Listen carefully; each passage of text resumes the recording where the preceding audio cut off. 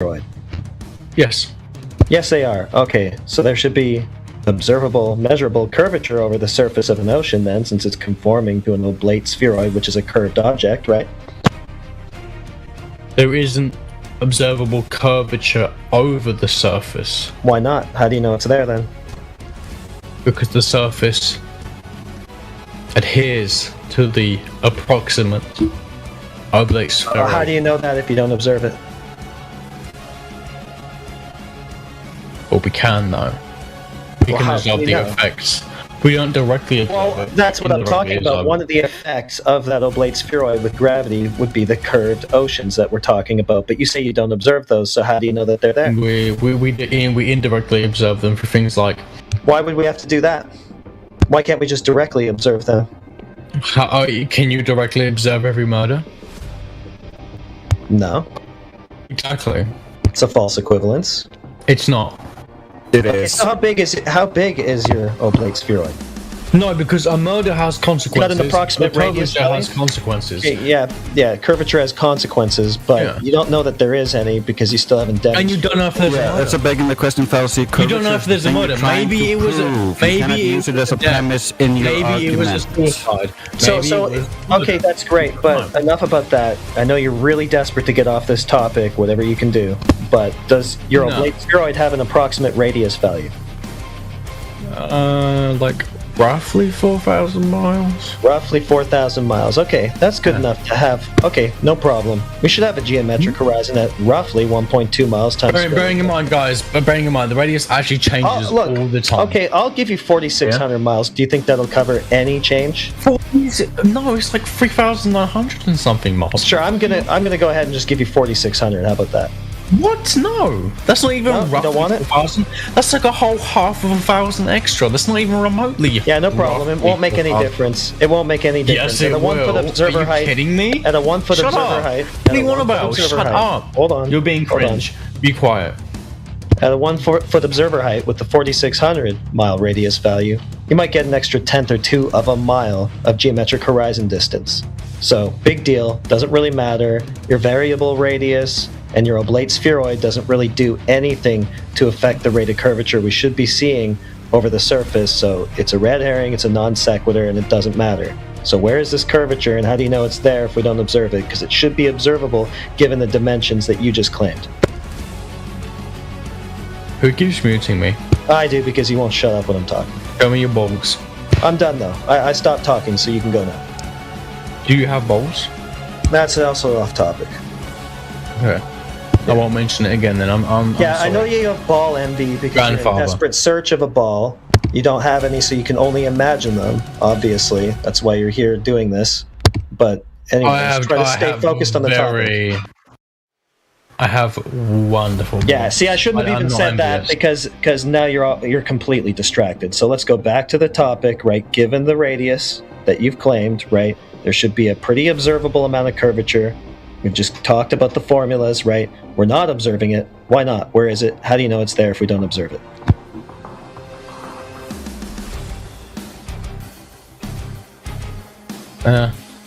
Will you let me speak the whole time? You won't mute me, okay? Yeah.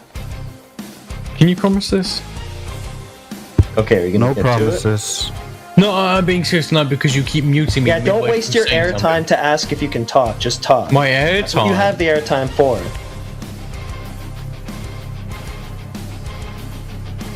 Okay, now you're going to waste it on not talking. So you're either going to not talk about the topic or you're not going to talk. Not a lot of glow proof to be found there. What's the question? Sorry, I forgot. I was too busy. Well, yeah, you gave me the approximate radius value. From that, we get the approximate rate of curvature, the geometric horizon distance we should be seeing, right? So we have all of that now because you've given us the radius, right? We're not observing it.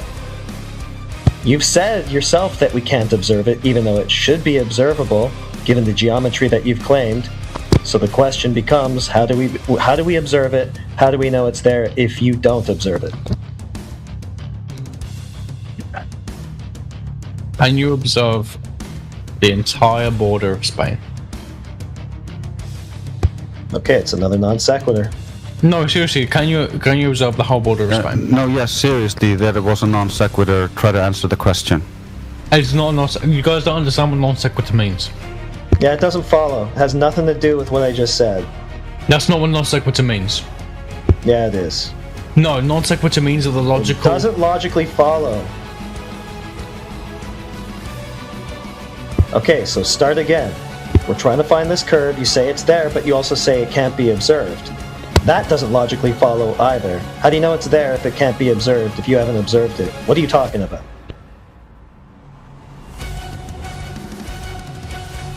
You guys already decided I was wrong before I even started speaking.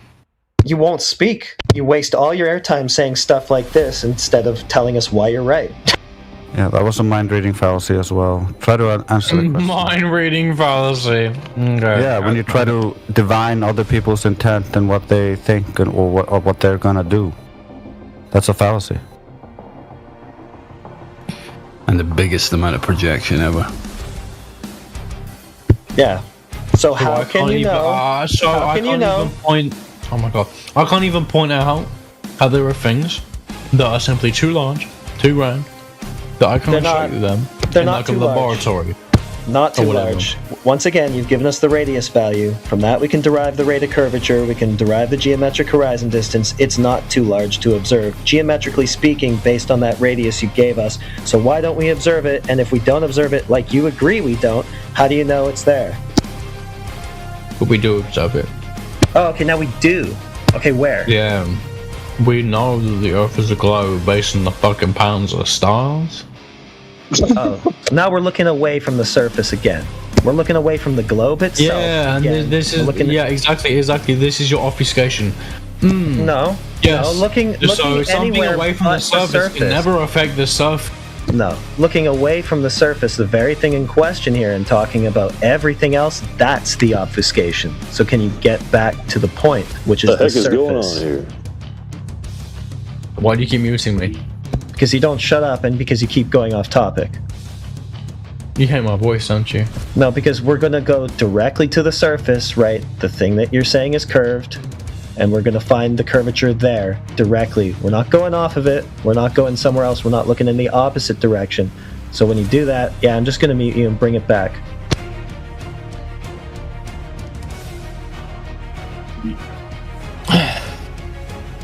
Yeah, we're not going to look in the wrong direction. We are going to look at the thing you are claiming by looking in the wrong direction. So how can we directly observe it? Given the dimensions you've claimed we should. It's not that big. It's not too big. Directly. Tell me, what does directly observing curvature mean? What? Looking like, at it. What? Looking at it. Seeing curvature. Yeah. What if the curvature can be shown to exist but is too small for you to see with the naked eye at the surface of the beach? Right, well, like you say, we should see the effects of it, the main one being a geometric horizon. That should be the main effect. I never said you had to see it with the naked eye. Well, we should see a geometric horizon. If not with the naked eye, then Heretic, for example, bacteria exist. You believe this, yes? Okay, it's another irrelevant thing. Because it's not irrelevant. It's not irrelevant at all. It's not irrelevant at all. You can say it's a non sequitur. You can say it's not irrelevant. It's not irrelevant. That doesn't mean that you're right. Right, but now you're just talking about why you can't if you want to go into some kind of asking us a question, first establish your point, and then ask us a question. So the point I'm making is don't try to answer a question with a question. Facts. Answer the question first, and then you can ask us the question based on your answer. Okay. There are many facts about the real world you cannot see. Okay, so once again, you're just going to tell us why we can't see the thing that you're claiming. So how do you know it's there if you can't see it? It's kind of self-defeating, don't you think? Magnetism. Magnetism? You cannot see magnetic fields. Okay, yeah, but that's irrelevant because we should be able to see the thing. It's not irrelevant because you it cannot is irrelevant. See. It's a false equivalency. You cannot see directly. Hey, gotta meet you again. It is irrelevant. This is a false equivalency. Yeah, it's false equivalence, right?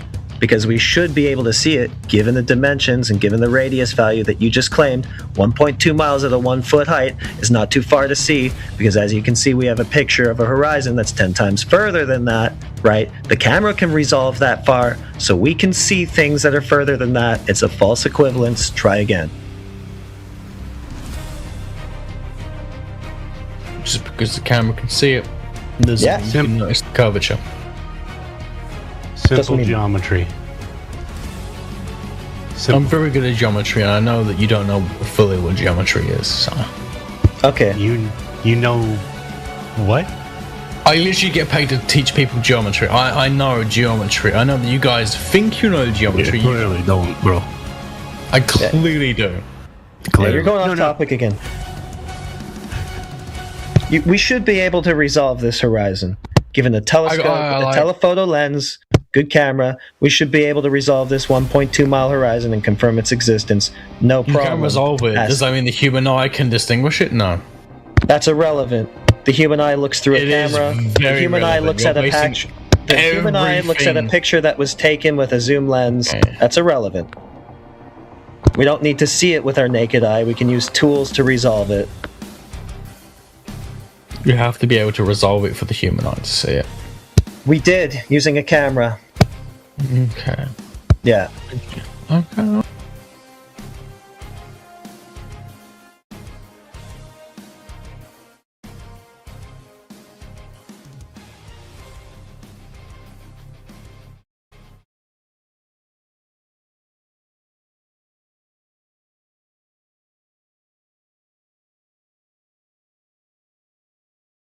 Welcome to the 24/7 Flat Earth Discord Globe Logic compilation.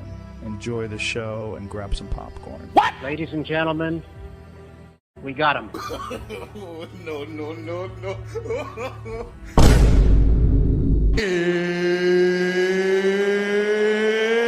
It's time! The geometric horizon is behind everything and in front of everything at all times, unless something is directly in front of you on a flat surface. What? It's a globe, guys. The geometric horizon doesn't stop. It doesn't end. Wait, so your claim being that the Earth is, we're not moving and everything around us is moving is based off of an observation? So, how else would you base it off of? Do you have anything that's non-observational that would give you any indication as to the Earth's movement? The numbers. What? Well, you can't. Wait, the numbers? The numbers don't lie, bro. Bro, what are you talking about, man? You can also take samples of the elements of the sun. You can also take samples of the elements of the sun. Not the cap. If you can't observe yourself, if you don't have a mirror, and you can't see your limbs, you just can see straight. You can't see your nose, you can't see your body, but you're living in reality, and you see all those people, and you communicate with people and everything, but they're not allowed to tell you how you look like. You're gonna make the assumption that you're actually the same person. Just not what your hair looks like, what your eye color looks like, and all of that detail stuff. But if essentially, you're the same as everybody else. So why should we be any different than the other planets in our solar system? That's my point. That analogy being used, that analogy illustrates that that's a weak inductive inference. And it doesn't adequately substantiate the concluding premise. But wait! There's more! That's what the analogy illustrates. Yeah, it's not a solid one, but it's just one part of it, of course. What valid scientific experiment exists in astronomy? By getting a telescope and looking somewhere else in space. So if I spent 47,000 hours watching porno, it's a science. No, because this you just said watching shit is science. You just said watching shit is science. Science, bro. Well, I said watching shit in this context is science. No, so context. Because they're watching this shit to understand how it works, why it works, when it works. 47,000. Hold on. If I watched 47,000 hours of porno and I was taking notes about patterns I saw, then it's science. how it works. Well, no, because a porno is not important. But right now, you don't know if the Earth is a globe. I do. I've seen pictures of it. Okay. I mean, you've seen pictures of it, but do you think that's a great way to present evidence? So if I showed you a picture of King Kong climbing a tall building, you're going to be like, King Kong. Another thing that I actually have done, I've been to the equator, and I've balanced an egg on a nail. Bruh. Wait. So that's pretty much proof for me. Wait. I don't see the correlation. I'm sorry.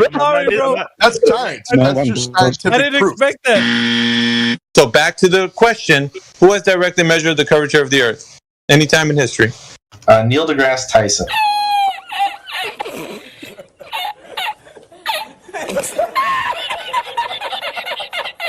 Okay, what did he do? What was he went and he did the calculation that he learned in school. What did he do so that we can know that there's drop over distance? Tell us the method. I don't fucking know. Why do I need to know? I know you don't know. That's why I'm asking the question. Yeah, but I don't fucking know how cancer works, and I still believe in that. Because of the fact that you're stating that the Earth has this curvature, but you have no knowledge on anybody who's directly measured this curvature of the Earth, as in drop over distance, right? I would say, how have you measured the curvature of the Earth or lack thereof? That's not the question. That's not the question here. The question is your knowledge, as your baseline knowledge, as how it's been done. You have no idea. You have just a belief that someone's done that. You don't know it. All right. So you hold yourself to the same standard. All right. Yeah, it's fine. But listen, I'm not the one that's saying that the Earth is a globe, because I know that it's not. What's your claim? I don't have a claim. So you're a coward. I'm not a coward. I don't have a claim for the shape of the Earth. You do. All right. So second question. They're saying that the Earth is rotating, right, on its axis at about 1,000 miles per hour at the equator. These are very simple. You should know these. Who has directly measured this rotation, as in per the axial rotation, anytime in history? Listen, man, I'm gonna bow out. You have a nice night. I love you. Yeah, believe me, this is what I love. I feel like I'm being respected right now, so I'm gonna bow out. Love everyone else. See you later. Why are you running? Why are you running? So, to measure the angle of the sun, you need to get sufficiently far apart on Earth and measure the angle of the incoming rays. And they have to be oriented. That's how it has to be done. Because they have to be oriented. No, you didn't. Yeah, me and my buddy. He did it from Oklahoma City. I did it from DFW. That's at least 15 degrees latitude difference. Okay, what does that mean? It's not 15 degrees. It means there's 15 degrees of latitude. How do you know it isn't 15 degrees sun? How do you know it is? Well, Jim, let me ask you a question. How do you know it isn't 15 degrees divergence of the sun rays? Well, they're both the same. That's how we got. You're just saying that. I asked you for the evidence. You're just saying it. I told you guys it was 20 years ago. I don't have any of it left. My house got robbed. Everything got stolen. I told you guys it was 20 years ago. I don't have any of it left. My house got robbed. Everything got stolen. What research do you need to do to know that you're not moving? Because I have seen multiple scientific pictures of the globe. Of course! Don't you know anything about science? What? Bro, what are you talking about, man? You don't prove the hypothesis in science, buddy. If I look at someone's chin who's like 10 meters away from me, that chin is not really there. It's refracted. It will be refracted. What about someone else's chin? What about someone else's chin? Well, if I'm sitting...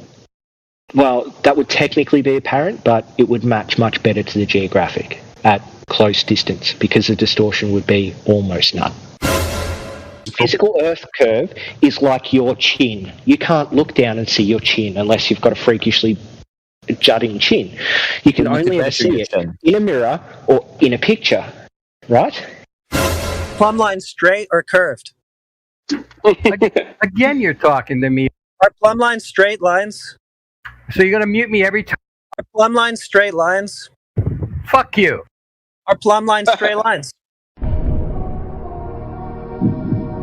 Is the claim here that the pylons of the Heretic, if you're going to keep talking from each over other? me, I'm not going to... Are plumb lines straight lines? Did your mother have children that lived? Are plumb lines straight lines? You literally can't answer. Uh-oh. A plumb line goes straight down. It goes straight down. Okay. Goodbye, globe. Oh, Ed, explain Yeah, your proof. that's- Come on, dumbass. Explain your the globe proof. right there. Why are you so As soon as you angry? start talking, What, you going to refute the entire field of geodesy now? They don't say that plumb lines are straight lines. Guess you shouldn't have invoked that to prove a globe. Plumb lines are curved lines. Now you're saying they're straight and they tilt away from each other. Well, not on the globe model, they don't. So I guess we're done here. are we? You think you've won? It's amazing, heretic.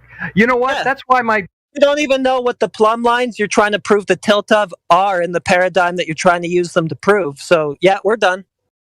Yeah, I know.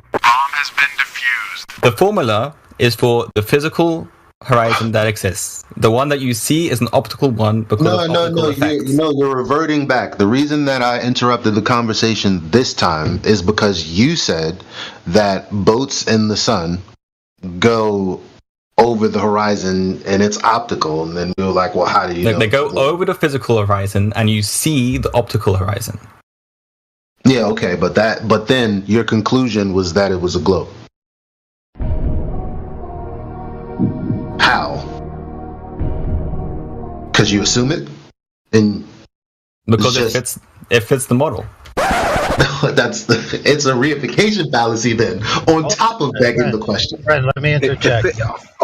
Yeah, go ahead. It doesn't fit the model. Pay attention. It doesn't fit the model because you just said it goes over the physical horizon, but you only see it go over the optical horizon. That is a model that's not fitting, brother, because you see it doing something that it's not doing. I agree. It is a model that doesn't fit because there's not enough variables in the model. The model only describes. Thank you. The model only describes the physical model, and the picture stop. is Now you have to stop, because when you were talking to me, you said that begging the question is okay because it fits the model. You just told him it doesn't. It's rewind time. It fits the model. I agree. It is a model that doesn't fit. So you think you see left to right curve on the top of a mountain? Yes, and you guys should accept that to be the case. This is why we should accept it to be the case. It's very slight. Oh, it's very slight now. Well, how slight is it? Well, is it distinguishable to the naked eye? Probably not, actually. Oh, right. So when you go up a mountain, you don't see curve like you said. So you just lied. Jedi said when you go up a mountain you can see curve. I said you can measure you drop. Said No, I did not. Don't You're put now words saying in my Jedi mouth. Said what you Don't believe. put words in my You're mouth. I said psychopathic. going up a mountain you can measure drop over distance. No, you just said you Don't can see put left words to in my right mouth. curve going up a mountain, you liar. No you said you one could see left to right. Rory did. That was earlier.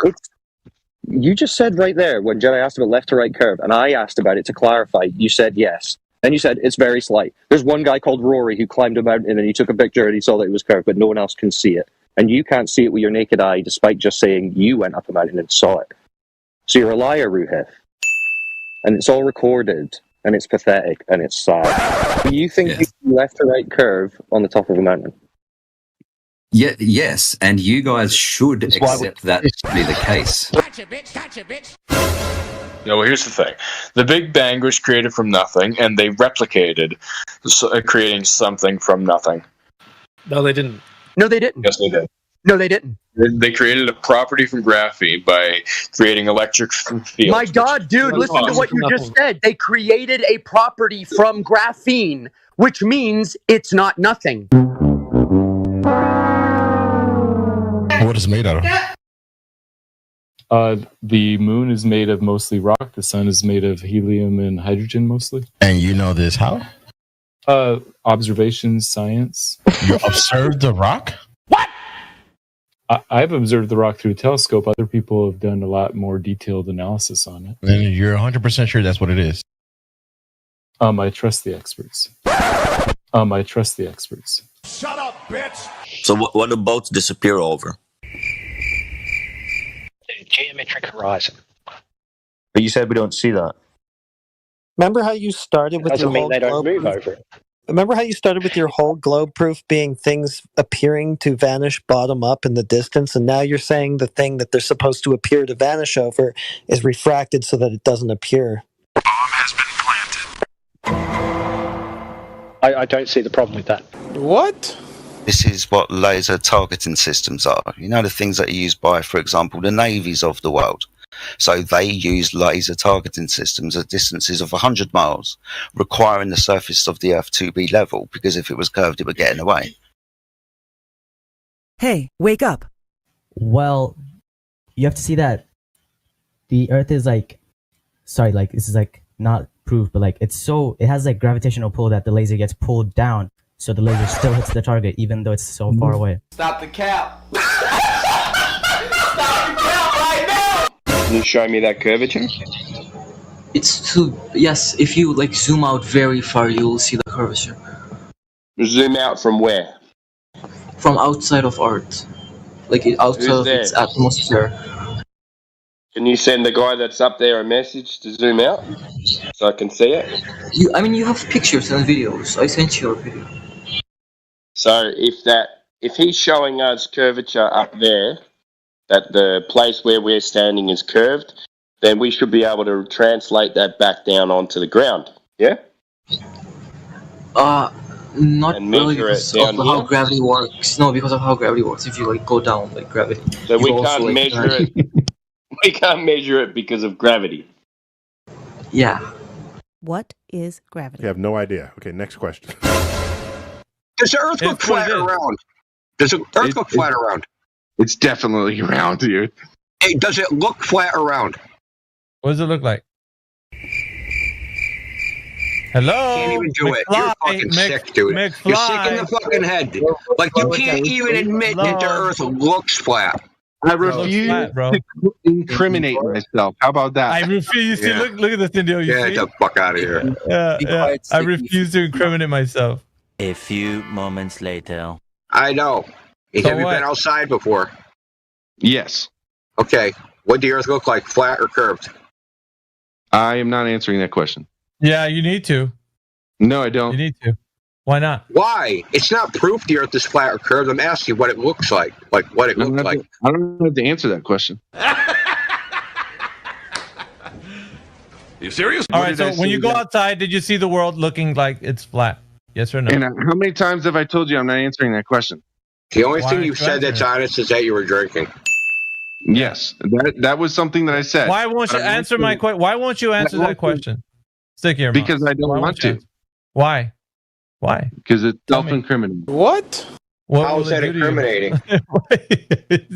I got your ass, man. You know, Indio has you. You're dead to rights, bro. Like you can't get away from that. That's the question that you need to answer. What does the Earth look like because when you go outside? It doesn't prove one way or another. Well, then why won't you answer?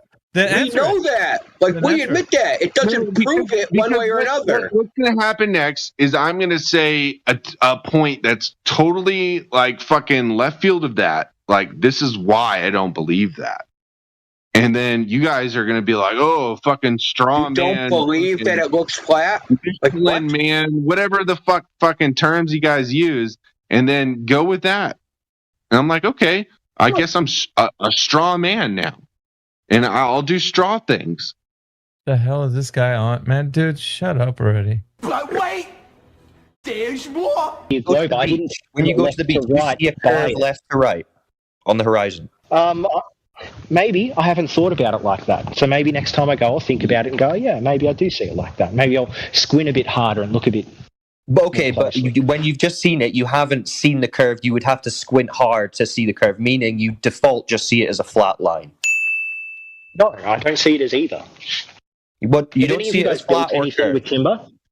Have either of you guys built anything with timber? Oh, no. Wait, we're talking about the horizon, not building with timber. So when I look at a piece of timber, I can look at that piece of timber and go, that looks kind of flat and that looks really square. And then when I get my square out and measure it, it doesn't fit.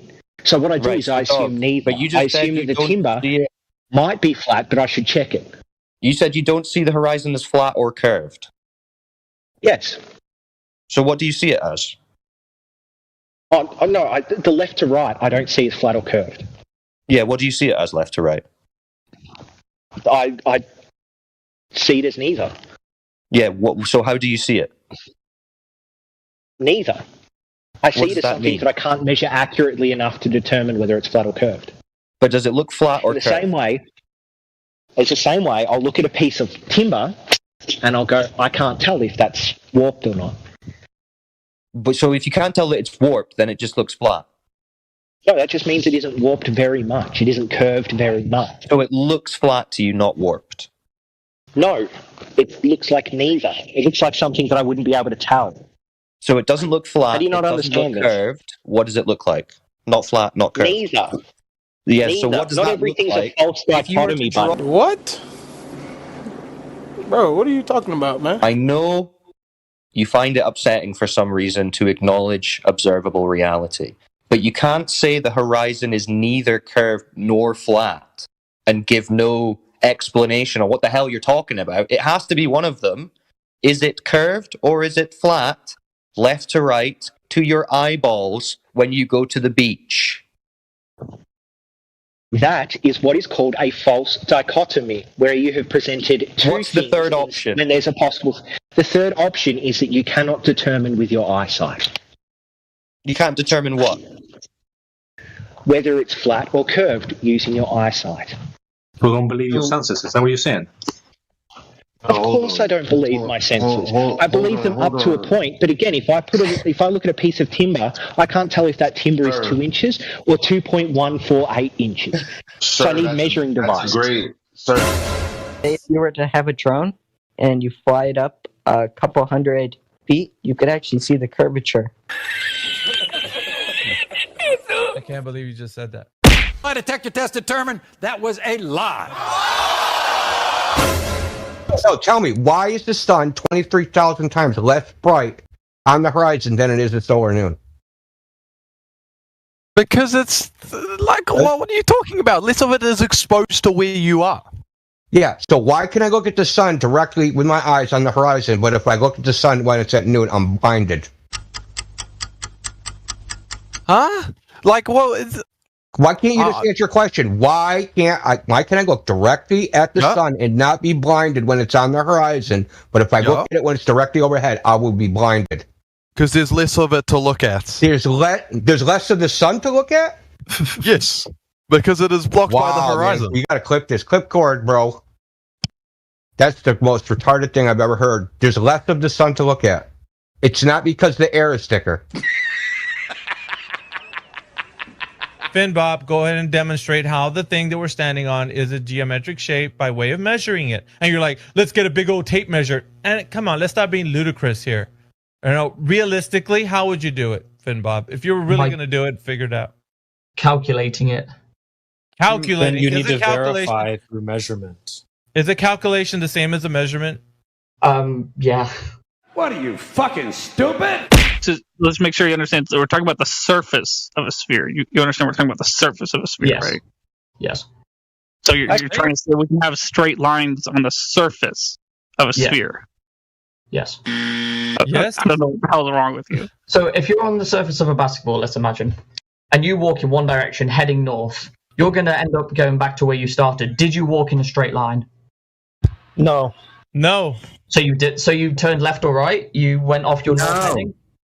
Elevation change. Oof. It's not a straight line. You can walk in a straight line over a mountain range. Your elevation changes, but it's still a straight line. What in the hell are you talking about, man? Do you know what a straight line is? Yes, it's the shortest distance between 2 points.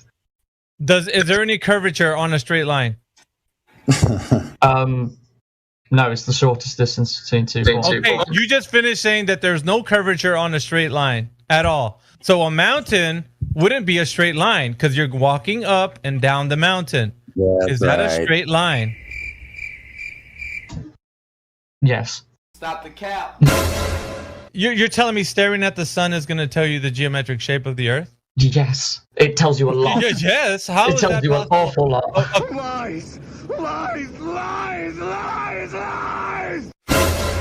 So other than dropping something, or us just being on Earth, what can we do that could prove that the Earth is a globe? Like, what proof is there? You could, I guess, you look at other celestial bodies. You realize that they have. You realize that if they're spherical, and then but it's always going to be gravity at the end of the day. You don't know that you're on a planet. Oh my god! On a scale of 0 to 100, how sure are you that you live on a ball? I'm like,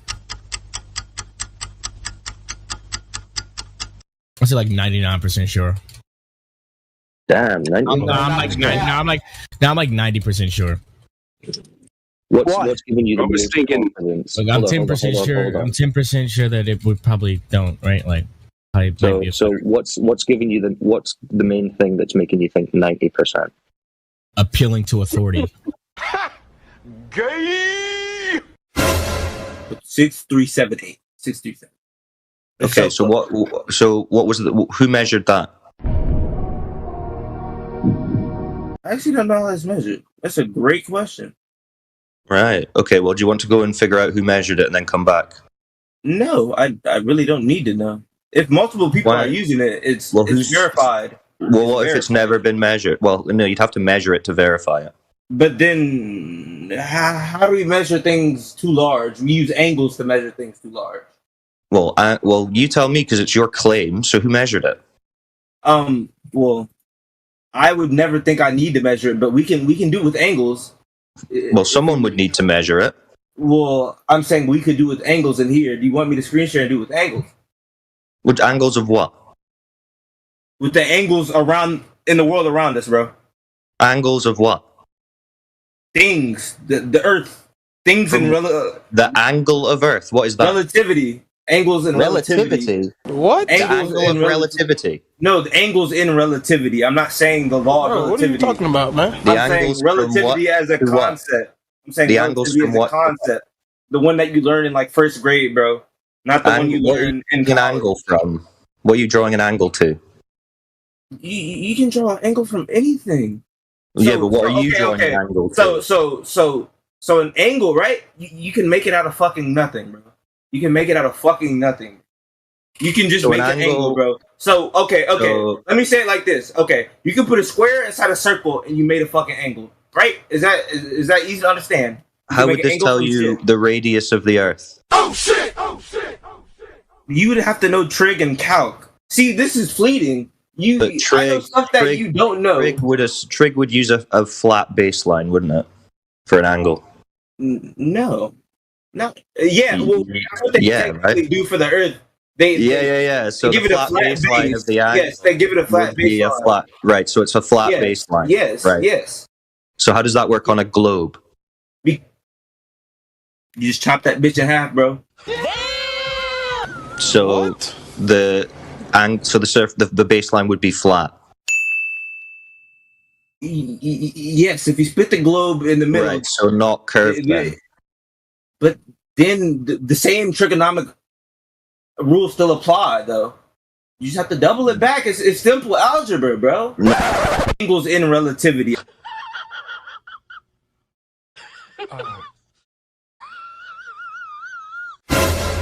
Do you have a demonstration of the 1.2 mile horizon that you say is refracted? Because you just gave two ways to be able to demonstrate that and then said, well, no, nobody ever did that. Yeah, again, I can reverse engineer it to get a 1.22 by incorporating refraction. I can reverse engineer it to get a 1.22. You made a claim that Snell's law is built upon experimentation. We all agree it's built upon experimentation with two different mediums. Can you give me experimentation of a singular medium? All right, Snell's law comes from Fermat's principle. It is derived from Fermat's principle. That's correct. Can you give me... so you accept Fermat's principle then, correct? Do you accept Fermat's principle or not? You need two mediums. You need two mediums to invoke Snell's law. Do you agree? Or a gradient. Okay, then Snell's law is a special case of Fermat's principle. Why can't you show me an experiment of that? Oh, I can show you the mathematics of it.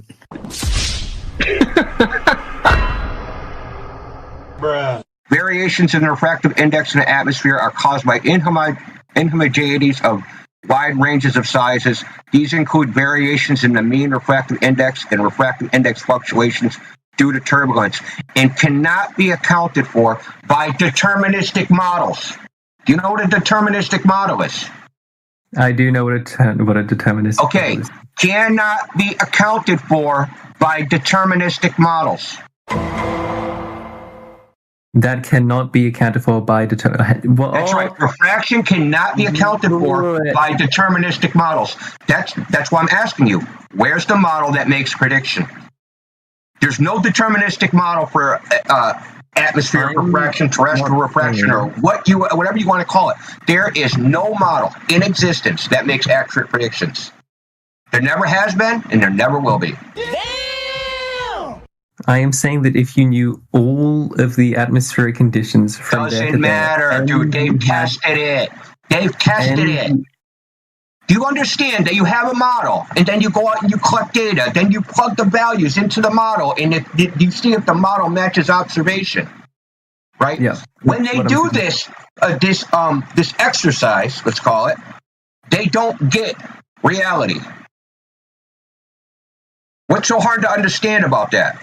That the models don't work. That's why I'm hammering on this, is because you think that there's some scientific fucking overlord out there that can predict refraction. No. There's no prediction of refraction. Doesn't exist. So you're just saying you can predict where the geometric horizon is. That's just cap, dude. That's nonsense. What I am suggesting is not something that would work in the real world. I am suggesting that if we had a deterministic... Michael, sorry. Now we can't do this in the real world. Why the hell do you believe? You never could. Yeah, so where's the direct measurement of the thing that you believe in? Why are we now listening to your imagination? Why? Physics is deterministic. Oh, God's sake. Holy smokes, dude. You do understand that about quantum physics, which is indeterministic? Anyway. You do understand we're ignoring quantum physics. We're out of the realm of quantum physics at the moment. Yeah, you do understand that everything you've done for the last half hour is beg the question. The heliocentric model predicts. Awesome. So the Earth is a ball then. We want proof of the ball, proof of the assumption in the first place, not just backwards engineering of all observations to it because of refraction. I can reverse engineer it to get a 1.22. Shut up, bitch! Right. So subbing in propositions for these variables. Suppose that P is gravity. Suppose that Q is the Earth is round. Right. So if gravity exists, then the Earth is round. If the torsion bar twists, then gravity exists. The torsion bar twists, therefore gravity exists. Therefore, the Earth is round.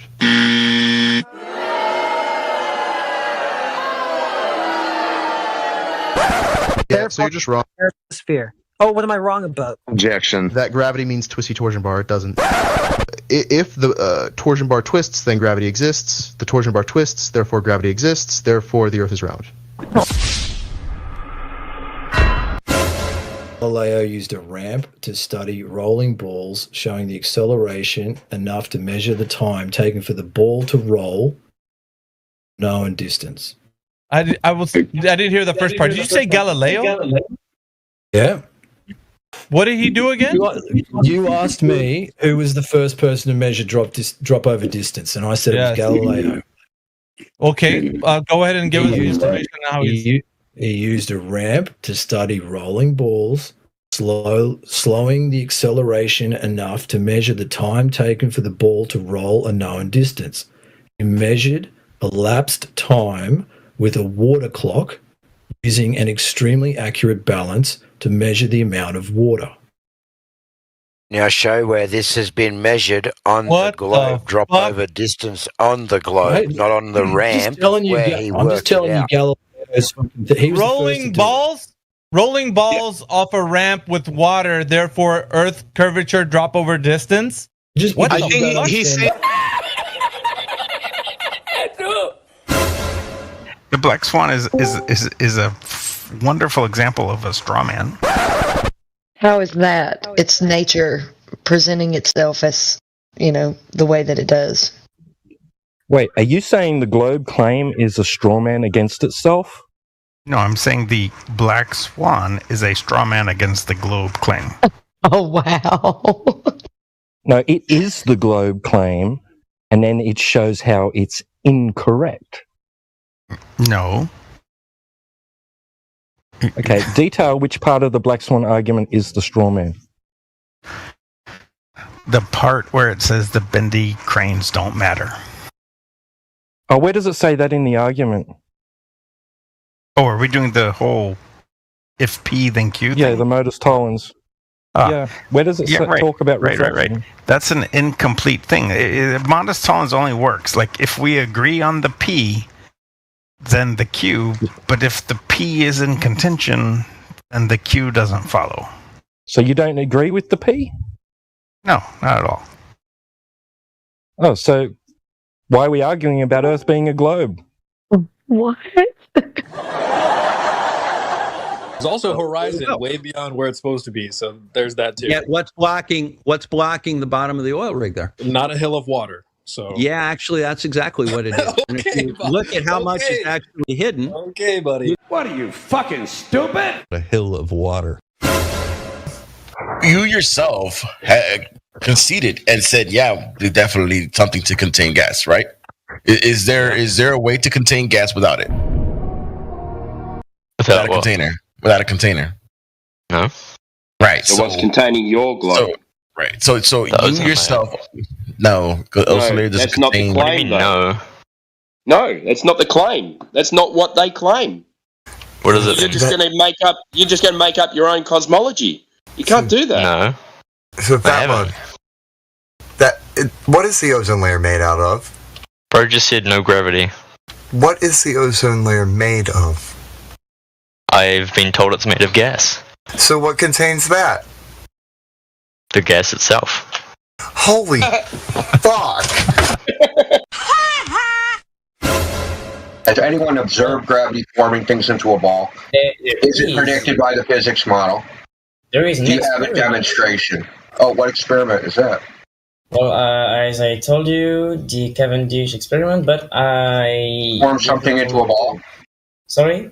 That formed something. That formed a bunch of particles into a ball. Well, not exactly, but okay. So then, what's the Cavendish have to do with it?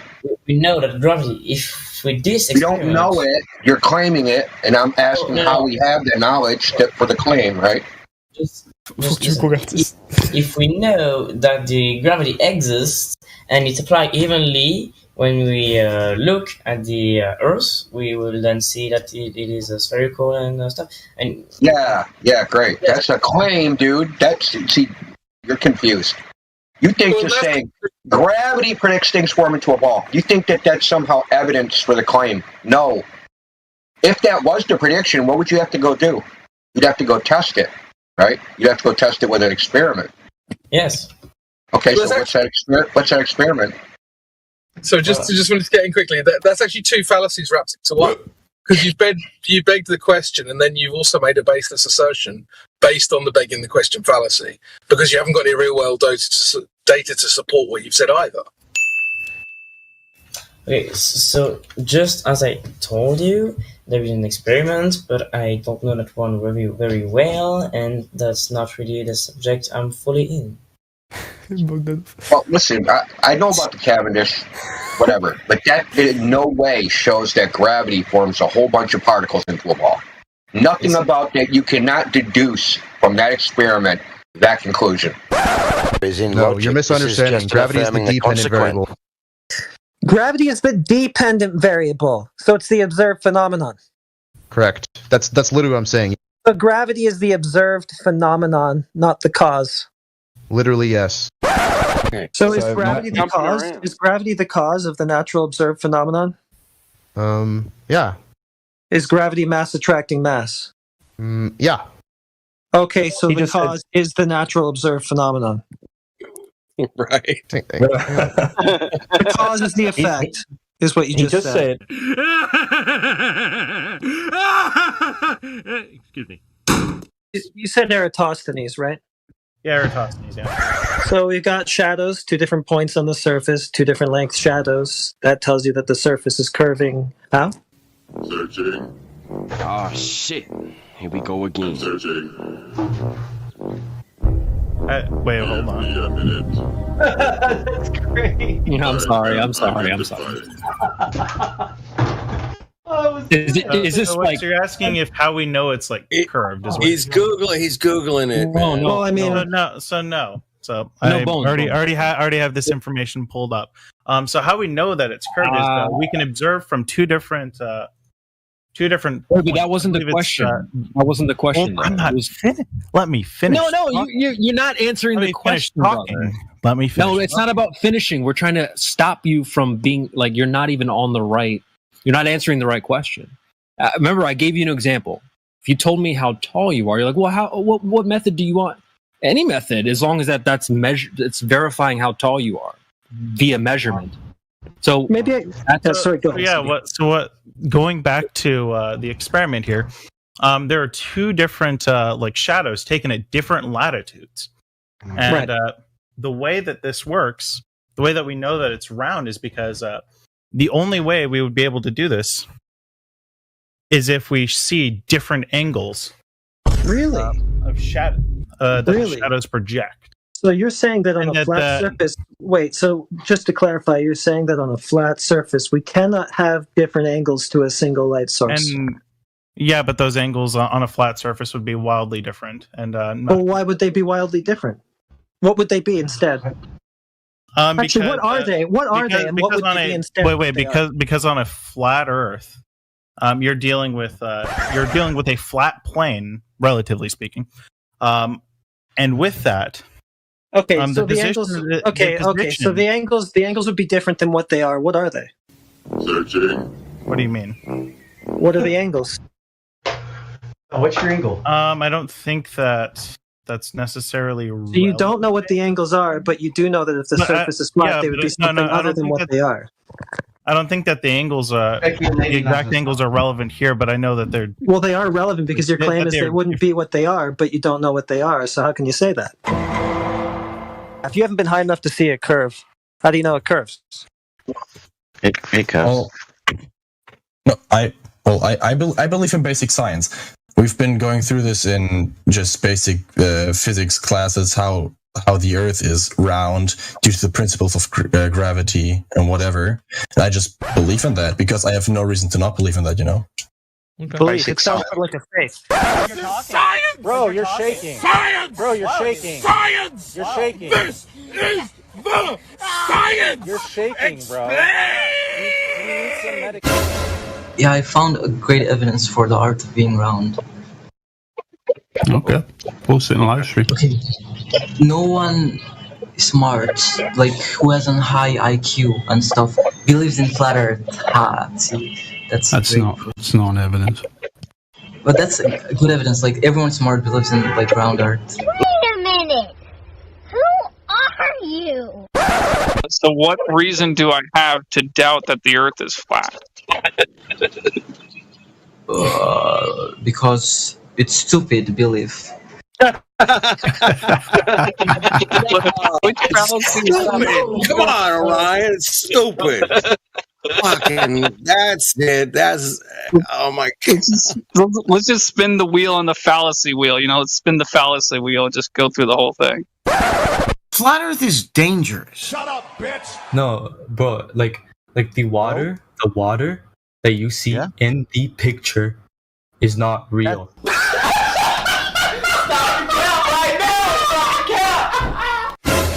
You understand that observational science is a science. It actually is. You take data through observations and can make conclusions without having to experimentally test those conclusions. You understand? If we were, like, as you say, you would have to change the independent variable according to what we're actually trying to measure, in this case, gravity. And so, obviously, on Earth, gravity is relatively consistent. There's very, very small deviations that you wouldn't be able to detect with the human eye. But you would have to go somewhere else that has a different kind of gravity. You haven't been to space yet, obviously. What are you, fucking stupid? 30 years, if you're super rich, you might get the chance to get a ticket and go, you know, to low Earth orbit or something like that. And there you might be able to test different gravity for yourself. So being further away from the Earth, you're going to experience slightly less gravity.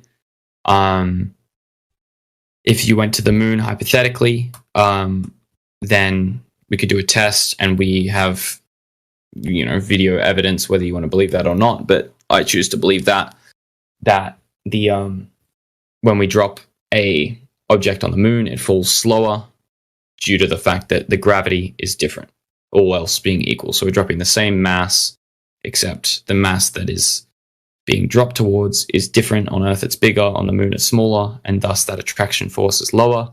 So the thing that is dropped on the moon is going to drop slower than the thing that is dropped on Earth. That's, I guess, the kind of test you're looking for, the change in the independent variable. But obviously... Bro, what are you talking about, man? When do we see the geometric horizon? That's the question.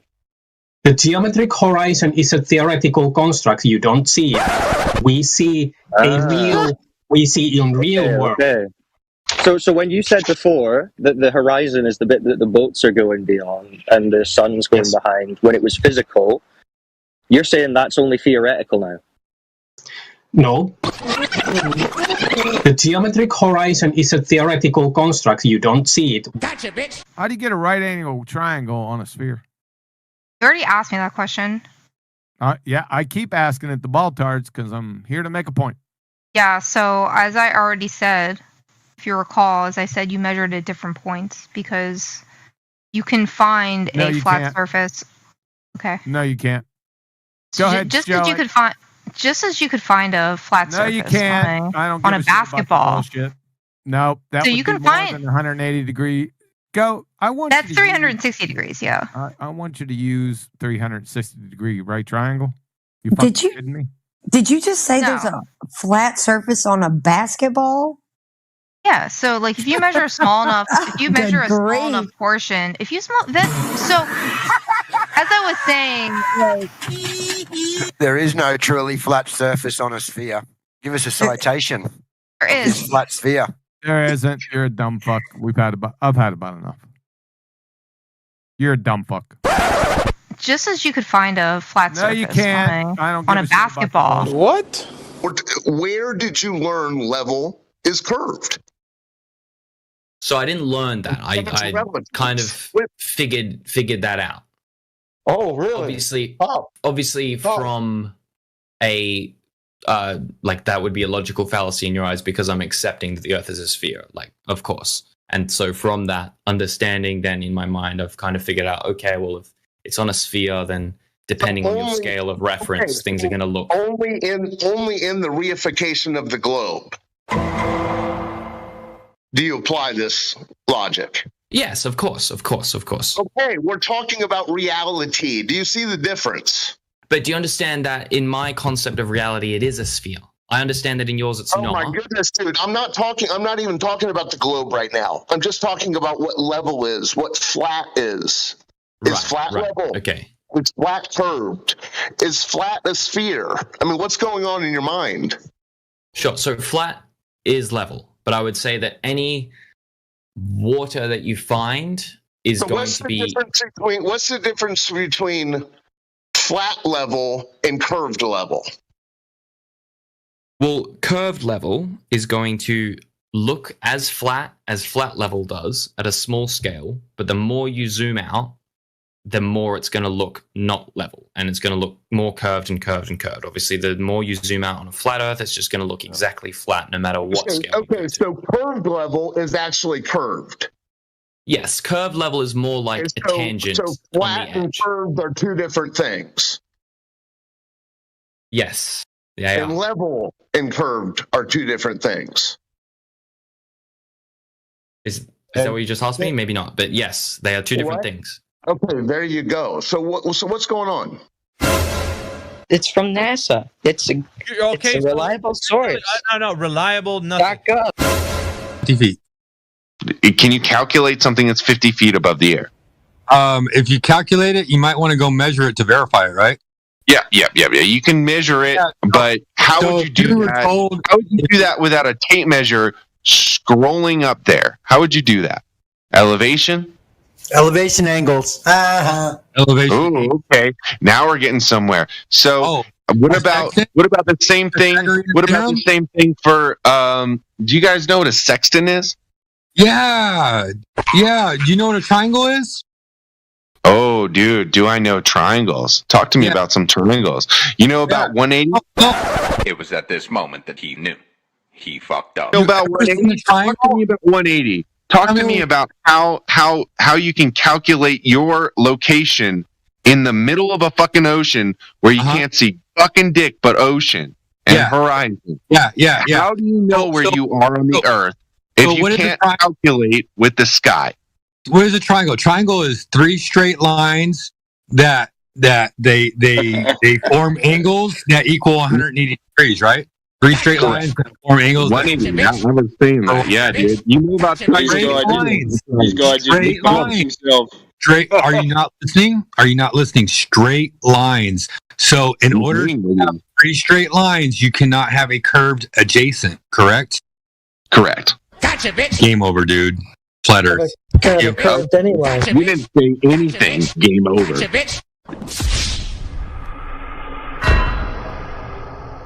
Why are you guys obsessed with peer review? I don't know Because why. peer review means somebody can recreate the shit. Do you No, think it doesn't mean it just Hold means on, I said everyone agreed on let it. me ask him a question. I want to ask a question. Ryan, do you think people that peer review recreate the experiment they're reviewing? That's usually what peer review means. No. They're just making sure the fucking data and the math are correct. They're not recreating experiments. Yeah, sure, it could be, but I mean, if I was like, I'm like, if I had to make a choice between one or the other. Yeah. But okay, so either you're saying they're massively incompetent and they don't know the difference between a rock from the moon and a piece of wood, or they're lying. Those are our choices, yeah? They misplaced it. So wait, so those are the choices, yeah? Either massively incompetent or lying.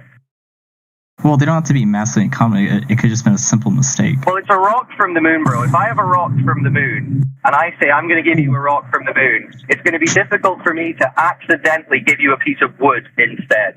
And if you're a $50 million, $60 million a day company whose job it is to go to the moon, we would expect that you know what the moon rock is when you're giving it to another country, wouldn't you? Isn't that a bare minimum? Well, I mean, I'm pretty sure like all governments like make mistakes. I mean, that's why we criticize. Yeah, but if you go, but it would be but if you go to the moon like they claim and you get rocks from it, it's not like they're giving them a certain type of pencil and there's millions of them and they accidentally gave them the wrong kind of pencil. I mean, it's a rock from the moon. These are supposed to be some of the most valuable things on Earth, and they'd have to be very heavily watched and secured. And then you're accidentally getting a piece of petrified wood. Okay, let's say hypothetically that's what happened. Could you give me your scenario of how that petrified wood is becoming put in place of a moon rock by accident? Just in your mind, how you're imagining that to have happened. Well, like if someone has like a collection of these, they probably have a collection of like other things like petrified wood. It's like if you collect rocks, you probably have like petrified wood and shit too. So you think NASA are storing a pile of petrified wood next to their moon rocks? Maybe. I mean, why would they be storing petrified wood? I mean, you tell me. I don't know why they would. No, you tell me. It's your story. It's not my story. It's your story. You're defending the story. You made up the story. You said it could have been a mistake. Yeah, I'm saying it could have been a mistake. NASA's in their petrified wood store about to fuel their fires in the office, and then someone accidentally goes into the moon rock cupboard and drops everything and goes, "Oh shit, we have to leave for the flight to Holland." Grabs all the bits, but he accidentally grabs some of the petrified wood that they're using for the office fire. Is that maybe what happened? I mean, who knows? Listen. Fuck up. Get out.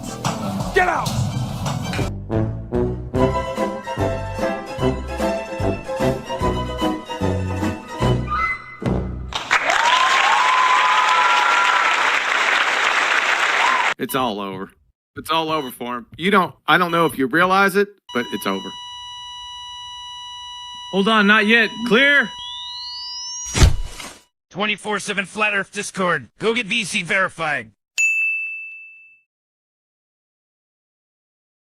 the Antarctic terrorist Jarl Andøy. Tromsø, Oslo, Norway. The Dagbladet.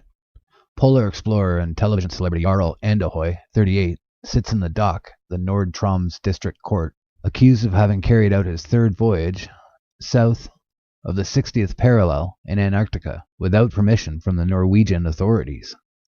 He is also accused of having sailed without insurance, so the provisions of the Antarctic Treaty requires. The expedition took place a year ago, where, among others, comedian Anne-Kat Herland, 43, and rock guitarist Peter Barley, 50, was on the journey. The voyage constitutes television program Berserk in Pioneer Waters, which premieres on TV Norge tonight. There's an advanced sentence. Andøy believes the charges against him are baseless. He points out that the sailboat is registered in Russia and claims to have acquired permission from the Argentine authorities before the expedition started. He never sought permission in Norway because he believes an application by him will never be merited by the Norwegian authorities. He felt prejudged by the Polar Institute of Foreign Affairs. Ever since 2011, I have been treated as terrorist in Antarctica by the Foreign Ministry and the Norwegian Polar Institute. They've stolen equipment, withheld information, and tried to stop my expeditions, says Andøy. He believes everything started 5 years ago when he went on an expedition aboard Antarctic yacht Berserk with a crew of 4. The aim was to celebrate the 100-year anniversary of Roald Amundsen's trip to the South Pole. The expedition ended dramatically when the sailboat disappeared during a storm in the Ross Sea. Andøy was even on land along with 18-year-old Samuel Massey at the time. Comrades Robert PCP, who is 34, Tom Gizel Bellica, 36, and South African Leonard J. Banks, 32, were never found. Andøy was fined 25,000 kroners after the expedition. He endorsed this writ. In 2012, he returned to Antarctica to find out what had happened to his friends. Again, Andøy was fined for having traveled to Antarctica without licenses and insurance. Foreign Affairs and the Norwegian Polar Institute have opposed and tried to stop me. They still do. The entire input on this matter was that I had permission to sail, something I had said, Andøy said, adding, "It will be exciting to see where they are now. This is a tragedy for me and other relatives who have lost shipmates and sons in Antarctica. The essential question is if there was an accident that was just swept under the carpet." Foreign Ministry rejects accusations of the Arctic explorer. Andøy's claims fall on absurdity. Beyond this, we do not want from the ministry's side to comment on an ongoing trial, says Pressevakt at UD Astrid Sale to Dagbladet, the newspaper. The head of section at the Norwegian Polar Institute, Birgit Njastad, testified in a criminal case against Andøy.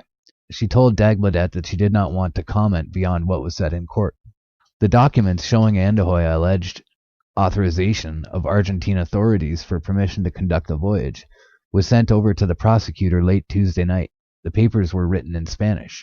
They were assessed whether grounds for the examination. The reason is Andøy complained that the dismissal was a violation of protection zone determination, believed they died unnecessarily, and would like to shed further light on the circumstances of the accident.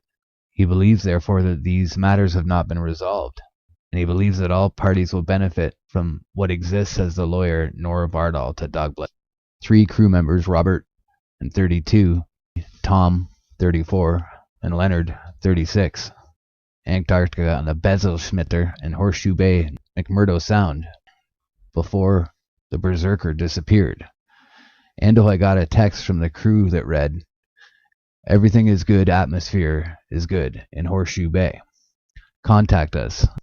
Expedition participant Manuel Hernandez has gone through these documents today. Prosecutors reject Andøy's written permission. It is not issued by authorities who handle Antarctica regulations, say prosecutors Trude Kvanli in this procedure, risking jail time. Anne-Kat Herland was summoned as a witness in Nord-Troms District Court Wednesday. "I know that it was working to try to get a permit. I know that there was no Norwegian license, but I also know that Jarl would not have received any permit in Norway if he asked for it," says Herland. The prosecutor asked today about the 30-day suspended sentence and fined 45,000 kroners for Jarl Andøy. "I do not wonder if I will be convicted. I am going to appeal all the way. I do not give up, says Andahoy. The verdict will be pronounced in about a week.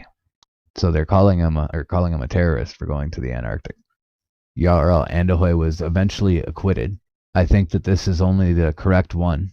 I guess he's saying this is the only correct decision, or he agrees with it. Unusual attorney Lars' assessment of the events is not a police matter, says the ASBN or ABSN. The director of the shipping department confirms it received a case. It's unusual that police would be sending a case like this to us, also a special case. We previously decided to investigate this. Now we'll reconsider this information for us to choose. These accidents basically happen and we perform an investigation. We prioritize the safety on board vessels, particularly the HGV. We do not prioritize accidents of pleasure craft in the same way. Inset. The day before the Berserk disappeared, Andahoy got a text message from the crew which read, "There is a good atmosphere and all is well. We leave Horseshoe Bay. Contact us when you can. Want answers." Jarl Andahoy wants to know what exactly happened before the Berserk wrecked. Unanswered questions. It has emerged as a mystery for Andahoy. Now Andahoy wants answers. Troms and Finnmark, the public prosecutor, has forwarded the case to the Accident Investigation Board with instructions to assess whether there are grounds for further examinations. The reason that, as Andahoy complained that a dismissal of violation of protection zone determination occurred when the Berserk went to Horseshoe Bay. Andahoy believes action was solely due to necessity. Its purpose of the complaint was to shed light on the circumstances prior to the accident. There are things in here in this matter that are still not resolved, and documentation that we still have not obtained, but that exists. All parties will benefit from that. There are no secret issues prior to the event, says Andahoy's lawyer, or Nils Jorgen Vardal told Dagbladet. Attorney Lars Faust's assessment meant that further investigation of the events is not a police matter, and that the cause, therefore, was sent to AIDN. Director Morten Kven in AIBN Shipping Department confirms that it has received the case. It is a bit unusual that the police have sending a case like this to us. It is also a special case. We have previously taken a decision not to investigate. We shall now consider this again, but there must be new information for us to choose to do it, says Kveim. Accidents of this type are basically not a priority of the Accident Investigation Board, the AIB. That we should prioritize the safety on board vessels, particularly HGV. We tend not to prioritize accidents with pleasure craft, says Kveim, which states that a full decision will be published in the next few weeks. On January 19th, it is planned to have a premiere of TV Norg's Berserk series. It was today the press viewing where the media got to see episode 1, half the episode 8 and episode 9. The last episode is an epilogue, and more documentary than the rest of the series. Here we see how the one before the crew parted in Antarctica took place, and it repeated calls about the risks of the mission. Several of the families wanted to stop the series. Today wrote VG that the mother of Tom Gizzle Bellica and parents of Charles Banks has chosen to summon TV Norge for the series. A temporary injunction was filed yesterday to stop the series, but hopefully their stance may be changed under certain conditions. There is the documentation for this. We believe, however, that we are on safe legal ground, says TV Norge boss Harold Strom Dagbladet. Discord.gg/flatearth.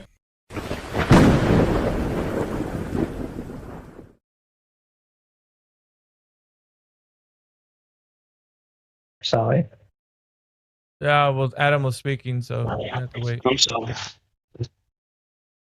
I looked it up. Actually, I don't mind if you would like to continue the conversation with Brandon. Please. Brandon, what did you say? The device is called Discord. No joke. I looked it up.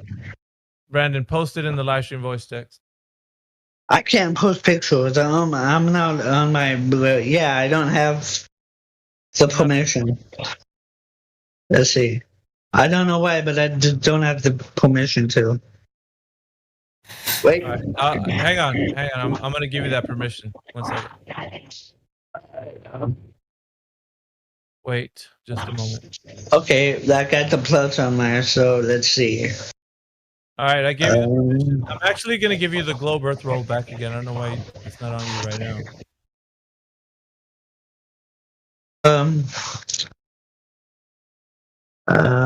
Let's see. Go ahead and put in live stream voice text. Gotta look it up again.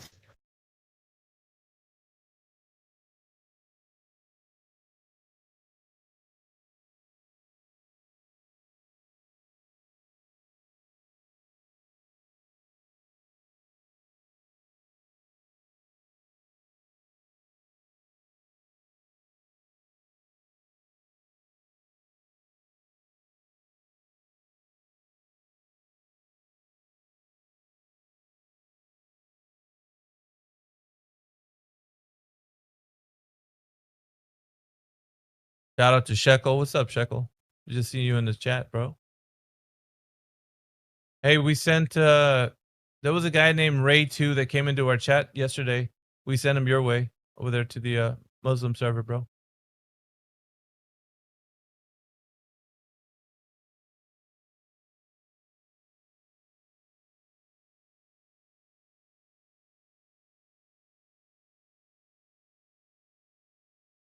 Jedi, are you there? Yes, brother, I'm here. What's up? I don't know if you heard, but Brandon's going to produce a device that can measure curvature. He said it's one that can measure football fields, so he's going to drop it in live in just a moment. How much curvature is he expecting on a fucking football field? Like, well, I mean, this is writing. Fake. This is writing off the back that the conversation we had previous. Oh, there you go. Yeah, that's a picture of it. The second one, the one with the wheel.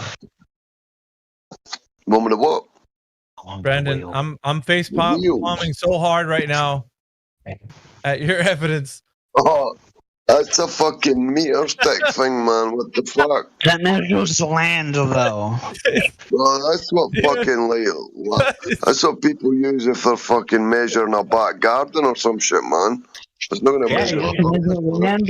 That's what we were talking about. I mean, it's only going to measure like width for that. It's not going to measure convexity levels, brother. We weren't talking about that, though. We were talking about distances. No, we were not measuring distances. We're not talking about measuring. I told you we're measuring the curvature of the Earth. And you're like, yeah, I know a device that measures football fields. I'm like, how is that? Well, that wasn't on circular, but you know. You can measure like the width or length of a football field, but you're not going to be able to measure how much curve there is over a distance, bruv. Come on, man. Get a grip of yourself. Yeah, that's not where I went. That's okay. Why would you bring it into the conversation? For that pool, but I mean, my mind went somewhere else. Brandon, you went somewhere else because listen, man. We were talking about measuring the guy was. I get distracted a lot. That's why. That's not that. I distract myself. Brandon? Did you even Google? What's that say? The device used to measure the curvature of the Earth. Is that what you typed into Google and that's what you came up with? Probably. Well, I was. What's the rest of that Google search? That's what I was saying. That's what I was going for. A device that measures football fields, not full for sure. No. I don't know if Max was here for the whole conversation. So even if you're distracted, everybody in here heard what. Yeah, I don't know a device that measures curvature. Then. All right. See, why is it so hard to admit that when at first that's the only thing I want you to say? The football field was off, and that was my fault. And then it hit me. What's wrong with this picture?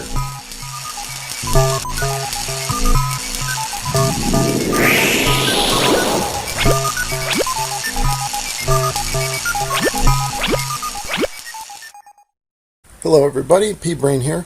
I got inspired to do a video. I'd been discussing on a couple of my videos about this notion that the sun would never make it to the horizon, and I had a couple people show me diagrams, and I hadn't come up with a really good illustration to completely debunk this idea until now. So that's why I got inspired to do this video. Yeah, first of all, let me just say I don't know how high the sun is, so I'll just go with the 3,000 miles that many flat earthers use, and that's what I'm going to use for this video. This guy sent me this picture, and he's got all the maths included, and it looks good, you know. At first, I had a little tough time with it because there's a couple things true about it, right? It's showing the sun traversing over the ground, over the flat earth, and it's parallel to the ground. So it had that going for it, and it's showing that when the sun is further away from you, it angles down, just like perspective. Same as this guy, Daz the cameraman or something is his name. He has a video out and he shows this picture, and it's the same thing. It still shows a parallel sun to the ground, and instead of moving the sun, he's moving the observer, but it's the same diagram. If you flip it upside down, it looks like identical. Anyway, so it's the same notion. So I was a little bit perplexed. I was like, wait a second, you know, makes you start to doubt. But I mean, I know it's wrong, but I was like, wait a minute, it's got perspective. It's so I thought. And then it hit me. What's wrong with this picture? What's wrong with this picture is that they are attempting to calculate visual angles to the sun from a non-visual, non-perspective drawing. So the drawing is not taking the visual perspective of the observer into account, and that's what's wrong with this diagram. You see, you cannot calculate visual angles to convergent positions, which is where the sun is from the observer, by using non-convergent parallel lines, which is what they're doing in the diagram here. They have two parallel lines and they're drawing visual angles to it. It's true that this drawing is an accurate representation of actual relationships and positions of the observer to the sun, but it's a non-perspective side view representation. So this diagram is not accurate at all as it relates to the perspective of the observer. So if we add perspective lines, we get a completely different picture. All right, take a look at this wall of lines. Now, this wall is not an illustration, it's not a cartoon, it's a photo, it's reality, okay? This that they put up here, although it has a lot of truth, you know, in it, showing the parallel sun and all that, it's nothing but some geometry. I mean, they're showing us some angles, but it has nothing to do with perspective and how we would see the sun. So, it's bunk. So in this next slide here, I'm going to superimpose these lines, the perspective lines, over on top of this. Okay, here we go. All right, and as you can see, the way they're representing the sun as staying parallel to the ground is not correct. The sun would follow these perspective lines, and what they really are is spatial planes, right?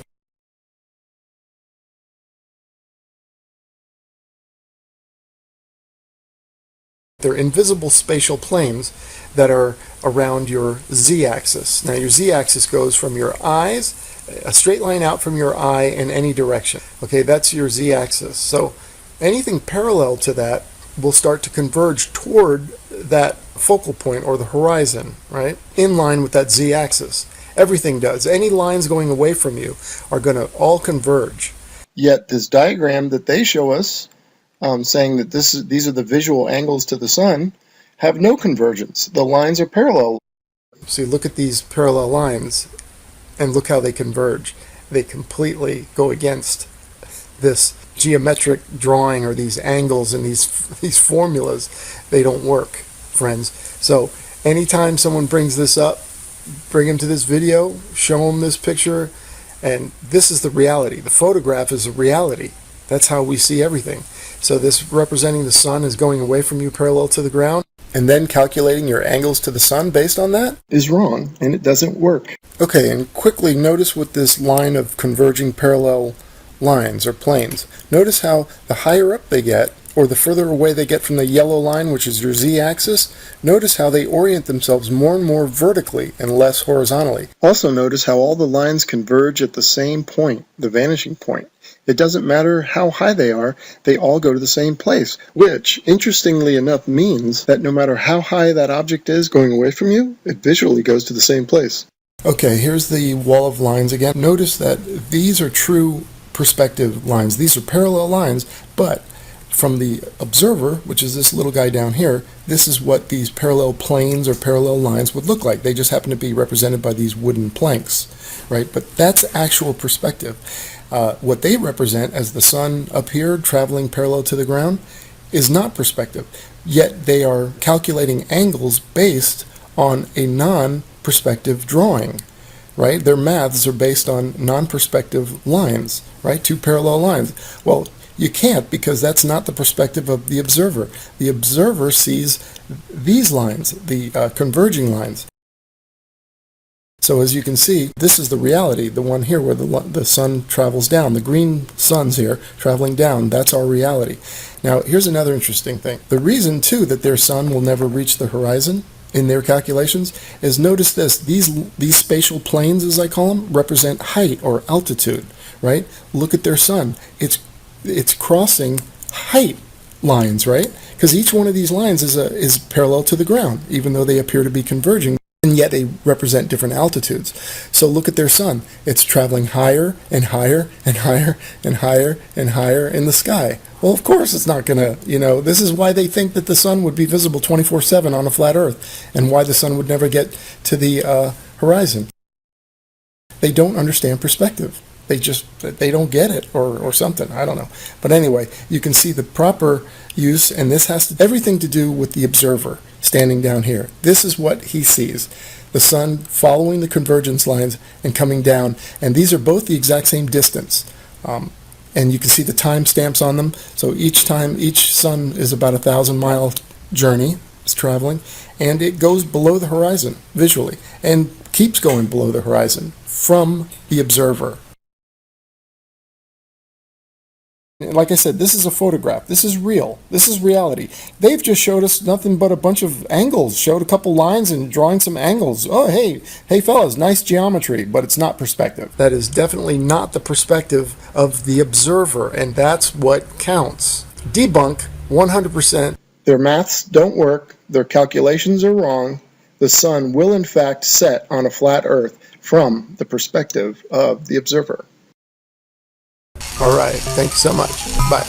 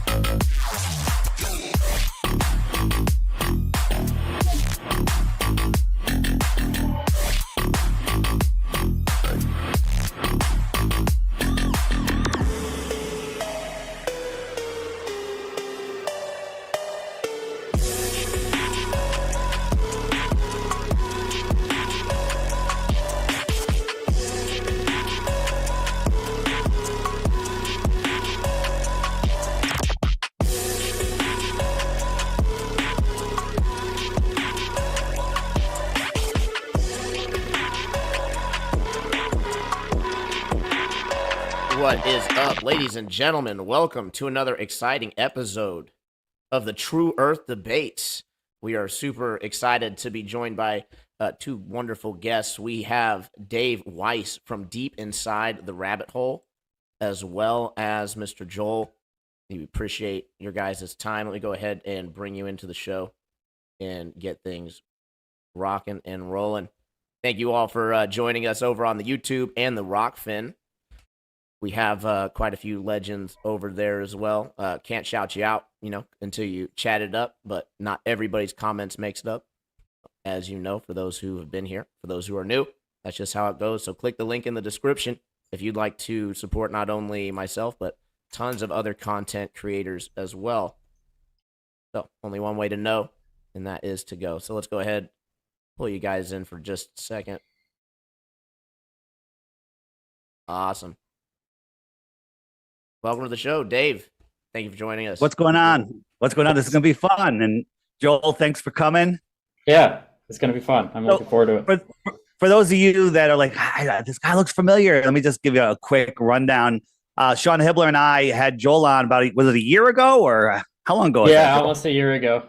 So a year ago. And first I want to apologize, Joel, for any comments in the chat that are mean. It's just, we have a lot of passionate flat earthers. Yeah, I know. I respect it.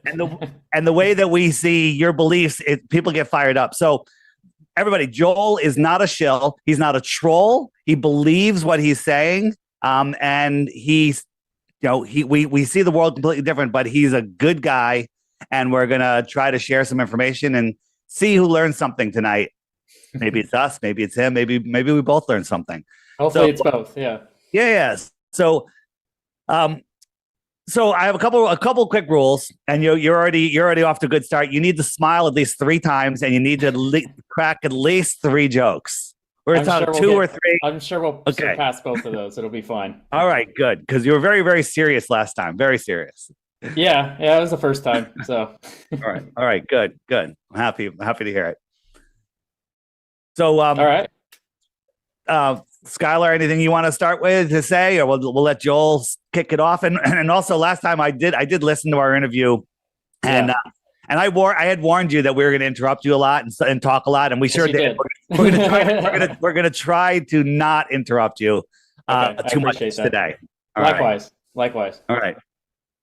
So you're Skylar? Sorry, Yeah, it's all good.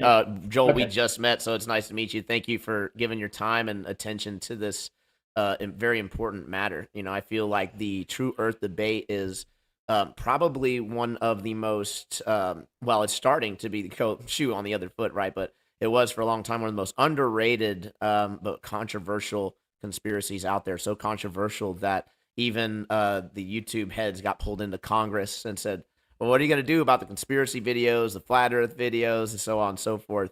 And so now we have seen the results of that with a completely stacked deck as far as the search algorithms go. But neither here nor there. It's nice to meet you. I run the True Earth Debates. I'm also on Dave's team here. I believe we're on a stationary plane with topography over top. We actually build all of our useful data about the Earth off of a flat plane. We have the sea level. We have sonar mapping the oceans as flat. We have, as well as radar waves going over 10,000 miles. Lots of other evidences that seem to indicate that, there's no curvature in sight. So I'd like to go ahead and pass the floor over to you. What do you think is the biggest reason why you believe that you're on a spinning space rock? The biggest reason? Oh, hold on. Dave is muted. Yeah, you're muted, Dave. Yeah, hold on. I do that once every show. Just Joel, we asked Joel to do last time he said, I'm going to go do the math. I'm going to come back. And he came back and said, hey, I want to talk about these 3 things. And I agreed that we're going to talk about those, but then we're also going to talk about others. So Joel, you can answer that question right now if you want, or you could start wherever you want. I want to make this I want you to lead the conversation. Well, in good faith of, I guess, following on from our last discussion, and this is sort of like a sequel, if you will. Like you said in the last interview, you guys hit on the inverse square law a lot, because I was bringing up math a lot, and you were like, well, if you like math so much, it doesn't really work out with, us being able to see Polaris. It's way too far, 433 light years. So I was like, okay, I wrote that down. I said, I'll do the math, and I did the math, and I wanted to share it with you guys, if that's fine. Sure. I wrote up the little paper here. It's only 4 pages. It's not crazy. It won't be. 4 pages. Yeah. No. Well, it's because it's a lot of diagrams. So like visuals. I got it, but I have a question for you. How do we know that Polaris is 433 light years away? And I believe mainstream science is trying to decide if they need to subtract 100 light years from that number. So to me, in my world, the way I see it, it's a made up number. Well, that's going to be off like spectroscopy and things like that, and chemical makeup and maturity of the star and things like that. So we can measure the type of light that's emanating off of it, and then we can basically figure out how far it is from that. That's one of the ways anyway. But right now we're kind of just giving the 433 light years somewhere in there as a given. So if it's all right if I went through this with you guys, it's not crazy or anything. The craziest part about this is unit conversions. That's it. Like converting light years to meters and things like that. So I'm going to do my absolute best to not get mentally fatigued. Okay, I'll try and go quickly. It shouldn't go too much longer than the intro. Touche. There you go. It's one. You're good. All righty. Can we see this? Is this seen? Yep. Okay. All right. So I wrote this. So I'll just sort of paraphrase through it. The question is, with the inverse square law, how are we able to see the North Star? Okay, Polaris. So the way that we kind of understand it, we have a point source of light like a star, and you can imagine that light emanating off of it, in sort of circles, like spheres coming off of it. So we're interested in the intensity of light at any distance from the center. And so we would have to know the surface area, the area of these spheres, of any one of these spheres, like however distance you want to know, which is going to be given by the radius. So in this case, the center's there, radius is the distance, and the surface area is the area around the sphere. So this is basic formula, like first grade math kind of stuff. So the inverse square law is basically this. I think first grade is a bit. I definitely didn't learn. I definitely didn't learn this in first grade. I'll just say that. Well, I just meant like formulas for like basic formulas, like volume, area, perimeter, surface area is one of those. Is what I meant. So 4 pi r squared. And so, all right. So this is kind of what's happening. So imagine these are the different spheres here, right? And so, like you were saying, Dave, the further away you get, so at 1 distance away, you have a certain intensity. Then you go 2 times as far away, you have a quarter of the intensity. And then 3 times as far away, you have a ninth, and so on and so forth. It's kind of, it's just a simple. And then this graph here kind of displays that relationship. You've got distance on this x-axis here, and then the intensity here. So you can see 2 times as far away, a quarter, 3 times, 4 times, and so on and so forth. So it gets dimmer, obviously, the further away that you get away. The big important part here to realize is that the further away you get, the less difference there is in brightness. So yes, it gets dimmer, but the amount that it gets dimmer is a lot less the further away you get. So the example I gave here, say you're like 10 times as far away, you'd see 100th of the brightness, or 0.01. Whereas if you're only 9 times as far away, you'd see 181st, or like 0.0123, which is only a difference of 0.0023. It's not that much of a difference if you're 9 times as far away or 10 times as far away. And the further away you get, again, like the less difference there's going to be between those brightnesses. Okay, so that's the big point here. At what distance do we start to really notice that relationship? Well, that's what I'm saying. That the more distance there is, the less you're going to notice that relationship. So, David, you're muted again. Sorry. Thank you. That's 2. I'll do it one more time. So you're saying that something is a ridiculous distance, like 100 light years. Long before you get to that 100 light years, you're saying that the difference between like 20 light years and 50 light years isn't very much. It isn't as big of a difference as the first few steps. Is that what you're saying? Exactly. Okay, that's correct. So something's 100 light years away.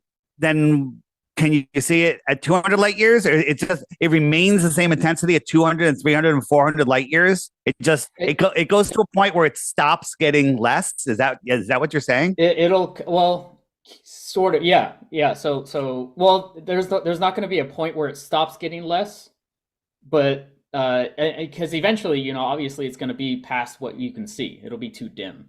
So, but there's also nothing obstructing the light from getting to our eyes. Like, for example, in some of the stars in the core of the Milky Way here. Oh, this way. Yeah, so a lot of these stars here, you know, they kind of just look like a haze at this point because they're really far. You can't see individual stars with your eyes, but you just sort of see this haze. So the light's still getting there, but you can't make out the stars themselves, the pinpricks, if you will.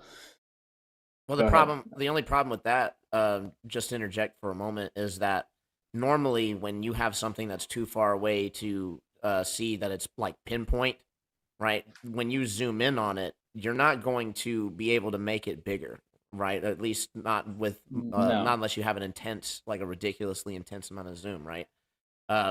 Most of the time, you would agree that you're not with like a camera, right? You're not going to be able to zoom in on something that's, you know, 400 light years away. You know, if we're seeing a pinpoint source, right? Would you agree with that?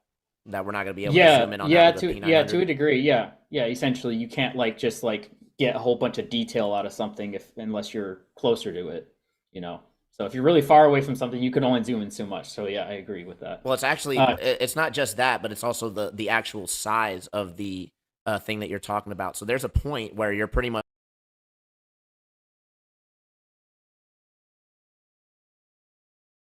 All right. Hey, welcome everybody. Wow. That's hot mic. All right. Well, what the hell happened, man? Somebody changed my name. All right. There's nobody here. This place is getting a little slow because everybody's over at the politics server, man. That's where everybody's at. Mayhem and Elijah. And yeah, that place is packed full of people over there. And I get it, man. It's the hot spot. It's the new hot spot, man. This is the old hot spot. We got a new playground. Go over there and play with everybody. I get it. You know, we got Speculation Sunday over here. Jin from Japan knows what's up. They lied to us about everything, and then, you know, we have to sit here and put the pieces back together, man. It's a lot of work. Fuck. Ton of work.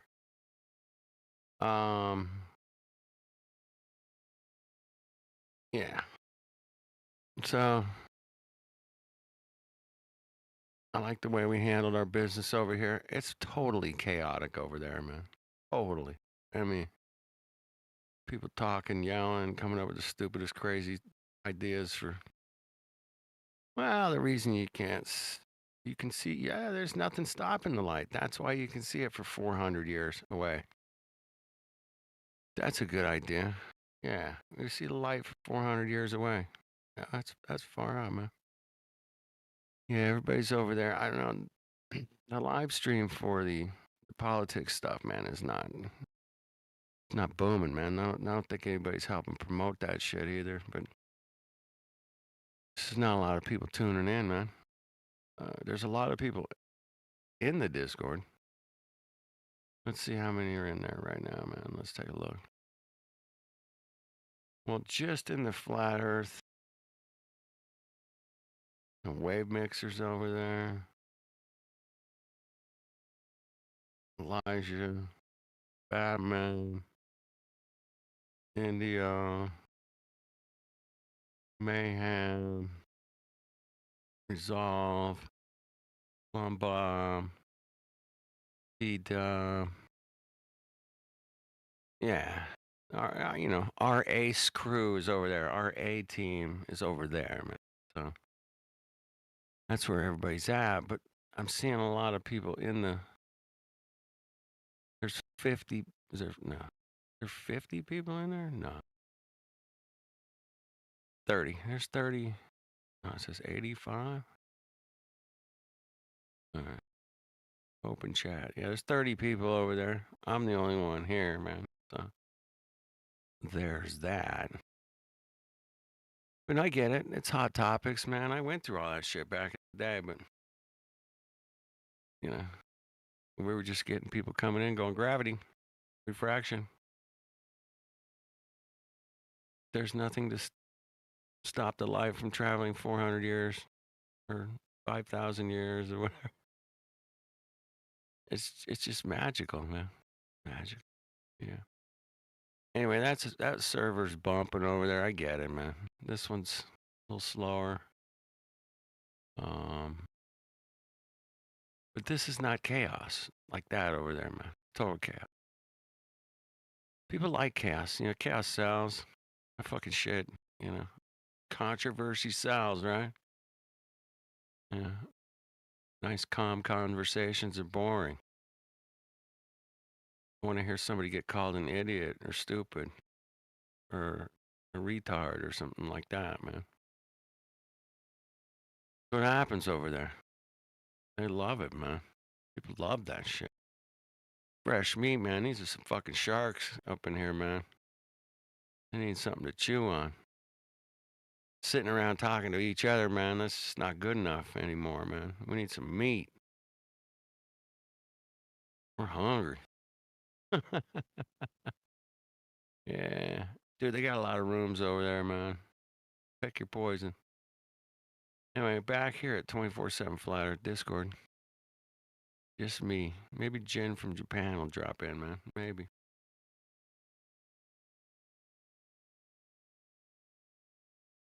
Maybe nobody will drop in. And I'll just sit here and freaking solo some ideas, man. I don't know. I love kicking ideas around. Some speculations. There's a lot of speculations with the fact that this Earth has been transformed a few times. Whether it was, you know, mud flood, Tartaria, star forts, just different architecture's it's come and gone. Star forts seem very, very popular for a long time. I like that. And then there was, you know, the Roman architecture, the pillars. They love pillars. Lots of pillars everywhere. Big giant pillars, man. They built the shit out of pillars. Very popular. All across the world, man. Very popular shit, man. Yep. All right. Well, the stream went down. It's been back up for a couple hours. Nobody's really been in here. They're all over there, man. Shout out to TS UK. TS OK UK. I appreciate you doing the live streams. Otherwise, I wouldn't even know what was going on over there. Because if I go over there, I'm not going to get a word in with all the A crew over there. Shit. Good luck with that. Yeah.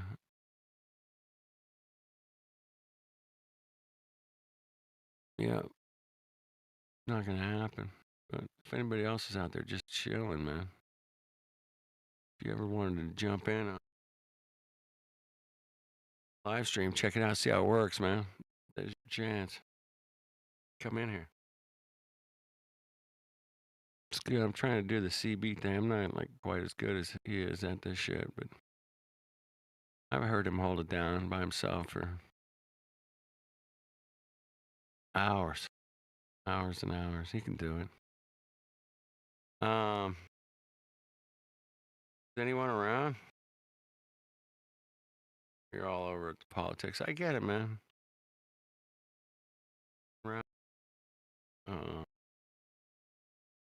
Any mods around? Love to talk to a mod for a minute.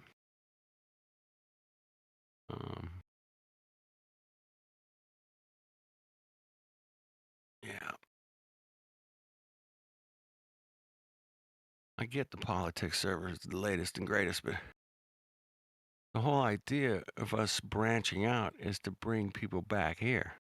And I just haven't seen a whole lot of that. I've seen a couple. But we should be getting a nice steady stream of new people over here. We should be. 'Cause even the new people over there can't get a fucking word in. Over here, it's a little more chill. It's a little slower. We got a little more room. We can hang out with them. I'm just not seeing the cross-platform promotions and people out there saying, "Hey man, why don't you got to go over this 24/7 Flat Earth Discord, man. You got to go over there." I mean, you like Flat Earth, man. That's the place to go, bro. I mean, this politics Flat Earth things. It's a cool room, you know. But we'll get you hooked up over there, and you can come and go as you please. Just not seeing a lot of new people from there coming over here. Because I mean, everybody forgets to promote this place. If it wasn't for this place, that place wouldn't even exist. There would be no fucking politics, Flat Earth, nothing. Without this place. This is fucking rock. It holds it all up, man. And just hate when people just ignore the old playground, man. Just ignore it. And it happened with the TikTok shit too, man. Everybody's going to TikTok. Everybody's going to Rumble. They're all making money. They're out of here, man. They're not going to... They just drop by once in a while and say hi. And kind of sad, man. So yeah, I'm kind of doing a little bitch and complaining right now, but I just want this place to be, cruising along, not dead, playing fucking bot all the time. Come on. Are we no better than that? Maybe not. I don't know. We just play old shit from 2015 or 2016. Maybe that'll bring in the crowds. Maybe we should just get on here and yell at each other that always brings up the ratings, man. Every time I was on a panel that started just totally going retard and blowing up, that's when everybody tuned in. Oh, wow, man. Curiosity killed the cat, they say. Interesting. Very interesting, man. Well, what the fuck's going on with NASA these days? Anybody know? Nobody ever talks about what the fuck they're up to. I don't know. Let's check it out, man. Don't believe me. All right. Let's check NASA. Happening in the NASA news, man. All right. What do we got, man? Anyone around? Nobody's around. Okay. Got the news.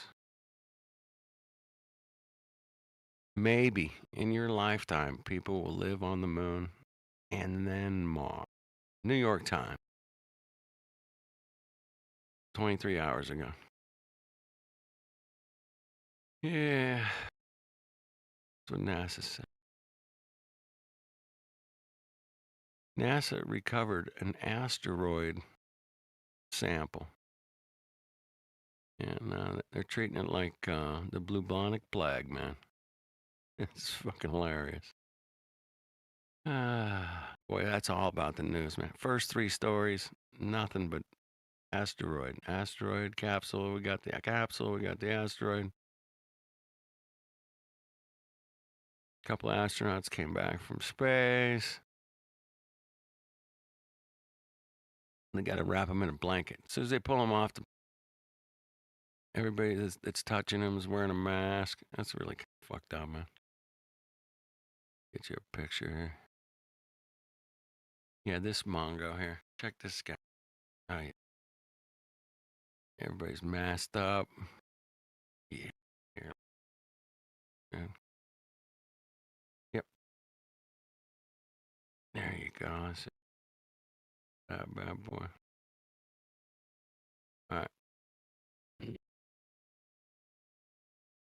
Yeah, there you go. Yep. There's that one. Yeah. I saw him in a blanket. He's not in a blanket in that picture, but yeah, they put the blanket on him. Like, dude, I'm wearing a fucking spacesuit, bro. Supposed to keep me hot and cool. in all temperatures, bro. Yeah. So, why are you putting a blanket on me, man? Why are you doing that? Did you guys see the freaking tornado or dust storm? Oh yeah, there was like a tornado, little dust devil on Mars, man. Did you guys see that? A dust devil on Mars. Yeah, they made a little GIF out of it. I don't know if I can mooch it. Yeah, they made a dust devil on Mars. They got a video of it. Yeah, they got a video of it. That's hilarious. New York City is shrinking. If you guys knew that. Oh, here I gotta post the dust devil story, man. Here you go. There you go. Whirlwind on Mars. Get out. Don't believe me. Don't believe me, man. Check it out. All right. That's pretty funny. All right, here we go. Oh, shit. I clicked the wrong fucking thing. What did I do? All right. Fuck. All right.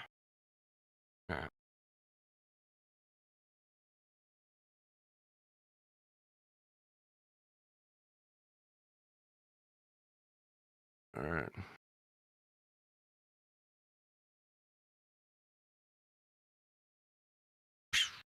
All right. I sampled that.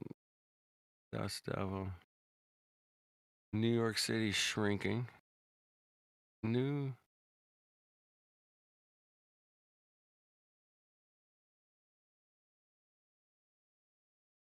got some new information about Saturn's ring. They got new simulations shed light on the origins of Saturn's rings and icy moon.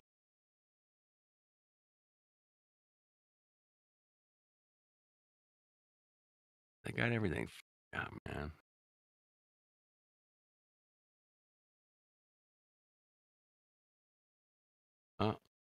NASA's collaborating with some companies to come up with the first air taxis that look like drone helicopter kind of things. Yeah, those are cool looking. Yeah.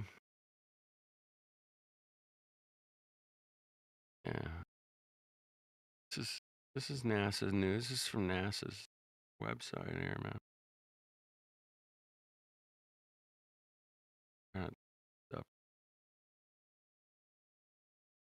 All right.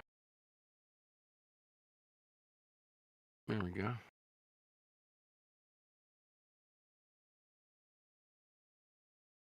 New air taxis. Check it out. Built on a flat stationary plane. Good.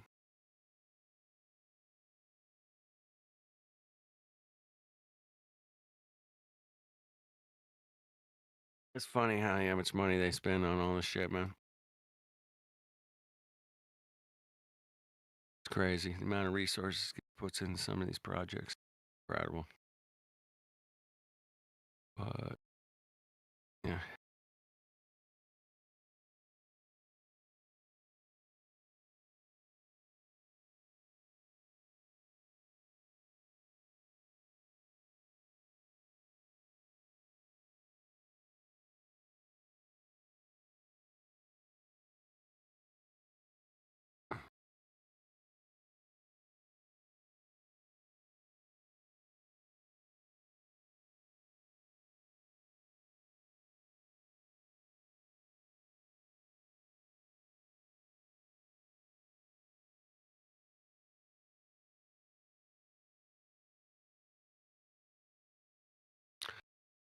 Did you guys hear that the Indian spacecraft that landed on the moon, the little rover, it died? I don't know. A moment of silence for that, please. That would be great. Is there anybody on YouTube? Maybe not. What's up? What? I can see for miles and miles. Yeah. Oh, yeah. Bet your ass. We can see too far. Ain't that something? NASA lied to us. The schools lied to us. All these motherfuckers lied to us about this shit, man. Still kind of pissed. I just want a few of them to come clean, man. It's a few of you guys can clear your conscience, man. Bust this thing wide open, man. Maybe God will forgive you for your lies. Maybe. Maybe, man. See.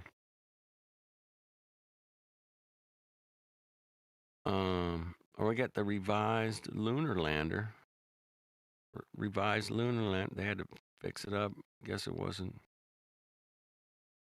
good enough. They got the Apex 1.0.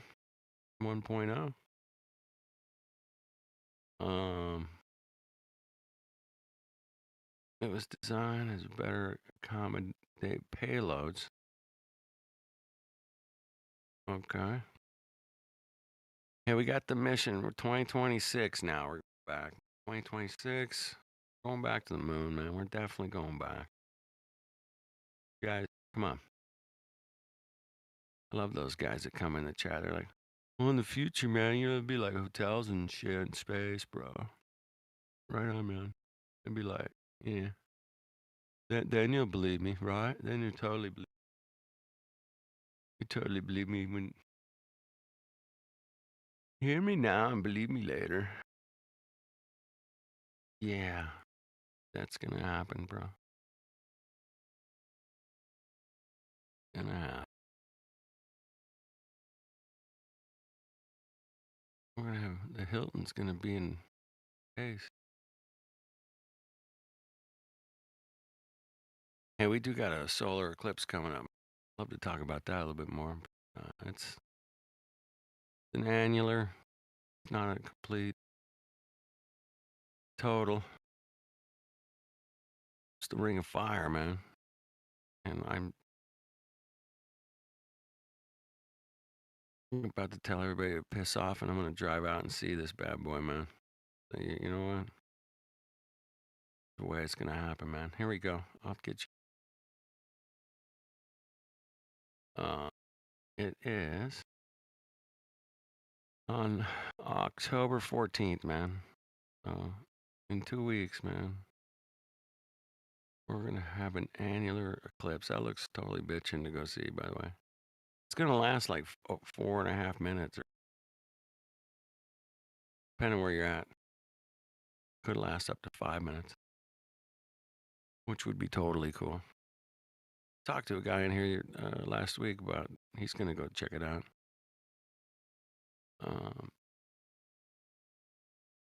Yeah, I'm probably going to try to check that out, man, over everything else.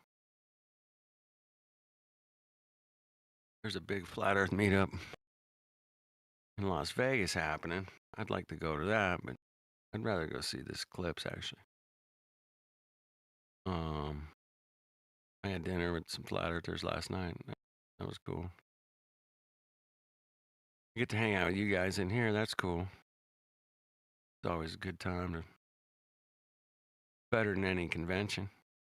In a lot of ways, yeah. But, you know, you want to spend a couple $100, go hang out. That's cool. You'll learn a ton of shit, I'm sure. You'll come back invigorated with flat earth, man. You will. NASA funds 8 studies to protect astronauts' health. Yeah. You gotta protect the astronauts' health. They've done a good job so far, man. Nobody's gotten too messed up from space. Seems like they live a long time. Some of them. Buzz Aldrin's still alive. Second man on the moon. You know, he was the best of the best and greatest of the greatest. We choose to do these things because they're odd. Uh-oh. NASA discovered carbon source on Jupiter's moon, Europa. These guys are good, man. I mean, they're really living on the edge. Supernova bubble expands. Oh, what the hell? Supernova bubble. Have you guys ever seen a supernova bubble? Fuck, I know you haven't, because I haven't. And I've seen everything. All right, here it is, man. It's the supernova bubble. I mean, you gotta have a picture of the supernova bubble, right? It's taken by Hubble. Hubble took this picture. Yep, here we go. The supernova bubble. I just read them, boys and girls. Do not take my word for it. I'm just reading them. I ain't making the shit up. I'm just pointing it out. Got supernova bubbles. 20,000 years ago, it bubbled. Guys, they got clocks and shit on everything. They can time stuff.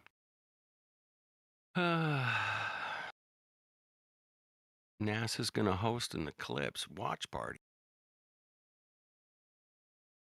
Nice. The plans to prove its next moon landing is real. Say what? Okay, hang on. Using blockchain. Get the fuck out of here.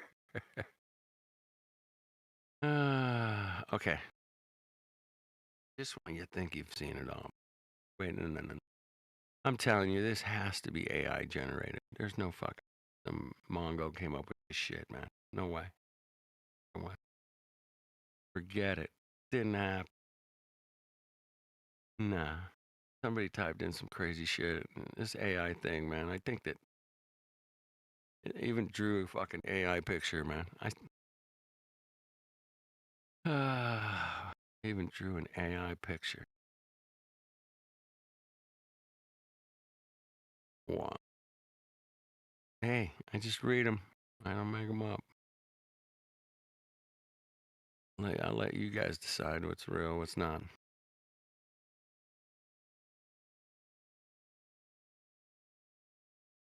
All right. Oh, NASA's got some new technology, man, that can reveal. What? Yeah, fuck off. No, I'm not enjoying any of them yet. Enjoying any of them. Holy shit, man.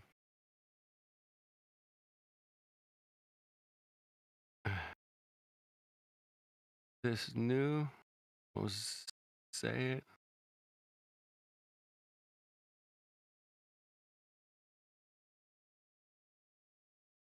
Oh, they got a new camera, man. It's called a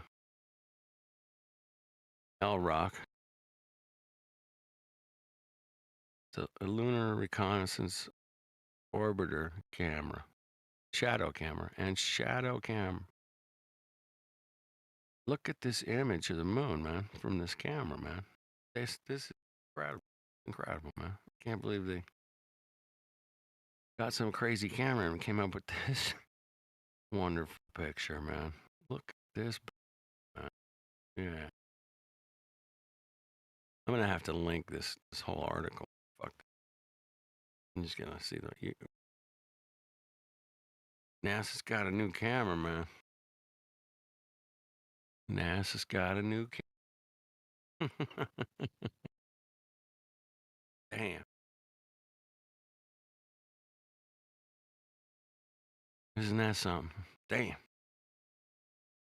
I knew you guys would like that. That's crazy, man.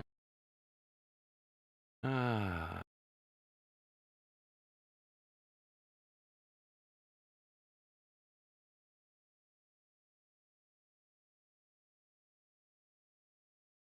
Hmm.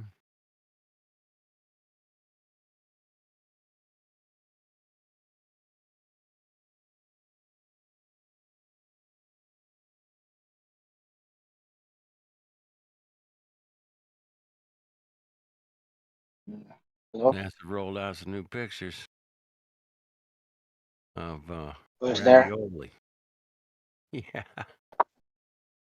Anyone can hear me? Showing some never before seen pictures of.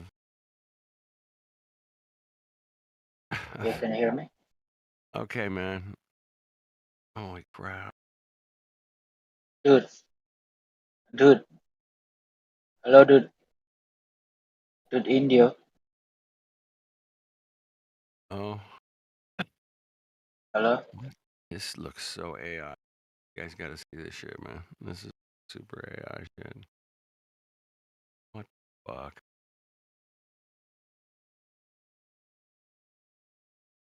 All right. Really? Oh, never seen anything like that. And they were right about that. The new pictures from the moons, in outer space. That's what they look like, ravioli now. Dude, they are pushing it. Even the guy with the fucking this guy in this video here, man. He's like fucking. He's like, are you guys buying this shit? I hope so. Like, I hope you guys are buying this. Buying it. Ah, fuck me, man. What a joke. What a joke. I mean, come on. All right, 7 years. Oh, serious?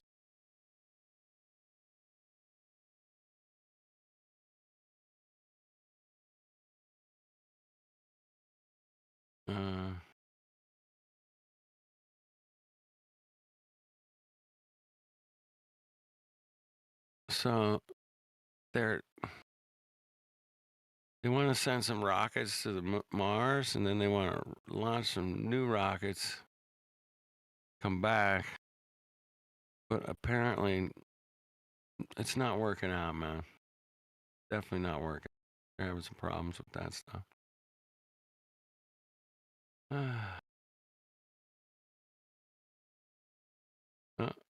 NASA's got a new lawsuit. Discrimination and racism. That's a bummer, man. Anybody out there? No, nobody's out there. NASA finds no evidence of that UFOs are extraterrestrial. There you go. NASA report finds that UFO. All right. Is that a Mississippi Free Press? Come on.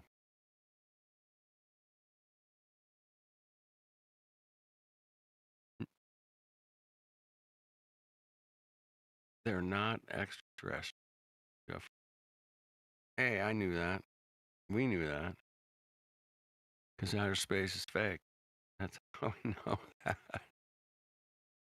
It's fake, fake, fake. They faked it all. Fake ass fakers. Fake ass fakers.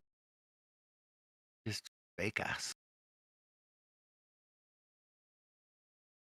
Hollywood, man.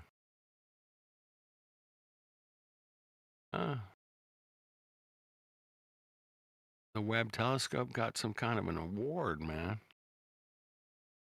An IAF Excellent in Industry Award. It did. Their CGI is so good. They got an award. From migrant farm worker to a NASA astronaut. Here you go. Yeah.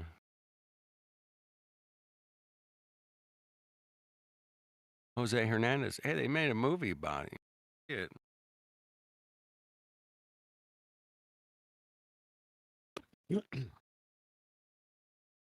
They made a movie about this guy, Jose Hernandez. On Amazon, the movie talks about him going from the fields to all the way out into outer space. Yeah, that's working out.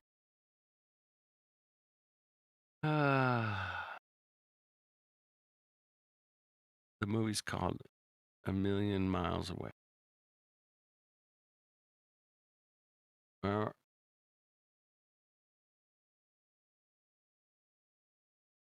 We got International Space Station facts and figures. Wow, I got a big fucking. This is complicated machine, man. Does anybody got any pictures of them building this shit? Really? Just docking a few things here and there, right? All right. The International Space Station is larger than 6-bedroom house with 6 sleeping quarters, 2 bedrooms, 2 bathrooms, a gym, and a 360 view bay window. International Space Station.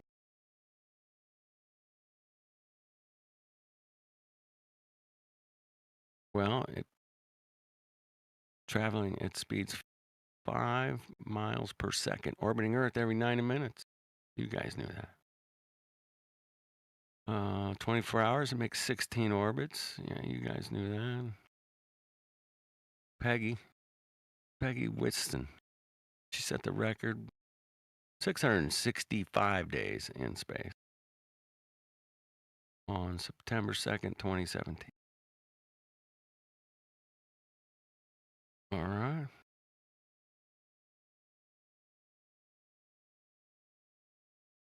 So the astronauts have to work out 2 hours a day in order to keep their body mass working.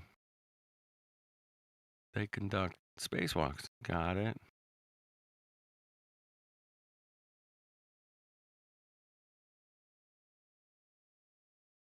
Yeah.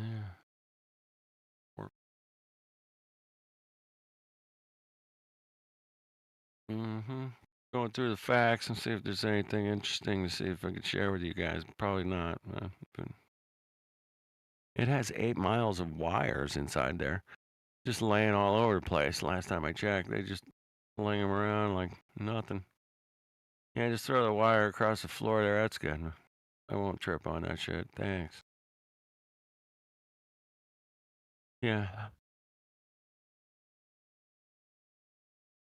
8 different spaceships can be connected to the space station at once. 8. Okay.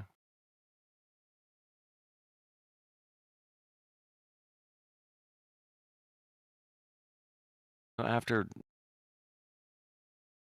a rocket launch, the astronauts can dock with the space station in as little as 4 hours.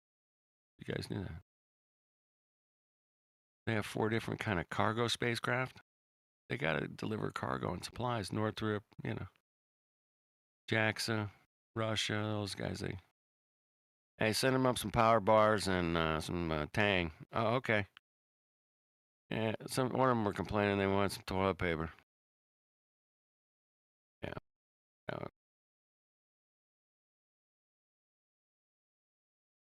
They've done 3,000 research investigations from more from 108 countries. Wow. There you go. They did 3,000 research investigations on the ISS. 3,000. Yeah. In the microgravity. Yeah. Space station.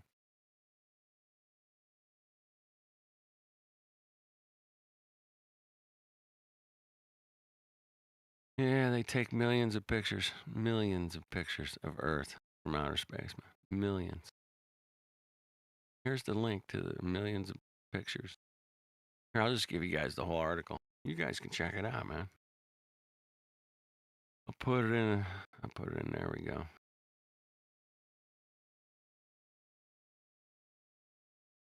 I should probably leave here and go argue with a bunch of people on the politics thing. Something like that, maybe. I don't know. Is there anybody out there? Word salad. Any of you F-tards, F-birds, made a single positive connection to science? Well, that's all we do around here. I don't know where you've been, word salad, but pretty. Science is a method, man.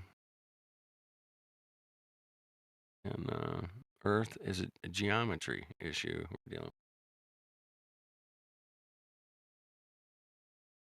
That natural science?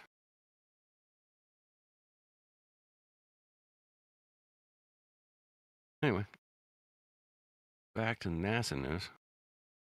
Yeah, man, I believe, I got friends that build satellites and shit. I know they build them. I know they go to work.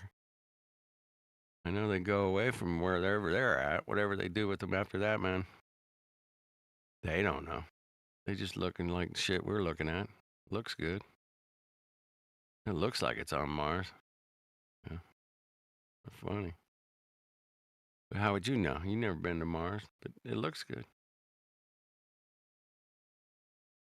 Or Hollywood.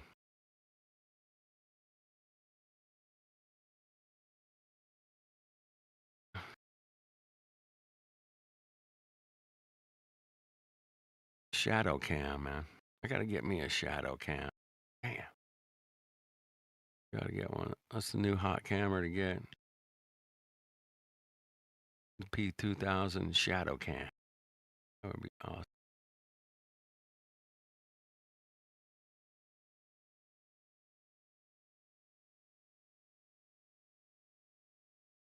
Well, they're still having some problems going back to the moon, man. They keep running into some issues. And,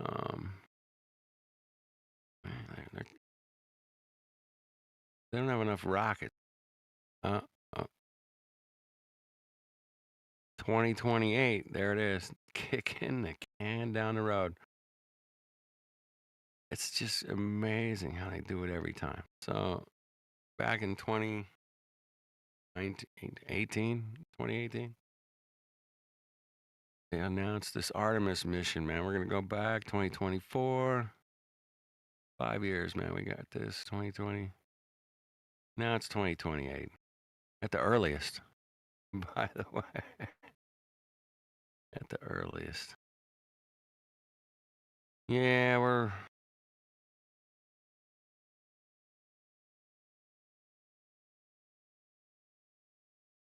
that's a hell of a picture, man. I got to show you guys this article. Check it out, man. That's hilarious. It's hilarious, dude. Kidding me? Look at that. Look at that beautiful picture. Isn't that? Dang. That's a big rocket flying around. Big ass rocket.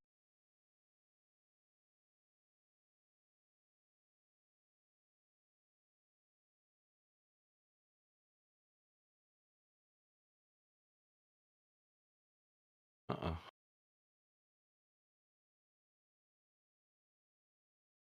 NASA sent up a big balloon, man, and they had to pull it. Something happened here.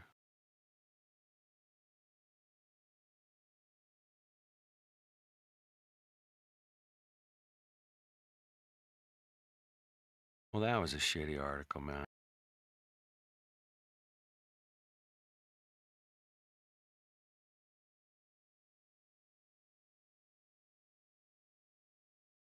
Clickbait, man. When you get the clickbait, you know it.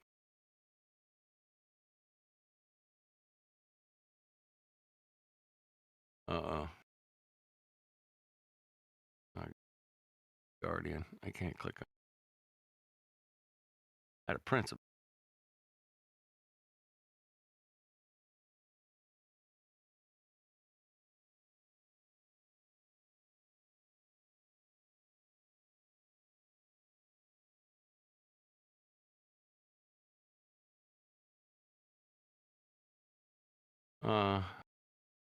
His motto. Damn.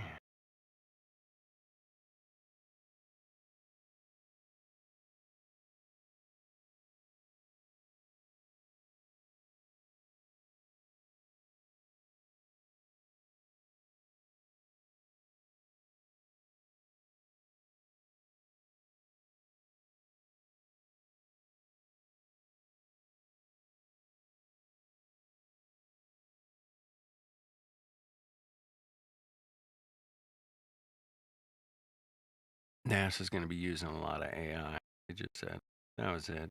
Nothing too deep, man. It's not that deep.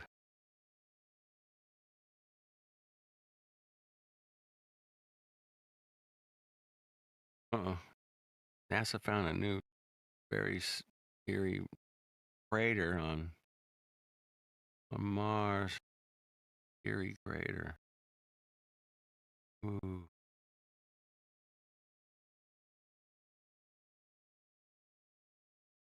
That looks like an AI fucking.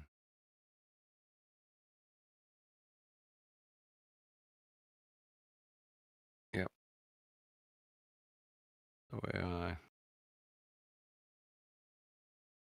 created. From Amanda Gooser. Seen that.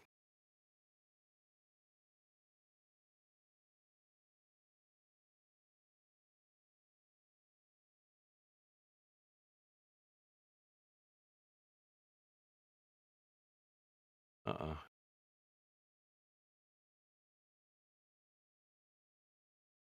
right. Physics.org. Okay.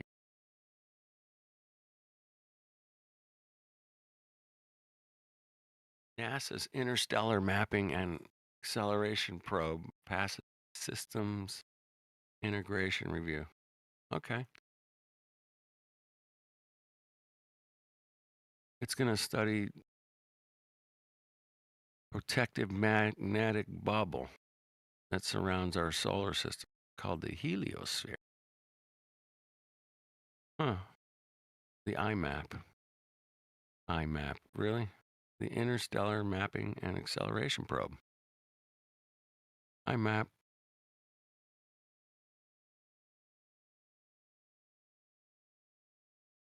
Gonna launch, and did it launch? Maybe it did launch. Oh.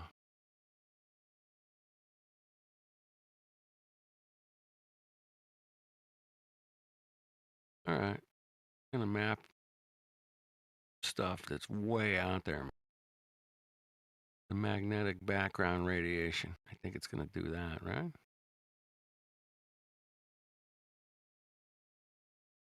All right.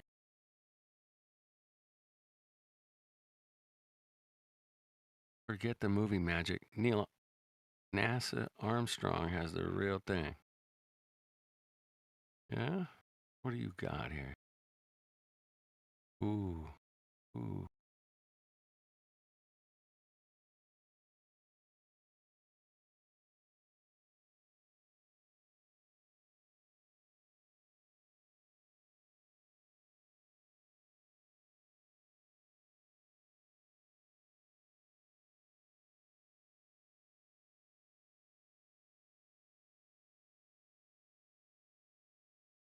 Huh. NASA's got a new plane, man. Check it out. It's hot looking, man. Give them that. Probably cost $20 billion fucking dollars, whatever. They love spending money on shit. Over the top. Over the top money, man. On everything. Hey, I heard they lost an F-35 recently. Anybody find that thing? Yeah.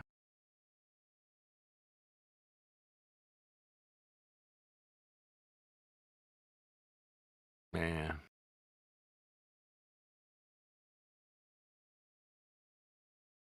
They just got a lot going on. Well, if you had a budget of $125 million a day, yeah, you'd find some crazy shit to be. Hey, we're going to launch this thing. It's going to measure neutrons on the outer reaches of the magnetic system, which surrounds all of the galaxies and the Galactica. We think there's a station out there that would center the. We'll start with that. We'll center it on the part of the solar system that's never been really looked at before. We'll see what we can find. How much does that cost there, dude? It's going to be $147 million. Oh, okay. Well, that doesn't include launching and maintaining it and everything. There's a little bit more involved there, but 147 mil. Okay. And then you think, what do you think the operating costs will be? I don't know, maybe like 25 mil a year. And then we got to pay somebody to launch. We got to pay Elon Musk to launch it. How much is that? That's 100 mil. Okay, approved. Click. I mean, like, 4 days of their budget, Okay, thanks, man. Next. What do you got? Yeah.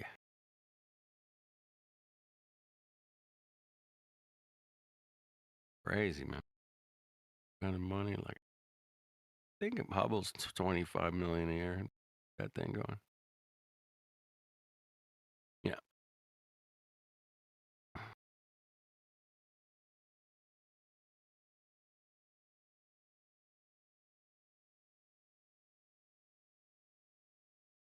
All right. Nobody's joining. Nobody's out there. Nobody's, you guys see the harvest moon? That was cool. That happened 5 days ago.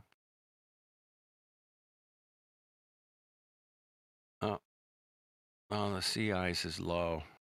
Oh, no. The 6th lowest on record. Damn.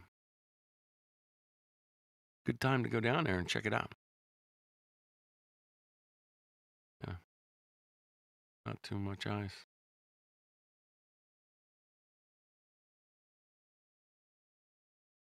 Yeah.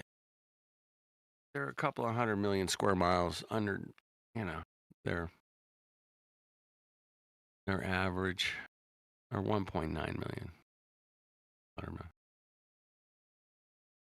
2.6 million square miles, 10 million.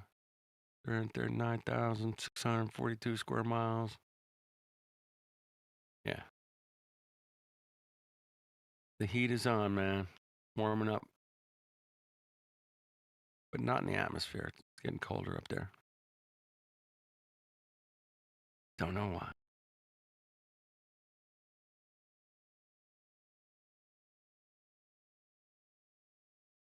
Well,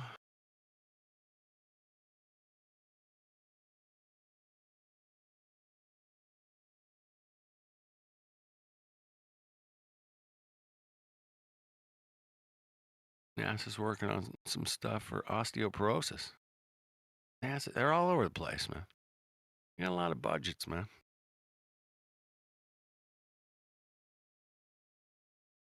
Well, we think we can use vibrations for treatments for osteoporosis. What do you think? How much is that? I don't know. 100 mil? Oh, okay. That's not even 1 day's budget. You got it. All right. Oh, no. Well.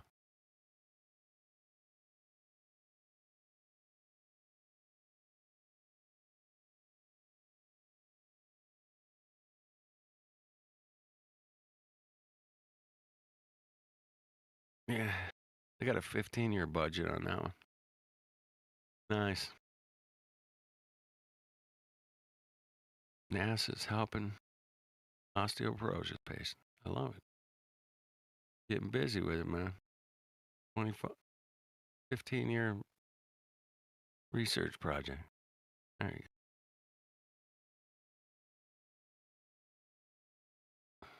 go.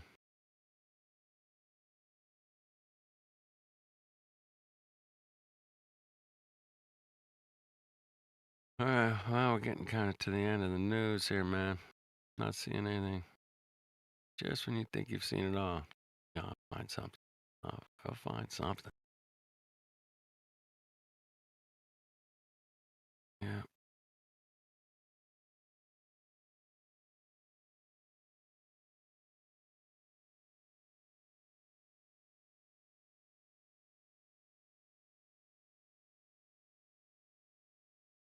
All right.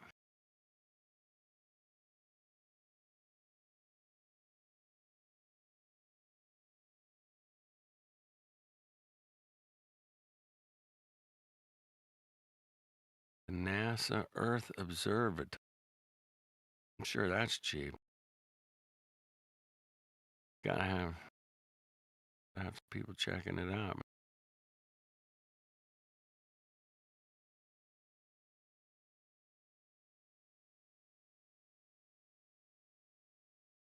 All right.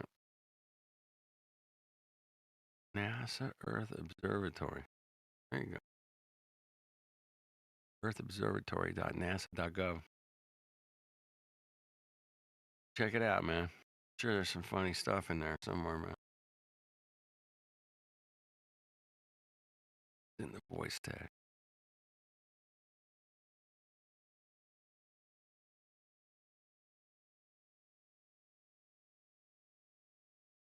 Oh, what's this? NPR up first briefing. Hollywood writers deal. Okay, it's kind of a headline through NASA. Huntsville.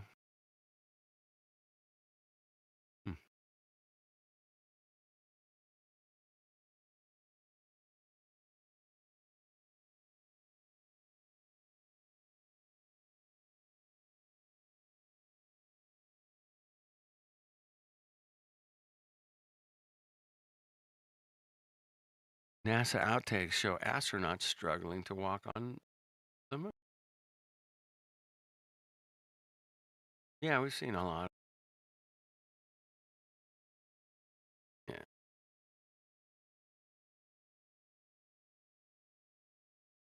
Yeah, there's a bunch of them in here. Falling all over the place. Trying to pick themselves back up. Wasn't easy, man. Wasn't easy walking on the moon, man. I'm telling you, it's not easy. You guys know that. You saw the videos. Yeah. You saw the videos. Right? Maybe you didn't. All right, I'll put it in the live stream voice tag. Check it out. I've seen most of them. All right, a couple more pages, man.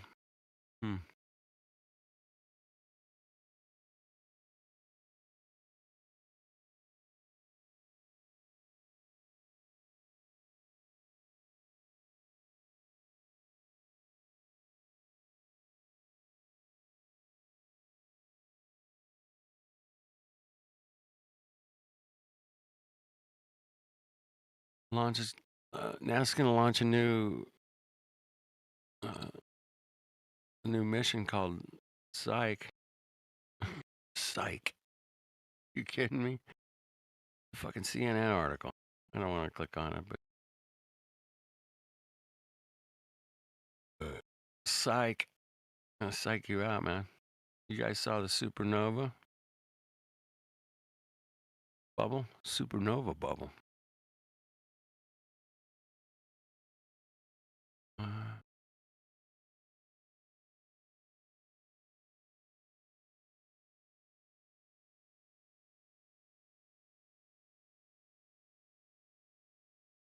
Oh, we got a galaxy collision. Fuck. Gotta click on this. Dude, galaxy collision. Man, that's big news. I think that would be like headline news. Hey, there was a galaxy that collided over here today. It's amazing. You should check it out. That's a good idea. We'll check it out. See how it's going. But look at that. Look at that fucking bitching there. You guys all know, without a doubt. I mean, that's what a galaxy collision looks like. I mean, you guys have seen a lot of them, right? No?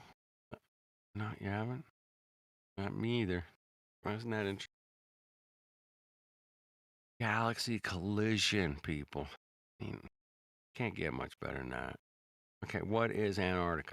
All right, what the hell is it? It's a continent. The 5th largest continent. It's covered completely in ice. Almost. And there it is. They're going to talk about the treaty. Oh, they got the tilty wilties, 23-degree tiltsies. Yeah. Why we have seasons built.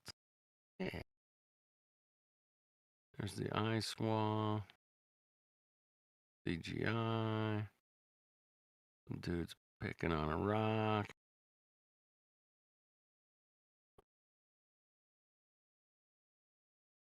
Legs. All right, man. You guys want to know what Antarctica is? There's an article all about it, man. It's 100% true. Don't believe me. Not whatever you did. Guaranteed information I'm giving you, kiddos. Guaranteed. Came from the internet. No, it came from NASA.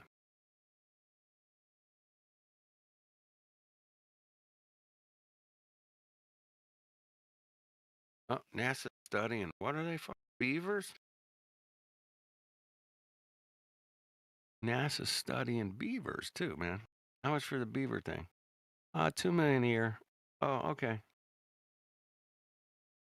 Put her name on it. Oh, okay.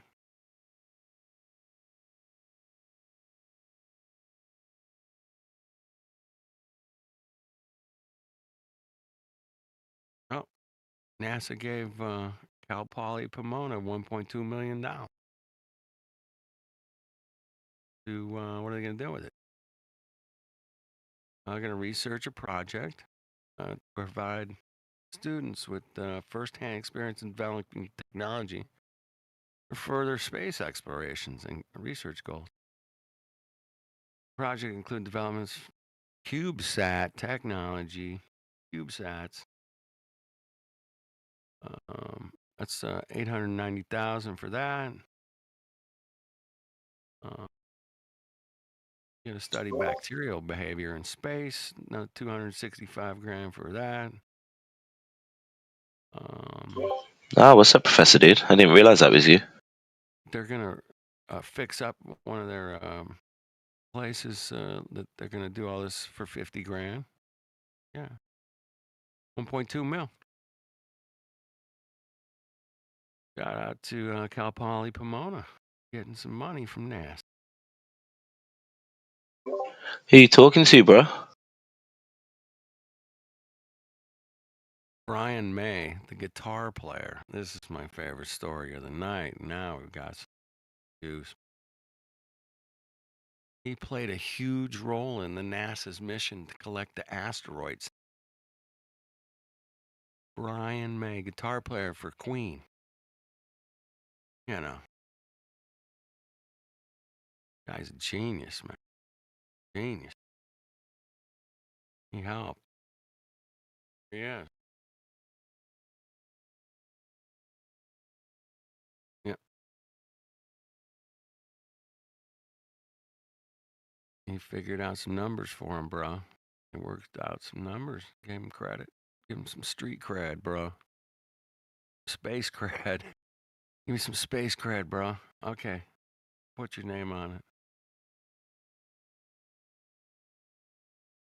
Uh-oh. Dude, here's another genius. Say what? All right. Huh?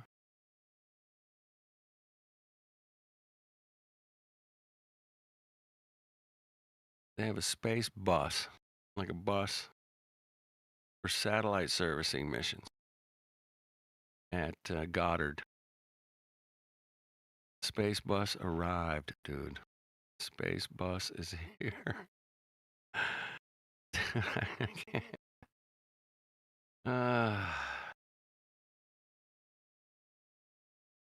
Unbelievable.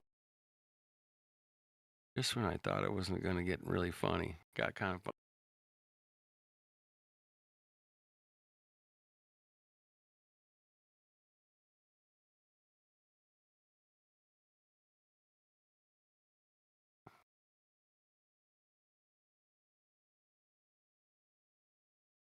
NASA's got some spacewalks planned. Let's let you guys know that they've done 267 of them. And I did a few in 2023 here. 2022. I was looking for the future one. They don't have those. Nothing planned yet. Haven't sent out the invitation.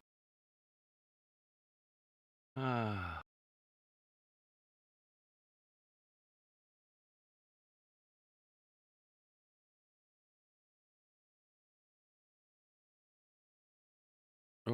looks like they had a fucking auction for some space memorabilia, autographs. Yeah, fuck off. Oh, this week, the Mars helicopter. You guys remember that bad boy, right? It flew farther and faster than it's ever flown before. Didn't even make the news. I mean, how could that not make the news, man? I mean, we flew a helicopter on another planet longer and farther than ever before in all of human history. It was going 15 miles an hour. Oh, wait. 17.9 miles. It's flown 60 times out there, man. Did you guys know that? Little busy ass helicopter over there, man. Damn. Busy ass helicopter on Mars. Damn. That's weird. Come in here and help me out, man. Somebody. Anybody out there? Nobody's out there. Yep. That's it, man. 6 of you out there on the tubes. Nobody's in here. All right. We'll go back to the bot. That's too bad. Too bad. Well, enjoy the politics, man. Politics always ends in a big shit show, so keep it going. Send them over this way, man. That would be cool. You could send a couple over here. It'd be great. Yeah.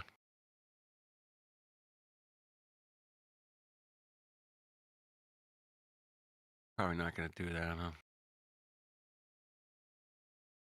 All right. Let's.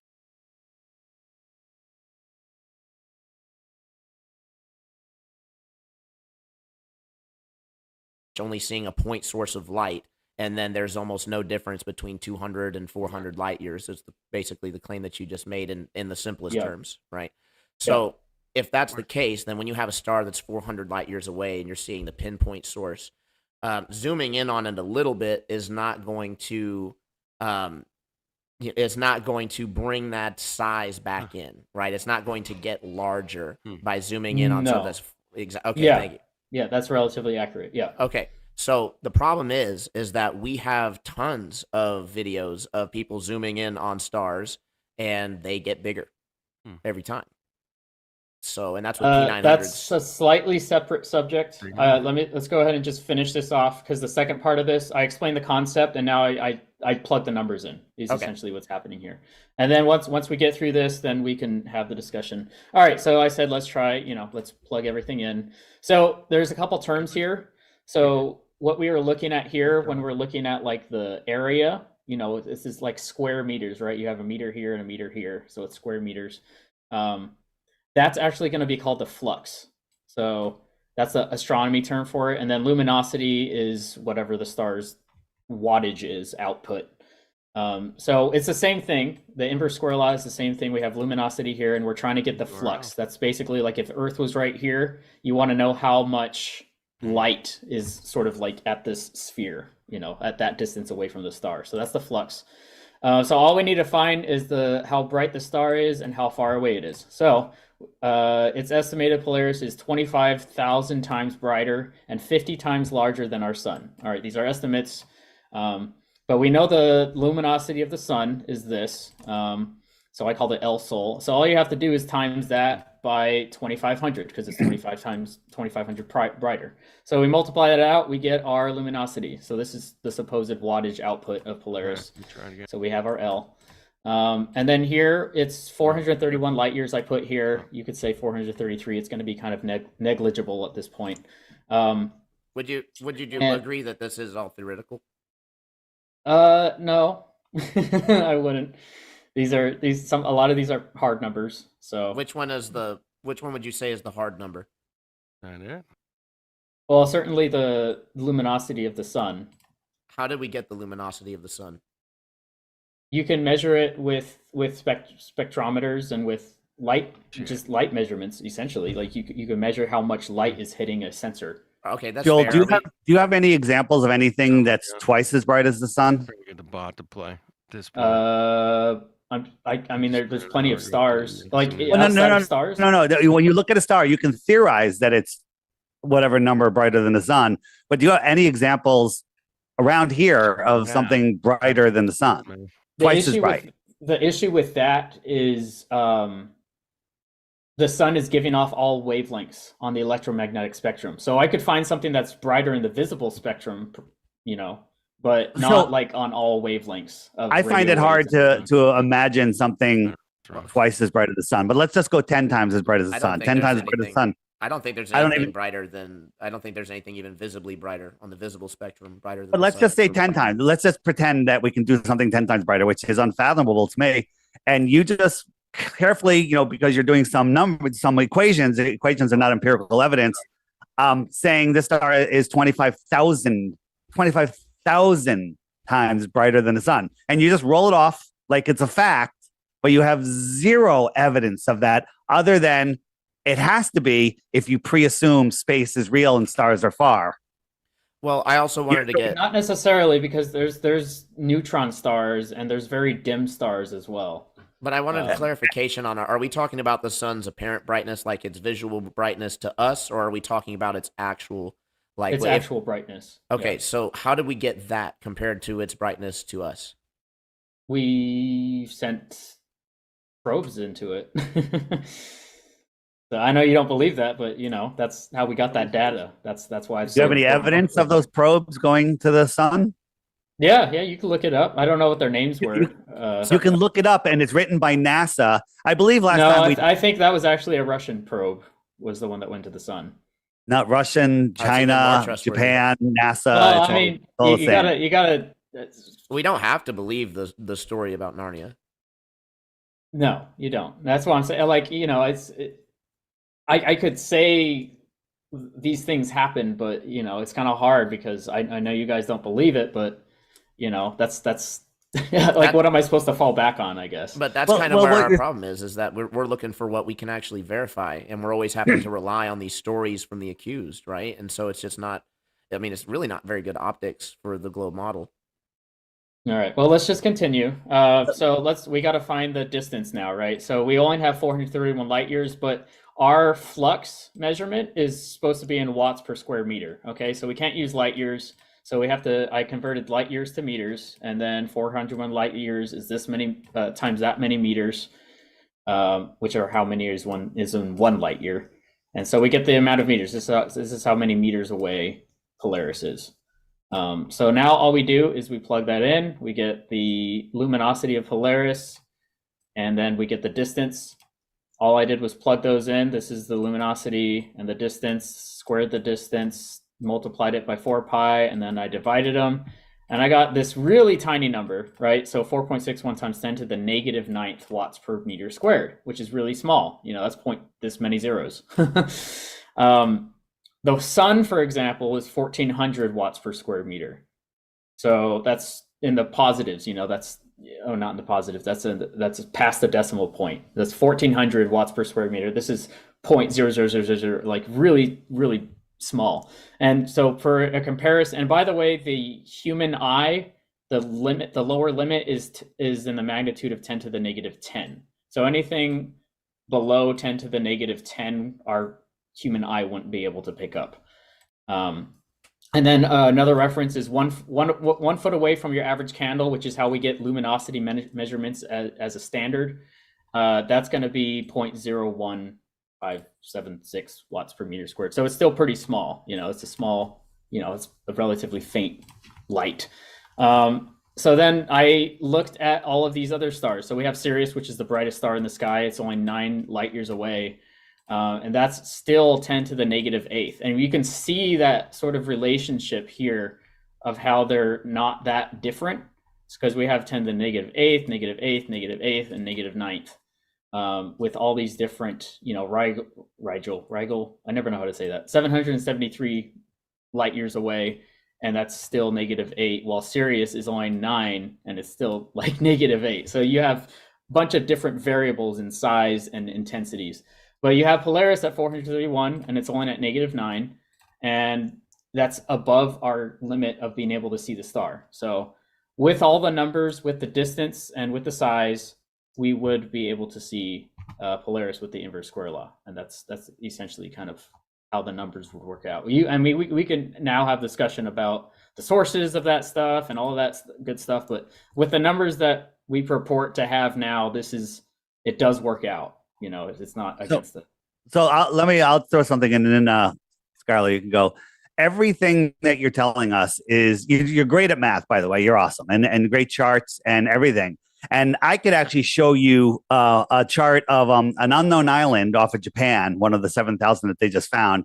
And there's an amusement park there with the biggest roller coaster in the world. And I could show you the coordinates for that. I could show you how far it is. I could tell you the specs on the roller coaster, the G-forces. I could show you all of the building plans, everything all about it. And everything will add up no matter how you look at it, sideways, forward, reading it, upside down and backwards. Does that make that amusement park on that island real? Or is it just theoretical, right? So everything you're talking about is theoretical. You're pre-assuming that space is, infinite and expanding. You're pre-assuming that those lights in the sky are billions of miles away and 25,000 times brighter than the sun, to me, which is absolutely insane. 2,500. 2,500. Well, if it was twice as bright, that's still insane to me. And so this is just a quick quote. All of the theoretical work that has been done since the 1970s has not produced a single successful prediction, says Neil Turk, director of the Perimeter Institute of Theoretical Physics in Waterloo, Canada. That's pretty intense. Well, what about all the theoretical work done before the 70s? Like what? Like general relativity. I'm not a fan. That's the big one. Not a fan. Yeah, so actually about to, there's a big discussion on upending general relativity amongst even mainstream physicists. It's actually, when you look at that coupled with Big Bang Theory and what they've been teaching in the mainstream schools, there's actually 16 predictions that the theory gets completely wrong. And the James Webb Telescope has actually only apparently furthered the mystery. I know for us, it's like a catch-22. We don't believe in the James Webb Telescope, right? So why are they, spinning these different narratives? I think it's for confusion. But in any case, even if the data is real, right, the data is not lining up for the expectations of general relativity. But again, that's kind of a different topic than the discussion of the stars. When we my main point was just because a majority of the last interview was saying how the inverse square, we shouldn't be able to see Polaris. And so at least with the numbers that we have, we would be able to. So I mean, theoretical numbers, you're making a statement that they're observations. Hold on. You're not making an observation. You're making a statement. I'm making, yeah. Hold on. That light, the light of a star will get dimmer and dimmer fast, and then it gets less dim and less dim, and then it just travels forever and stays at the same brightness. You have no evidence of that being real, and logically, it doesn't make any sense to me. But you have no way to prove that that's real. That's just a theoretical statement that has to exist for your infinite solar system, infinite galaxy, and universe to exist. I'm not sure that they're infinite. I'm not sure I believe it's infinite. Well, expanding, very large, bigger than the flat Earth concept, if you will. Sure, yeah, it's definitely bigger than that. Right. So you're reaching to places that you can't verify. You can just read books and trust government agencies. They're very trustful entities. And you're not looking here on Earth where we can actually scientifically prove that we're not a globe. I mean, you want to believe that Polaris is 2,500 times brighter than the sun, which that's crazy. I mean, if that was the case, there's other stars that are probably 100,000 times brighter than the sun, or 1,000,000 times brighter, right? No, not a million. I don't think a million. Okay, yeah, but many these- magnitudes, yeah. But these numbers that you're coming up with, but they all kind of look pretty much the same. And when we zoom in on them, they all Well, kind that's proof of the inverse focal layer. square law to me. I think that's proof of the inverse square law that the further That away they all look things the get- same. But Everything just evens out. Well, in our local celestial neighborhood, yes, but like once you get further out, like out to the middle of the galaxy and stuff, things look a little different. They get denser and they get closer together, and they get into, you have nebulae and everything like that. So, and then you have other galaxies, and then you can zoom into and see specific stars in other galaxies. Do you believe in the James Webb Telescope? Well, yeah. Okay, so the James Webb Telescope, it finds a spot called Lagrange point 2, and that's where the gravity of the sun and moon and the Earth, and it just finds that perfect spot. Okay, Yeah, it's a saddle point. Yeah. So over the course of 6 months, the sun and the distance between the Earth and the sun change. I had all the numbers before, but as it changes, it would have to move like it's in a tractor beam. Okay, Yeah. it would have to move, and it's moving like very fast in two different directions. Throughout the year towards the sun and away from the sun, and you're just believing that tractor gravity is holding it in the perfect spot.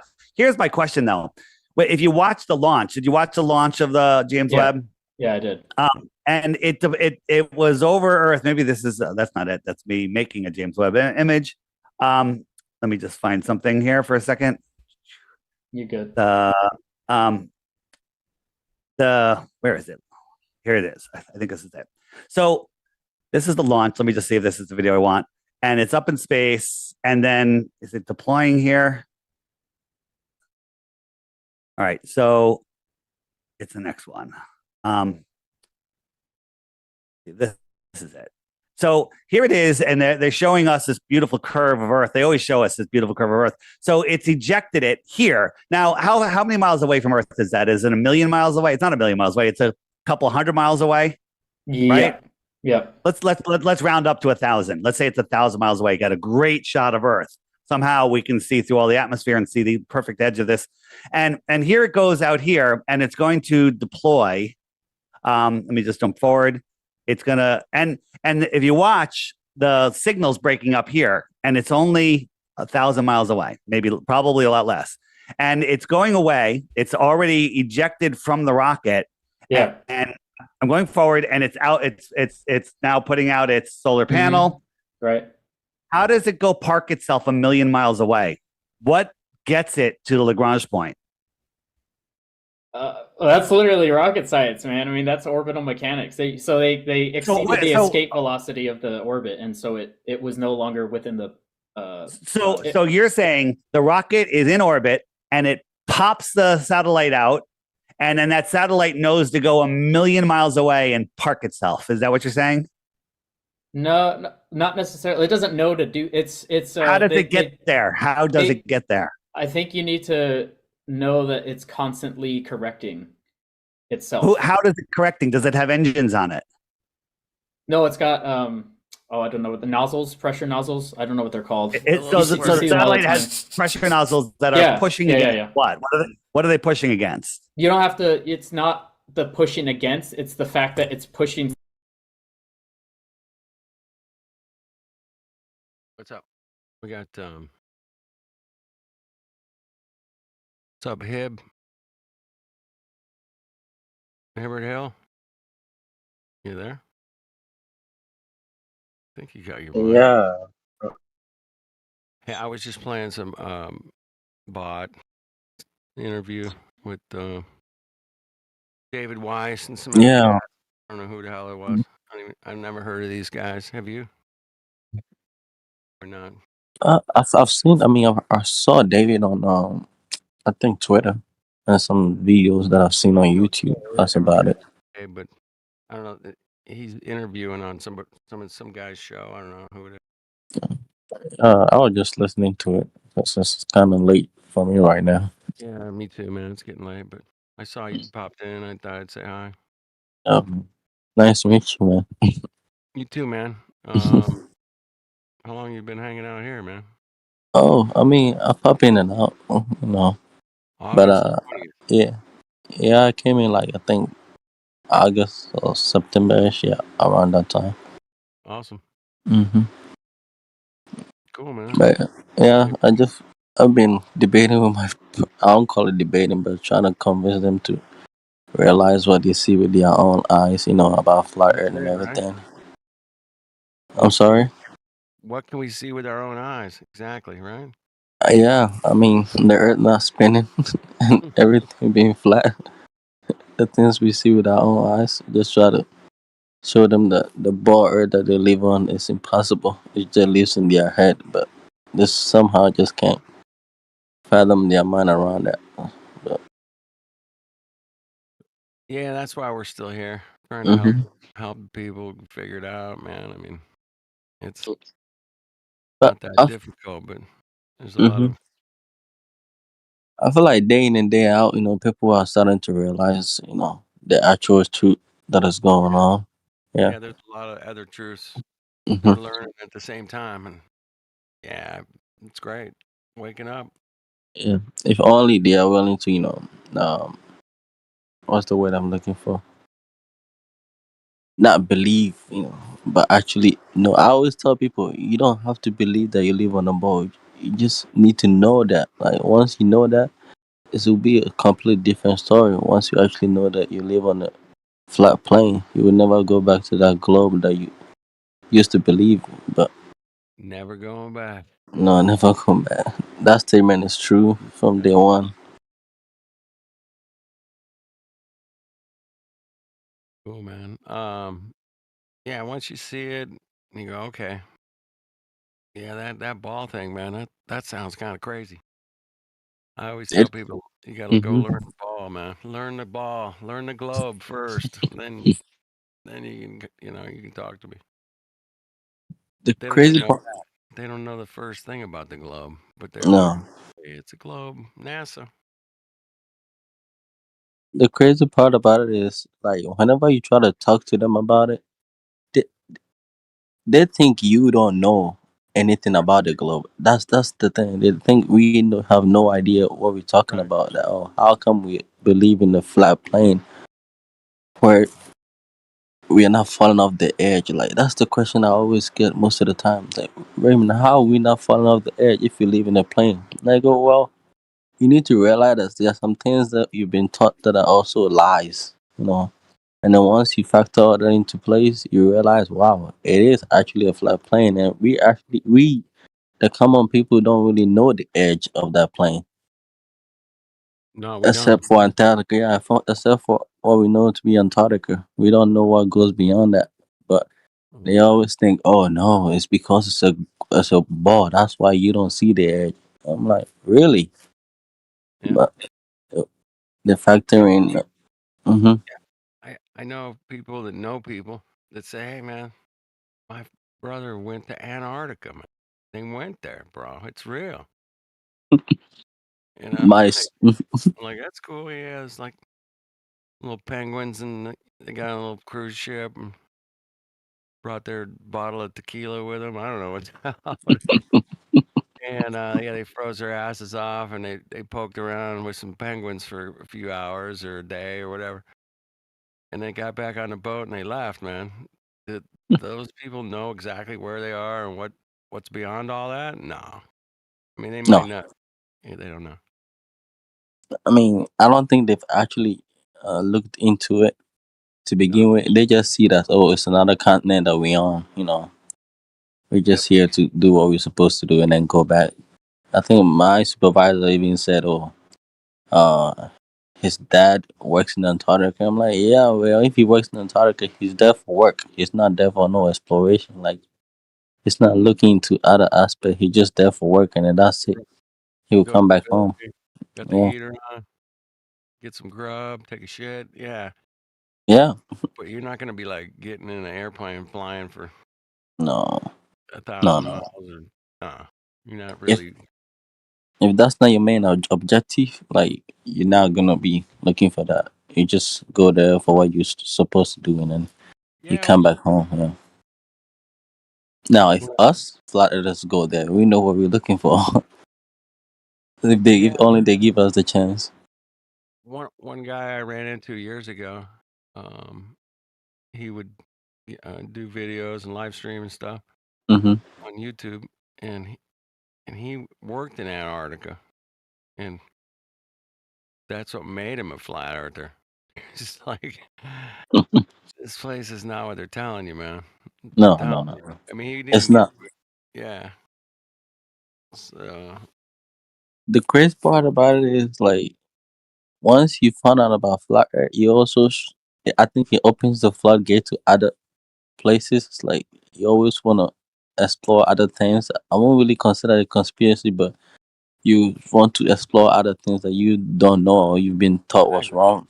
Yeah. Like why is there buildings in New York City buried Mhm. under 10 Yeah. feet of mud, or Yeah, that's San it. Francisco, or pick your city, man. There's some building that's been buried under some mud. What's up with that? It's just curiosity, man. What, you don't think they built those buildings in 1840? I'm like, no, I don't. I think there's something going on here. It's just something's not adding up. No. Star Forts, man. Star Forts is a whole damn. Good luck with that. I mean, you explain that shit away. Oh, there was just wars everywhere, everywhere in the world, in New York City, in Cairo, or anywhere. I mean, there's fucking Star Forts everywhere. Yeah, so many. The entire island of Malta off the coast of Italy is Mhm. one big giant star fort, man. The whole Wow. island. And then in the island, they got a bunch of other star forts. Like, damn.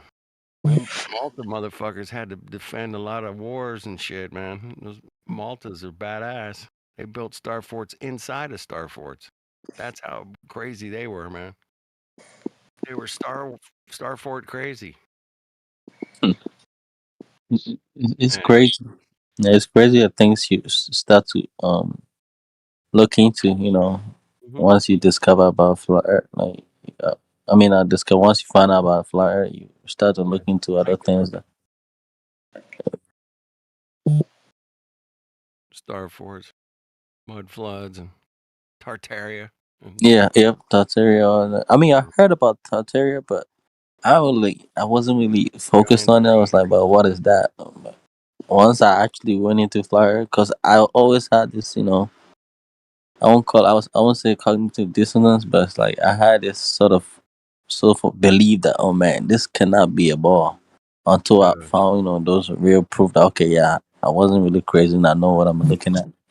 And then that's when, okay, well, so maybe the Tartary and all the other stuff they're talking about, the muffalo, yeah, that might be real. So now let me look into that too. have you guys looked at the Cabbage Patch Kids, Cabbage Patch Babies, orphan trains? You guys see the orphan at the World's Fair? They have all the the babies. Like, anyway, the whole they'd be cloning us for a long time. I don't know, man. There's some evidence that would suggest maybe, but the orphan trains and the incubator babies and the Cabbage Patch Kids, Cabbage Patch Babies. What a weird thing to do, man. Even if it's just like cartoons, but no, it's just like they made advertisements, and like you could buy a baby and have it shipped to you. Yeah, it's Like, crazy. Yeah, that too. who would ever I, even think of such a thing? Much less, it's so crazy. I remember one time. I think. bunch of advertisements and little I movies mean, about that's where it. they hide it. That's literally where they hide it. Like they put it right in your face. I think a friend of mine was ordering a helmet, and it cost like $12,000. I was like, oh, this can't be right. Like a bike helmet for $12,000 to get it, be using it for something else, or it That comes with something. yeah, yeah, I saw that, man. Don't know what to Yeah. make of it, but I saw it and I was like, "That's okay. That's weird." I'm gonna get back to mud flood here for a minute, man. I'll catch you later. I don't, but I just every once in a while, like the Cabbage Patch things comes across my my Really? feed, and I'm like, what the hell is that? Oh, there's a whole train of them. Damn, that's weird. Oh, wait a minute. What's the hell is that? And the city and the Oh. whole gold rush story with California, gold rush, San Francisco. That thing, man. There's a picture from 1850 of San Francisco, and it's an entire built-up city like Los Angeles. It's huge. Fucking stupid. They built all that shit in 1 year. Get out of here, man. Fuck out of here. No. I'm not buying that shit. Forget it. It's just not gonna happen. I got a different style than John Levy, but it's we're both on the same page for sure. He showed me that picture a couple weeks ago. And I was like, get the fuck out of here. I'll try to pull it up here real quick, man. Gotcha. Let me see if I can find the picture. It's like 1850. Yeah. Isn't that gold rush like 1849? What happened? Yeah, it was 1849. Yeah. So, that's the story we got. We got that story. Cool story, bro. You ever been to outer space? Nope. But how do you know it's real? I don't know. TV? Yeah. The TV thing is really getting to people. Hey, I work in the industry, man. I love that one. Dude, I go, yeah, I know some flat earthers that build satellites. What are you talking about? And they always, I think they always show you that footage, of Yeah. NASA, going to space. I'm like, oh, also the ISS. That's one thing they always show me. One with the ISS. And I always tell them, wait, you've seen Hollywood movies, right? Like, how is that different from this? Recording. I always used to think as a child, like, oh, how did they make these movies? Do they actually go to space to make these movies? Right. And then growing up, I realized, okay, there's green screen, so you can basically do anything while you're on Earth. And then found about flight. Oh, okay, wow. So NASA is also probably using green screen too, or they're doing it underwater. Like it's crazy how everything all comes together once you find out about flat Earth. Like everything else just starts to That's why make a sense. lot of us are here because we know that's true. Mm-hmm. And we're like, we have to tell everybody. It's hard. People are not listening. It's like We gotta tell they some always people, man. the label as a crazy guy. When people said it was hard to be a flat earther, I just didn't believe it until now. It's like it's so hard. People, It is hard, man. yeah, because It is hard. I don't. They don't see the things that you see. So it's like, oh man, this guy is crazy. Everybody at work thinks I'm crazy, all because I know what I know. Well, you're not crazy. You know that. I know I'm not. I'm like, hey, come on. If you guys know what I know right now, Yeah. like your whole worldview will change. The things that you think was real, and now realizing that it's fake. Come on, man. The lies is just too much. Yeah, man. It's okay, here we go. I got the picture. Here we go. Let me see. Hold on, give me a second, man. I got you. Back it. Gotta clip it. All right. Clip it good, man. Here we go. The oldest known photograph of San Francisco. Oh, hold on. Here we go. No, that ain't it. Where'd it go? What the hell? It doesn't want me to show this motherfucker. Who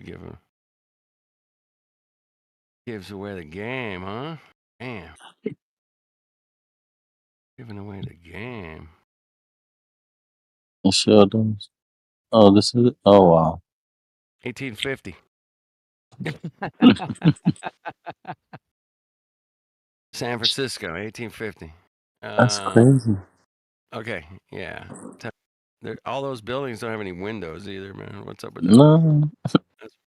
And it's, We just built it like last year, but the windows, we're still waiting on the windows. They're coming in on the boat. Yeah, we're waiting on the windows. 1850. Okay. Oh, then I think it burned down in like 1850. Yeah. And then they rebuilt it in 1854, and then it burned again in like 1857, and then they had to rebuild it again in like 1860. I don't. They just the stories, man. The city burnings. Have you ever looked into like all the cities? They all burn. They all have, except Los Angeles. I don't think it's ever burned. And we live in fire country. I don't know why. But I mean, it's always but catching on. cities Things are always burn. catching on fire. New York's burned down, and Minneapolis burned down, and Syracuse, and these cities burned down at one point. They all burned down. Just an interesting pattern. I don't know. Oh yeah. There's something going behind that. That's 1850 in San Francisco, San man. Francisco. Dude, I'll take that place over there on the right. That's cool. I can hang there. Yeah. Maybe I'll go down by the coast a little closer. Maybe. Yeah. Picture is not clear at all. I don't know what's above it. Like it look like smoke. Yeah, I don't know. That's the problem with the old photos. Yeah. All the old photos, the sky is like this grayish Yeah. white shit. It's never. Oh, that looks like a nice day. No, they always gray out the sky. I don't know why. But you can't really see. Yeah, you can't really. Except the buildings. Yeah. But yeah. Those tall things that look like oil derricks, man. I think that's. I think those are supposed to be the sailing ships in the harbor. Oh. Is it the one on the left? That's supposed to be. Yeah, in the. Yep. Yeah, I see. I think those are supposed to be the masts of all the sailing ships. But some of them look kind of thick to be a mast. They look really, really too thick from that distance to be a mast on a sailing ship. I'm a sailor. I know what masts look like. Those don't look like masts. That's what they are. I don't know. They're very tall and skinny, whatever they are, right? But they're not too skinny. They're like, some of them look kind of fat. Almost like a building. Like a. Going all the way in the back. I don't know, man. It's really hard, doing the forensics on this picture here a little bit. I'm trying to. This is the official picture of San Francisco, number 1. This is it. I'm pretty sure of that. This is what they give us and say this is San Francisco in 1850. And there's a 3-4 story building with arches and shit down there right in the middle center. Looks like 3 stories with big arch doorways, and the streets look a little fucked up, man. They're not quite perfect. It's hard to see the streets, but I don't know. There's this whole building right in the front, still missing all the windows. That's weird. And some of them look like they're boarded up, kind of. The house with no windows. What's up with that? A couple of them are boarded up. Can't even. It's on the right. 2-story farmhouse next to like a barn kind of looking shape building. Yeah, the one on the right. Yep. All right. Looks like some of the windows are open there, or all the windows are open. or missing a window. I don't know. Yeah, the one all the way in the back. Like, what is that? See the one with all the windows? It's like. It's the same. Oh. They had a lot of insane asylums in the 1800s. Big Okay. ones all over the fucking realm, dude. Sweden had them. They built these giant buildings with gorgeous and carvings and bitchin' doors and balconies and whatever. And what's that place? Oh, it's an insane asylum. What? Fuck are you doing when you're building all that shit for them, man? You guys are really nice. Damn, you guys are amazing. Like you didn't know there were so many insane people. Maybe we should probably erect a few insane asylums now, is what I'm thinking. Let's stick all these Globers in there, man. So you guys need to fucking be deprogrammed. Sorry. So you can find some flat earthers in there. Maybe. Yeah, there's probably a couple in there. Yeah. But they would only go in there just to flat smack everybody. They'd be like, yeah, weird picture, man. 1850, San Francisco. Never seen. I think it's the first time I've seen a picture like that. Yeah. I mean, hey, 1849, they discovered gold in California. Oh, why is that gold? In 1850, they had a city the size of St. Louis. And it was awesome, man. You guys should have been there. They kicked that shit out overnight. It was like no time at all, man. We busted that shit out. Everybody's dagging, everybody, hates us Californians, but look at what we can do, man. We can build an entire city in 1 year. Boom. Check that out. Yeah, we can do it. I forgot the windows, though. Couldn't get the windows. The dude said, he texted me and said, man, I lost a couple of workers, and so he's a little slow on the windows. He said it'll be coming in next week. Oh, okay. That's cool.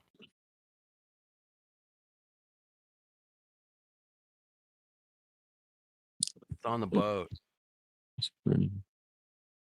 Your windows are on the boat, man. Come pick them up next Tuesday at the dock, man. Just pump all those windows over there, man. No problem. I got a horse and buggy. I'll just boogie on some. I got some 8-foot windows there. How many of them? 1, 2, 3, 4, 5, 6, 7. Got 9 on just this one wall. So you got 9. Looks like about 7 or 8 foot windows. Maybe by yeah, the one closer. The first one, the first building. There's 9 windows. And we're gonna get those installed on the looks like the west side of town. No, the east side. This is east, facing east. This is an early morning shot because where the water is, definitely west. Wait, what are those tall buildings behind it? Like, what are they? Well, that's what I was thinking.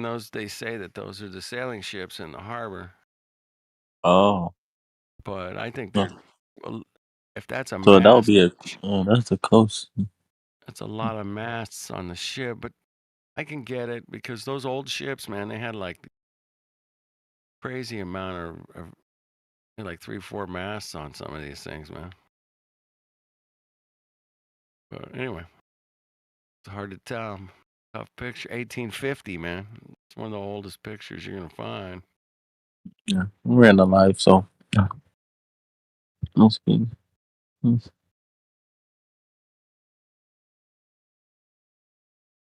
I was just speculating that the shipment for the brand new building they built in 1850 that they're waiting on the windows because they were special order.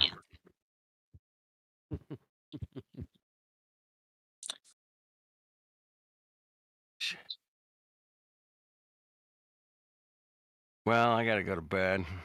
I got you. It's been fun, man. You gonna turn the thing on? The bot? Kick the bot back on, man. Yeah. For sure. All right, let's give it a go here. Let's see if it works, man. M exclamation point. Something of itself There out. you go. So You it's got it. equal and opposite And what is it reactions. pushing out? What is it pushing out? Pressure, air pressure. Gas. It's pushing air Or out. gas, So, yeah. so have you ever seen where we take a vacuum chamber and we put a little rocket and a fan and all sorts of stuff and nothing moves? We just light it and For testing? it won't. There's no propulsion. There's no pull. There's no push. We hang a feather in front of a fan and there's nothing. There's nothing. So we could argue that all day. It doesn't matter.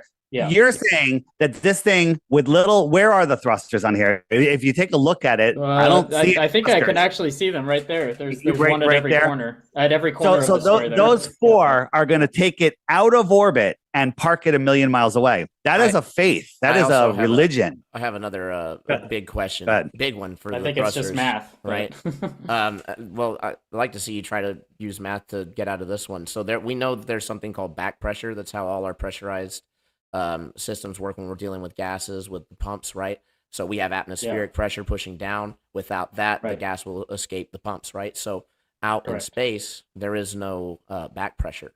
So what keeps the gas from escaping? Gas from what?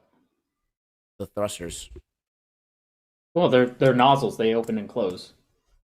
Yeah, but see, okay, It's like it's a container. They're contained inside of the thing, and it pushes it out. And it's like if you were to blow in space, I guess. It doesn't mean it's just gonna deflate immediately. Can I ask what right here? They're having this bad video feed. Is it going to get better as they get farther away from Earth? Are they going to be able to transmit some high res pictures because they can't seem to transmit a picture here? Well, I don't think the craft, the rocket, followed it. So, I'm not sure what you mean. So so the transmitter on the telescope is better than the one that's on the rocket. Is that what you're saying? Yeah. I'll go with that. I'll go with that. Yeah. Yeah. Well, I think we could go ahead and move to the next thing I wanted to talk about, unless you guys had something. No, we'll go to the next thing. And Skylar? I still had one thing on the stars too, because my point on the fact that we can zoom in on all the stars and they all increase in visual size in the camera lens is evidence that they can't be at these varying distances of vast light years away. So I'm not sure what footage you're talking about. Amateur footage. That's not just blurry. There's hundreds. Besides blurry. But you could just call it. I mean, I understand that you can just call it blurry, but even the blur, right? It's getting bigger in size. Like that wouldn't happen. It's a point source of. Yeah, so I'd encourage you to take a similar camera or to ask someone to do this. Take whatever camera that you did that with a star and do it with like a different type of smaller dim light. Put it off in the distance in a dark area and zoom into it, and it's gonna look the same because it's a blurred. It's so exactly how you described earlier. So remember how you were well, when you do it here on Earth, the diameter of it is, or not the diameter, but the actual angular size of it is going to increase, right? Of the actual thing. No, it's The going to blur get blurry and the like he's object. showing that. That's blurry. That's blurry? Looks pretty sharp to me. No, that's what happens when you sort of when your camera zooms in too much that it's not able to actually process the light appropriately. So all it's getting is just a bunch of random protons. That You know, it's you not can see this focusing. with your naked eye. You can see this with your naked eye. You don't even need to zoom in to see Arcturus. You look at it on a clear night and you can see this with your naked eye. Well, yes, it sparkles, it twinkles because of the atmospheric distortion in the way. The atmospheric distortion is doing actually, this. if another interesting, an interesting way you can tell that, and I encourage people to try this as well. Look at Arcturus or Sirius or any other bright star when it's lower in the horizon, when it's near the ground, and then look at it again when it's straight overhead, and you'll notice a big difference in the distortion there, in the twinkle. If Well, you will. absolutely. You're looking through the atmosphere. Everything's distorted. Look at somebody, a quarter of a mile down the beach, and they're going to be all distorted. Yeah. But you look at something over your head, you're looking through less atmosphere. So just because you can distort things by looking across the thickest part of the air column doesn't mean that's what that doesn't mean anything actually. But why doesn't this one look like Sirius? Look like Arcturus? This is Sirius. Why doesn't Sirius look like Arcturus? Why does every star have its own personality, focused or not? That's a really good question, but that's kind of gets a little bit into spectroscopy because they all have different chemical makes. Obviously, it also depends on the atmospheric conditions of the day, the camera you're using, so that top middle one, for example, is very clearly out of focus. Absolutely, 100% agree. Let me ask you a question. They tell us that, we're looking at the star, we're looking up through all the layers of our atmosphere and all of the radiation belts and everything else, but we can tell what gas the star is made out of. How come they have never done an experiment here on Earth? Like, get a garbage can, fill it with whatever gas you want, put it a quarter of a mile down the street, and then get somebody with a spectroscope. The spectroscopy instrument? Spectrometer. Spectrometer, thank you. And have them tell you what gas is coming out of the can. No one's ever done that. Well, that's okay. I think that's just because. So what spectroscopy is measuring is actually the wavelengths of light, and the different types of wavelengths of light will indicate different sort of gases. So I have a challenge where we get a garbage can with a big bright light in the bottom of it. We fill it with a gas. And then we have somebody with a camera, let's say a mile down the road, half a mile, and they can tell me what gas it is. I'll point the light towards them. I'll pull the top off and let the gas escape with the light behind it. And you think that somebody can do that? It's never been done, right? They haven't tested these instruments here on Earth, and they just shoot them in space and go, oh yeah, well that's hydrogen, oxygen, and that's we can tell what that is. It's all again theoretical nonsense. Well, the trash example is just that's not exactly what's happening. So, well, what you're saying is you could see the light and the gases in front of the light. I'm giving you a light with gases in front of the light. It doesn't have to be a garbage can. It could be a beaker. It could be whatever you want. We can put the gas in a beaker and put a light behind it. And you think you can tell me what gas is in that beaker? So I say you can't. The thing is, it's heated. It's actual gas fusion. This is an actual active chemical reaction that's happening. That's the thing that's giving off the light. It's not just like a light with gas around it. Where else do we see that? And where do we see that terrestrially to be able to make that comparison? Well, it's only with stars. Those are the only stable fusion reactions. Unless you want to blow up an atomic bomb, because that's the one time that we have done fusion. Let's pretend stars are real and that they're spewing out gases, and then we make a device here on Earth. We can look at it and tell you what it is. How did they adjust it? How did they set it so they can know that it's right? What proof do they have that they're right? What evidence is there that any of it is right? I'm sorry, Dave. That was just a very general question. I'm not sure I got the. When they take their instruments here, the spectroscopy. I can't. What's the word? It's okay. Just spectroscopy. I have a hard time saying the instrument itself. Spectrometer. Okay. So they're taking that and they're looking at a star in the sky that's burning off gas or whatever, and they can tell what it is. How did they calibrate it? If they never did it here on Earth, they're looking up at theoretical planets and stars, and they're telling you what gases are there. It is all complete and total theoretical science. None of it has been proven. Not astronomically, like we haven't done it astronomically, but we know what types of light and chemicals give certain. We know the characteristics of certain chemicals, and how they fall on a spectrum. That was a close one. Now you can't say it either. Good. How they fall on the spectrum, right? So you'd be able to see the spikes in which chemical is what, and that's with most things. You can test that terrestrially, but then when we point it up at a star and we're sort of receiving information from that star, light, electromagnetic information, you can see where the peaks are. What about all the gases in between that are here in our own atmosphere? It ignores those. That's why we have observatories that are actually outside of the Earth's atmosphere and things like that. Like the self-driving parking James Webb Telescope. Well, again, it's not completely self either.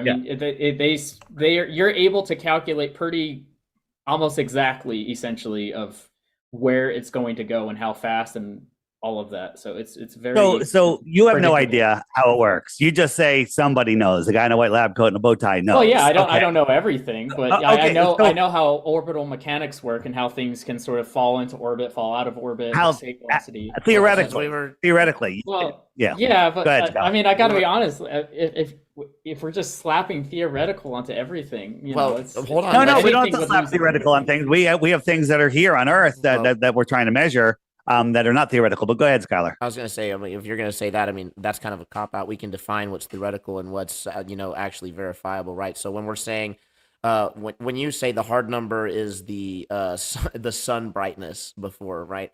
Again, Right. the thing that made it the hard number was the probe, right? So we had to rely on the story from Narnia. In this case, No, that's not the only thing, but that was just one example of one of the many ways we've measured the sun's brightness. Yes. Okay. So I'm not trying to start a whole nother rabbit hole on the sun brightness when we already moved on. In any case, spectroscopy, when we're dealing with a spectrometer, right, there's obviously a big difference between pointing something up at the sky and looking at a light in the sky, right, versus actually having a enclosed environment, a lab, and because most of the time when we're doing, from the experts in the field, spectroscopy is done in an enclosed environment. The spectrometer is all enclosed with known variables. So everything's known when they're attempting to analyze these chemicals.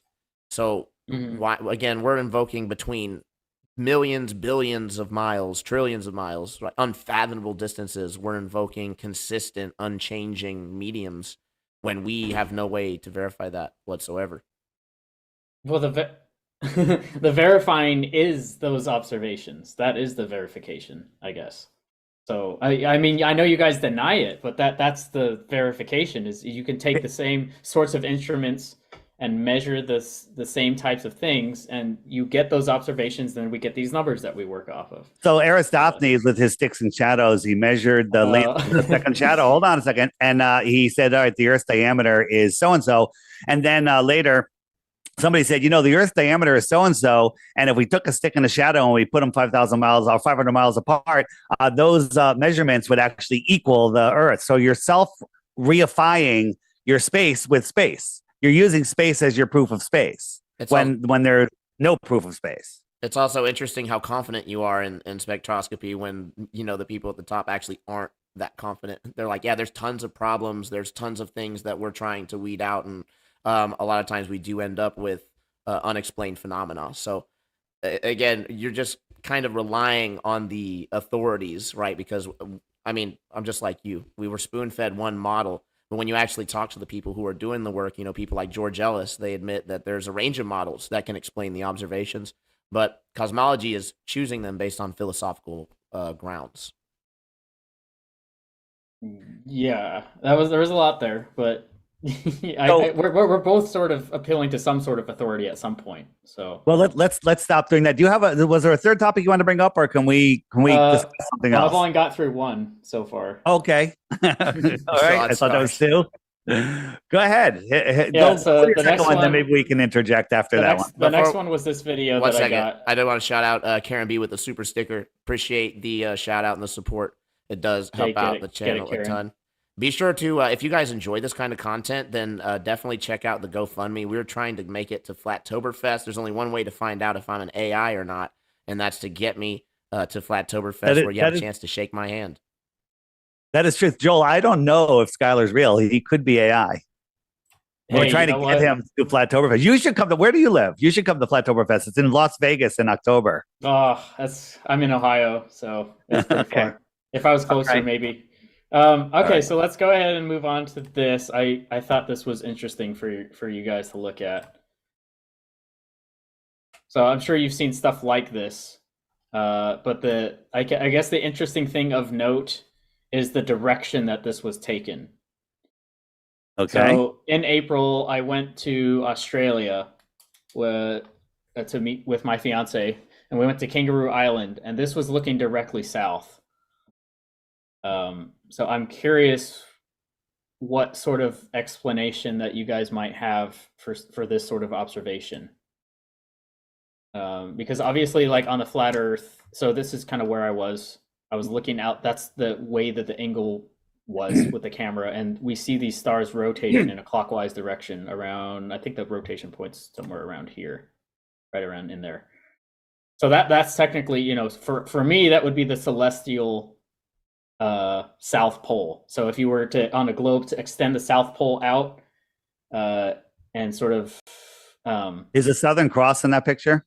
Yes, it is. Yeah, it's right there. Okay. Yeah. So Charlie, the you Southern want Cross is going around sure. this way. Yeah, so when you're dealing with the star rotations, first off, just for data's sake, right? Did you happen to have like a compass or any way to verify the direction that you were facing? Yeah, I had a compass. Yeah. Okay, yeah, awesome. because you know we had to use the maps to drive there and we had to navigate there and everything. So, and we just looked out into the. I mean, if I zoomed into this map, this flat Earth map here, I would be standing on this edge of the island, looking this way. So, yeah. Sure. I mean, the thing is, when it comes to the stars, there's multiple explanations that we can try to explain what's going on there. None of them in any way actually prove the shape of the Earth one way or the other. That's why, as Dave's famous for quoting, shape of the lights in the sky don't indicate the shape of the floor unless you beg the hell out of the question, as the globe does tend to do.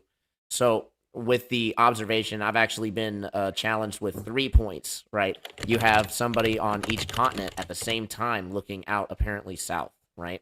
There's a couple of issues. For one, I do understand that you have a map that you can use to navigate locally. However, when it comes to the larger scale, there's also something called magnetic declination. When we actually tried to navigate using a globe back in the 1800s, we were wrong consistently. So we went back and we made all these corrections. And I say we, the British military did. So went out and made all these corrections, and now we have our ever fluctuating magnetic declination map that's almost impossible to predict more than a few years out. What predictions we do have are iffy at best, but we're still going to invoke that maybe we'll have a shift in a couple thousand years. This is actually going to determine how we navigate. However, the stars themselves are not going to be oriented based on the magnetic field, right? So how do we actually verify the direction that you're facing, literally like on the ground versus to the sky? Like, how do we know that you're actually facing south in relation to that map to then have to explain the phenomena? Well, because I could see where we were through GPS, and you can see on the island, you know, so Kangaroo Island is an island, right? So we have to go out to the island, and it only has certain sides, and we were staying on one side of the island, and so obviously we could see that we were not on the other side, which was toward the north, and we knew that because when we took the ferry over to the island, we came off of a certain part of Australia, the southern out of South Australia near Adelaide, and then we came onto Kangaroo Island, and we went towards to the left, you know, and on either a globe Earth or a flat Earth map, you're still going on to one shore side of. So long the story island, short, you use GPS, right? No, because we could see. We drove 10 hours from Geelong, Australia, in Victoria near Melbourne, all the way over to South Australia. You know, And if the circle was like 5 miles in diameter, you wouldn't even realize that you're making a big circle, right? That's why people get lost in the desert constantly. So I mean, to say that you would know definitively the orientation that you are, based on like something like the GPS, or that, oh well, we were just traveling and it didn't feel like we were turning left or right. That's not very definitive, right? Well, there was no inaccuracies. I mean, there was nothing to say that we were wrong, and we never. Well, if it was backwards, you know. Let's just for a moment, and I know that we're going into conspiracy land, right? We make no bones about That's it. fine. There's a conspiracy, right? If there was a conspiracy and we're dealing with something that is a projection from reality, I mean, why wouldn't they make it accurate, right? People would figure it out immediately. if the maps weren't adding up. But I would add that people actually aren't navigating using a globe Earth, right? They're actually navigating using flat maps. Most commonly, the Mercator projection, 99% of maps are flat. There's only one map that's not, and that's a globe, and it's not even really used for navigation, right? When it was, it failed, and they had to invoke a changing magnetic field.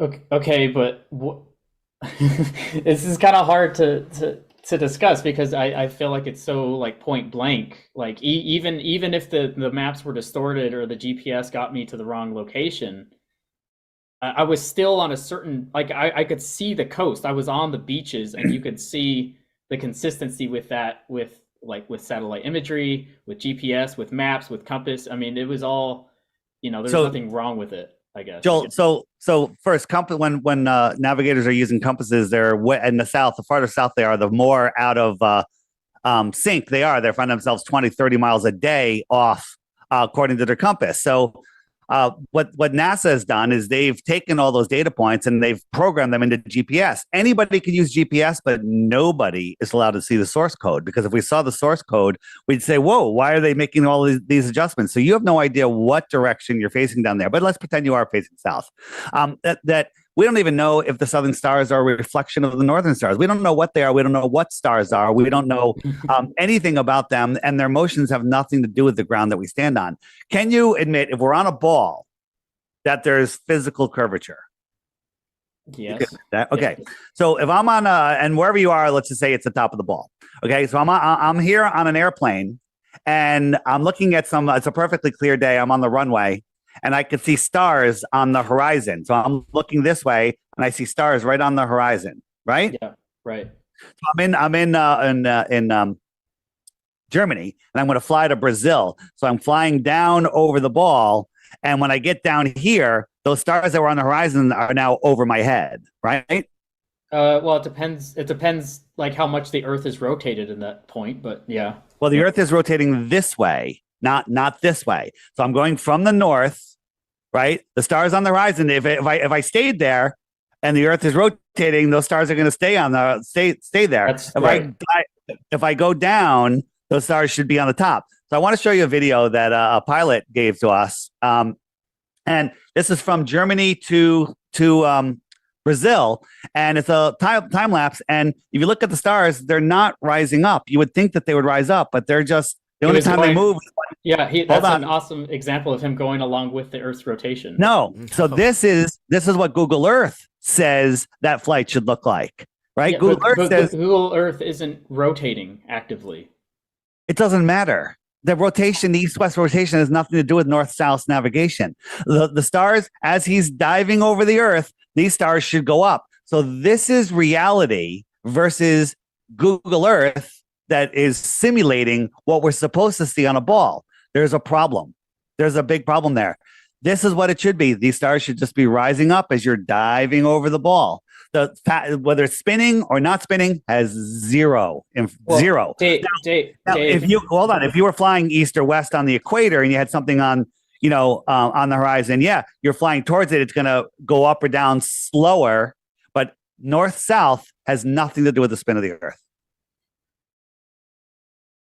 Wait, you said he's going from north to south? Are you saying he's going to north to south in that?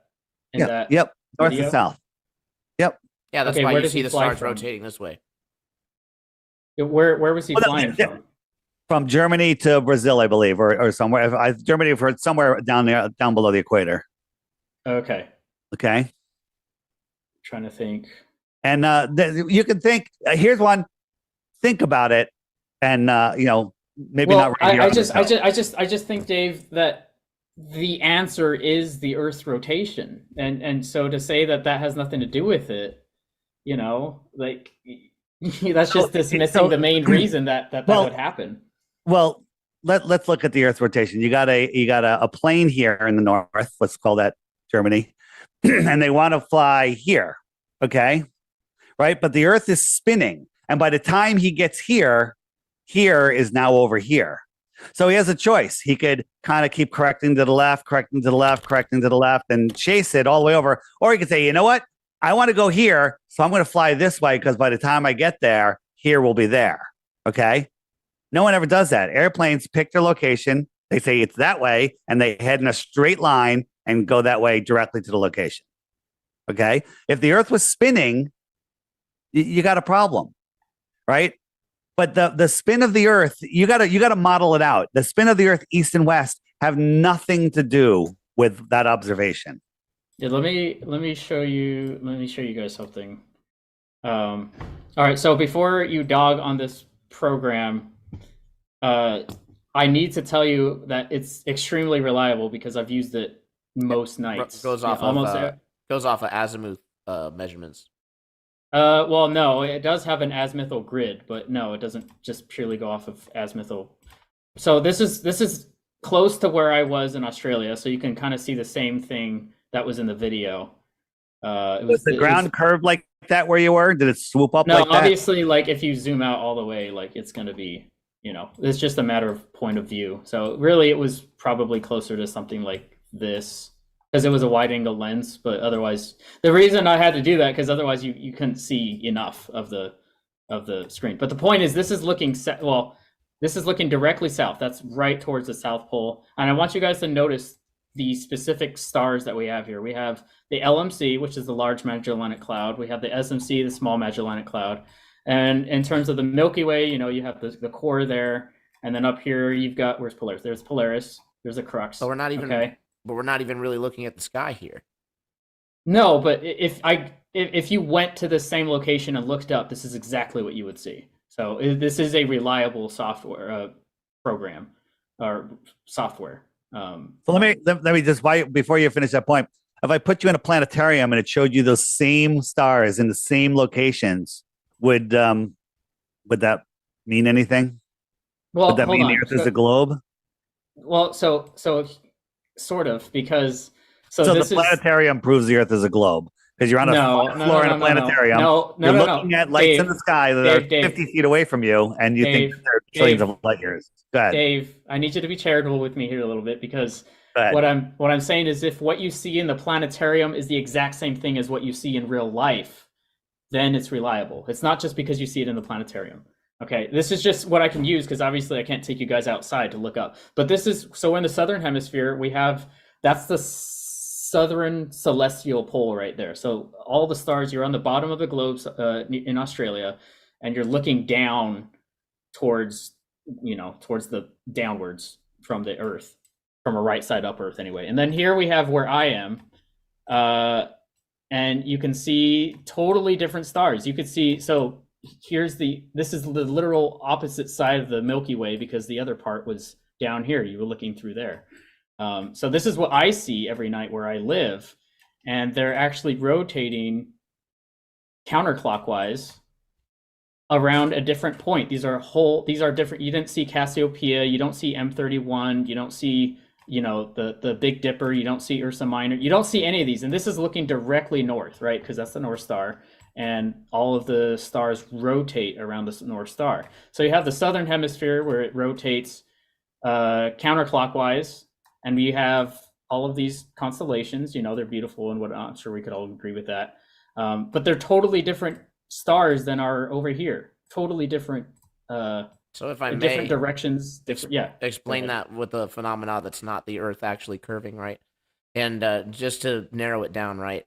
Well, that's the point. Yeah, of course, Joel. Your claim right now is that the way that the stars are moving, right, and the way that they appear to be curving around the Earth, right, is evidence of the Earth curving, basically. Not the Earth. It's evidence because if you were on a globe and you were looking out from that globe, you would expect to see certain things. So if if you're on the North Pole, you look straight up, you could see the stars rotating directly above you, and you wouldn't be able to see the southern hemisphere. And so, when I took the flight down, I went from Dallas, Texas, down to Melbourne straight, and I got footage of a night lapse of the stars like moving, similar to how that pilot did, except I was looking out the side of the airplane, and I can see the stars literally shifting orientation in the sky as I was crossing the equator and stuff. Okay, so let me simplify it even further then. In your worldview, is perspective an actual thing? Like, do things get displaced in relation to the viewer based on how far they are in their relative position, right? So, in other words, even if we're dealing with a flat plane, right? If something is moving level parallel overhead optically to the observer, would it not appear to drop? Or would it still appear to drop because of perspective? Like in terms of something getting further away from you, that's like has a certain height, and the further away you get, sort of like looks like it's two parallel planes. Yeah. You can see that with train tracks, sure. Yeah, the distance. So what if the stars? What if the stars were close and local? And you're flying underneath a low sky. You would see the stars curving over you as you go by. They would drop down lower. They'd be high above the plane as you're flying, right? And the reason that you see different stars is simply because the stars are so close. If you and I were in a room with 10-foot high ceilings and there's recessed lighting and they're in all different patterns. Look, there's a starfish and there's a bull and there's a cow. And I say, hey, Joel, walk 5 miles. We're going to expand the room to 10 miles wide. You go 5 miles down, walk there. So I wait, a little while, and I can't see you anymore because my vision has brought the ceiling to the floor, and you are too small for me to see. So I call it, and I yell, and my voice spreads out like light spreads out, and you can't hear me. So I call you on your cell phone, and I say, Joel, are there still lights above your head? You'd be like, yeah. I see a horse and a dog, and I'm like, well, what happened to the cow and the bull? Well, I can't see those. Okay, you can't see the stars that I'm under. I can't see the stars that you're under, and we're just 5 miles apart with in a small room with no atmosphere causing issues, just perspective. So that's why you can't see the same stars from the south, because they're too far away. Problem is, on a globe Earth, there's a physical horizon. So on a globe Earth, if you use globe math, you love math, there's a certain distance, which is the max distance you can see. Never, ever can you see farther. Only if conditions like waves on the water or density of the air, could you see less. You can never see farther because there's a physical horizon. On a flat Earth, our horizon is very optical. And depending on weather conditions, we can see farther than we should be able to see. So, a 6 foot tall person standing at the edge of perfectly calm water on a perfectly calm day, a perfectly clear day, should only be able to see the surface of the water for 3 miles, according to your math. Okay, there's a 6 foot drop in 3 miles, according to the Pythagorean theorem. Okay, so I shouldn't be able to see the surface of the water, but we can see the surface of the water for magnitudes farther than that. We can see things magnitudes farther, right? But globers like to say, well, I can't see that mountain. I can't see that mountain, therefore the Earth is a globe. And then we break out a infrared lens, and all of a sudden we're like, oh, we can see that mountain with infrared.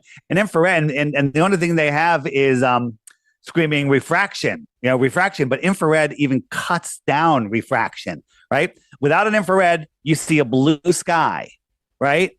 But we can see this mountain with infrared. And infrared, if it's refracted up, it should be even less. But we can see all of this mountain except the lower part because the atmospheric density. So we can see too far because the horizon is a theoretical limit of your vision, okay? It's not a physical horizon. Yeah, but what about the rotation? Because that's specifically the rotation. So the rotation of so the rotation is a so this is something that I've actually been trying to send you something, Dave, for the background, because I can't share my screen while I'm streaming. Otherwise, I'd pull up the visual for you. But we actually where are you sending it?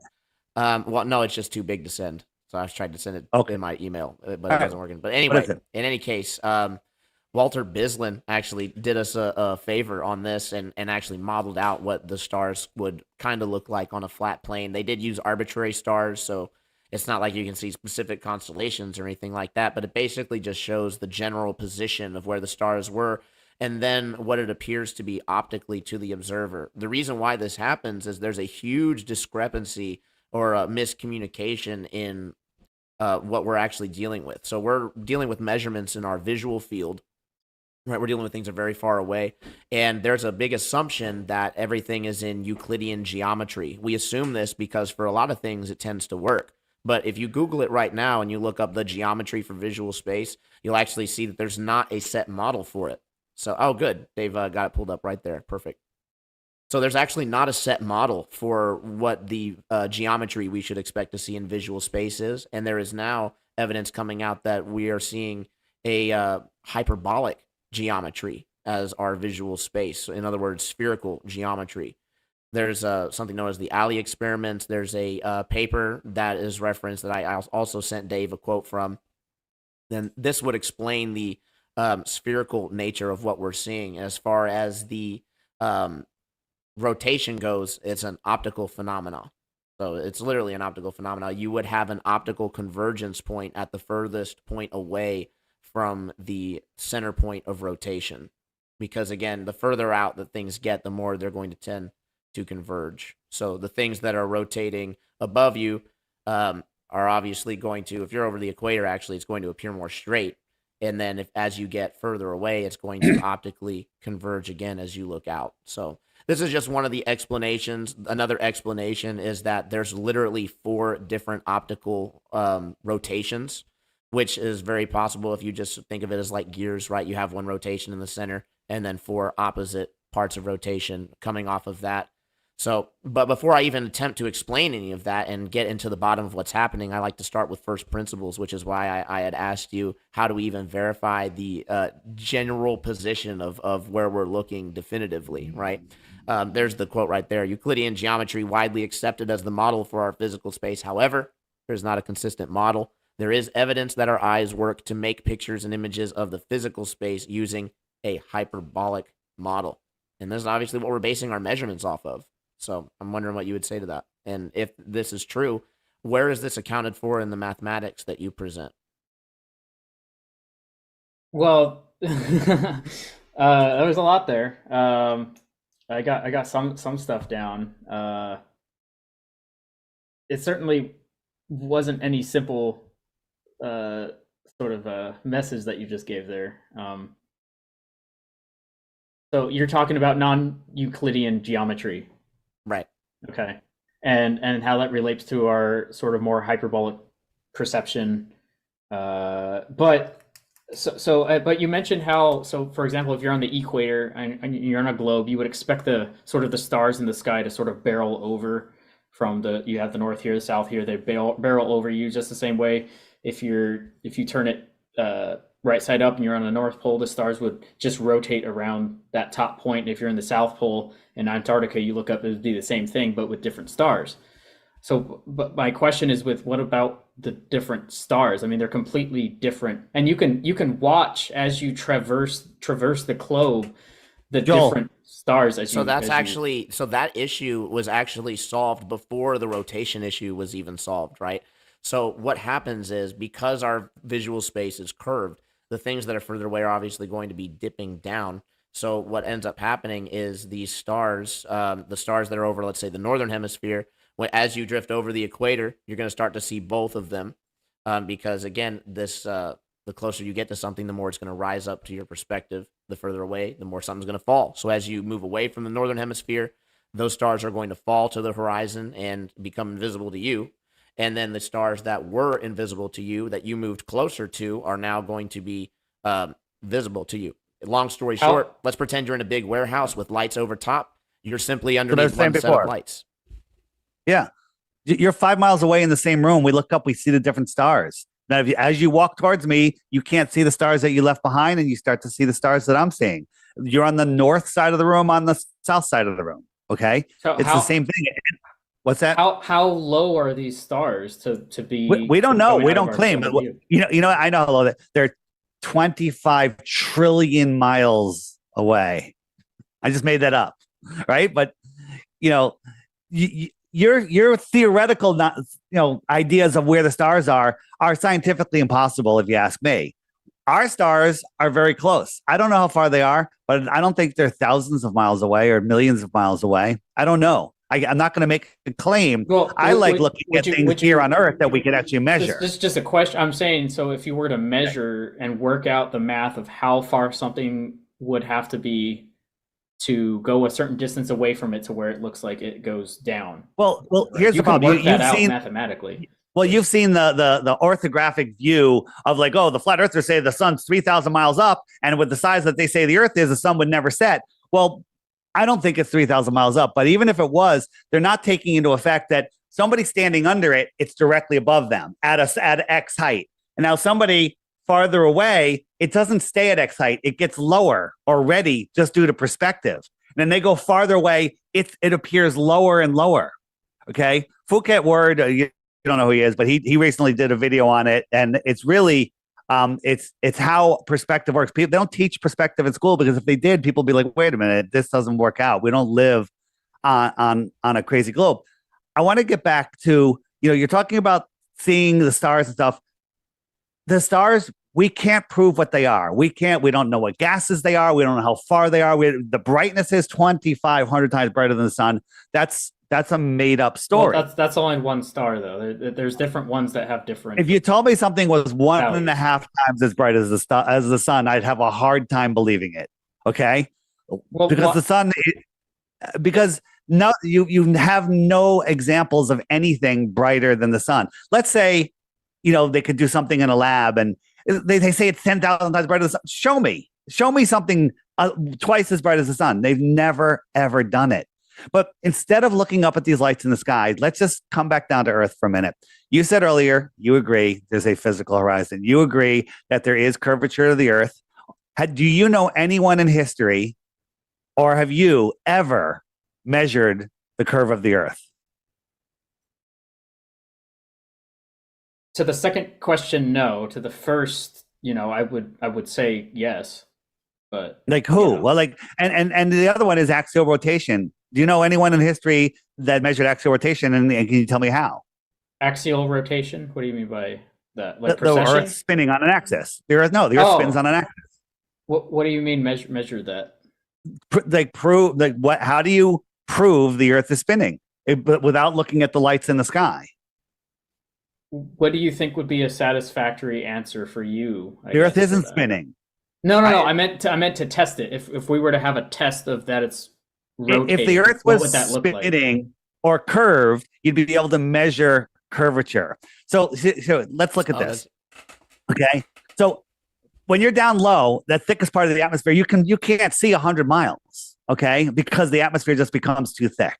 Right. But the higher up you are, the air is thinner, clear, less pollution, less moisture, and you can see farther. Here's an observation from a mountaintop. Oh, yeah, I watched that video. Yeah. You watched it. So what is your explanation on why we can see these mountains? We can see all of them in the right places and everything.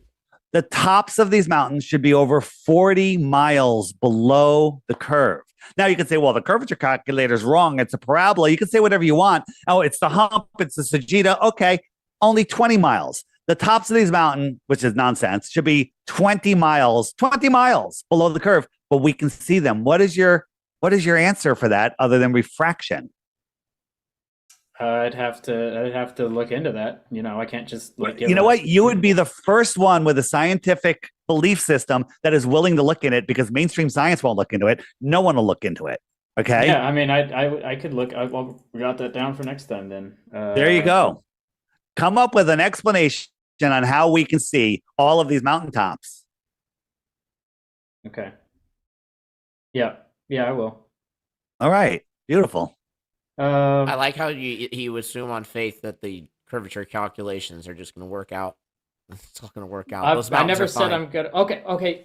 But Skylar, you've got to give me. I mean, how would you work it out then? I guess there's an Earth curvature calculator, right? So I would simply find the height of the mountains, right? I'd get the distance of the observer here, 700 miles, the height, and then I would plug those numbers into probably the Walter Bislin Earth curvature calculator, and then I would invoke standard refraction just to be a good sport, right? And then I would see what figures it give me, and then I would compare it. When you do compare it, it says that there's 80 miles of curvature that's supposed to be there. Those mountains are not 80 miles high, so these are the things that to us, seem to falsify the model that everybody just keeps insisting on with hypothetical, celestial proof. Well, I think celestial is strong because, again, if we are on a globe in space, you should be able to look away from it and be able to be able to predict what you would see. But is what I'm saying. But the whole thing with the assumption of Euclidean geometry being shattered doesn't shift or make you want to relook into way that we're doing I don't think these it's shattered. I calculations. mean, obviously they just said there's alternatives and there's different like ways to mathematic like the difference between radial. No, well, so when I say radians shattered, right, I mean, I don't know how it could get more shattered than well, they nicely did it, right? They said the assumption of Euclidean space is wrong, and we have evidence that we are building our space in hyperbolic geometry. So I'm not sure how we wouldn't consider that shattered. I actually think that's actually referring to like math, like tensor calculus and like general relativity, because that's using Euclidean geometry, and they were sort of criticizing. So this all was done as a result of the Alley experiments, were terrestrial experiments, right? So we're not dealing, when they did this observation, they weren't even using celestial observations, right? So this can happen in the small scale, which is, again, this is the kind of stuff that we like to go on when you say that, well, yeah, both sides are taking something on faith. Kind of, at least our side, we have the ability to go and verify the terrestrial examples, whereas your side, we have to take on faith that this entity, NASA, started by Project Paperclip, Nazis admittedly, sent probes out and gave us back the correct data. Yeah, I mean, but I guess, because then I just ask, like, and then like, what is this thing? What is this? And then what are these? Well, could you accept that we don't know, and that maybe the people claiming to know are just trying to get a leg up of credibility? Or that maybe you've been misled information-wise, and that the people who are actually doing the work on the ground don't claim to know these things, right? They claim that this is a theory that could explain the phenomena, but it's a work in progress, and it's surface level at best, right? It doesn't even begin to explain the deeper phenomena. Like, you can't explain what gravity is. You can't explain quantum mechanics. We can see other galaxies, though, is what I'm saying. Joel, you see lights in the sky that somebody told you is another galaxy. No. You could see the shape. Like, you can see a shape that somebody told you is another. Like, did you take that picture behind you? Where's that picture from? Yeah, I got it. Yes, I took this picture. You took that with your camera? With my GoPro, yeah, right here. Your GoPro took that picture of the sky? Yes. That's a good picture. Good job. Thank you. You're taking pictures of lights in the sky that are not hundreds of trillions of miles away. They're close. They're close. But to assume that, that's a disc shape and it's kind of fuzzy, therefore it's 100 billion stars with a trillion planets, right? To believe that's just a belief, right? So here's an example I'm looking for. Okay. Is this the sun or the moon? I can't tell. Probably the moon. Is it a sphere? Is it a sphere? I also can't tell. Okay, that's right. And guess what? It's only about a quarter of a mile away. And as we bring it closer, you see that it's a train and it's not even a sphere. Okay, it's got rectangular lights on it, right? It's got orange lights. It's got different color lights. But you saw a sphere at a quarter of a mile away. But you think that you can see a light in the sky 100 trillion light years away and tell me what it is? You couldn't even tell that this is a train with 8 different colored lights of different shapes that are not even touching each other. It looks like a sphere. It's how we see. But what about things that are shaped like what we call galaxies? They're shaped like what we call, an egg is shaped like a galaxy. I don't think there's 100 trillion stars in my fried egg in the morning. Okay. It's shaped like a galaxy. It should be. It should have 100 trillion stars in it, and it should be amazing. I bet if I took a really close up picture of it, I could send it to NASA, and they'd be like, "Wow, you discovered a new galaxy." Yeah. Oh, I mean, okay. I don't know. I'll take an okay. I'll take an okay. That's all you need. That's all you need to give me. Yeah. I just I wouldn't really know how to respond to that. But here, I think I made a good point. You couldn't tell what shape this was, what it was, or anything at a quarter of a mile away. You think that you can tell what something that looks like, they say, hey, a galaxy is this shape. Okay. You think that you can tell what that is? You were told what it is, and therefore anything that's that shape, you believe it because that's what you were told. There's zero evidence for anything that you have brought up today. It is all theoretical. And getting back to the spectroscopy experiment, I want someone to do a I can't say the word, spectroscopy experiment. You get a vial. We should be able to get a beaker full of whatever gas, put a bright light behind it, set it on fire, whatever you want, and somebody a quarter of a mile away we should be able to tell them what it is. That's not how spectroscopy works, though. That's not. How does it work? we already went over this. We don't have to go back we already in went there. over that. But okay, so let me just one more example, and then we can start go for it. Shutting it off. But so.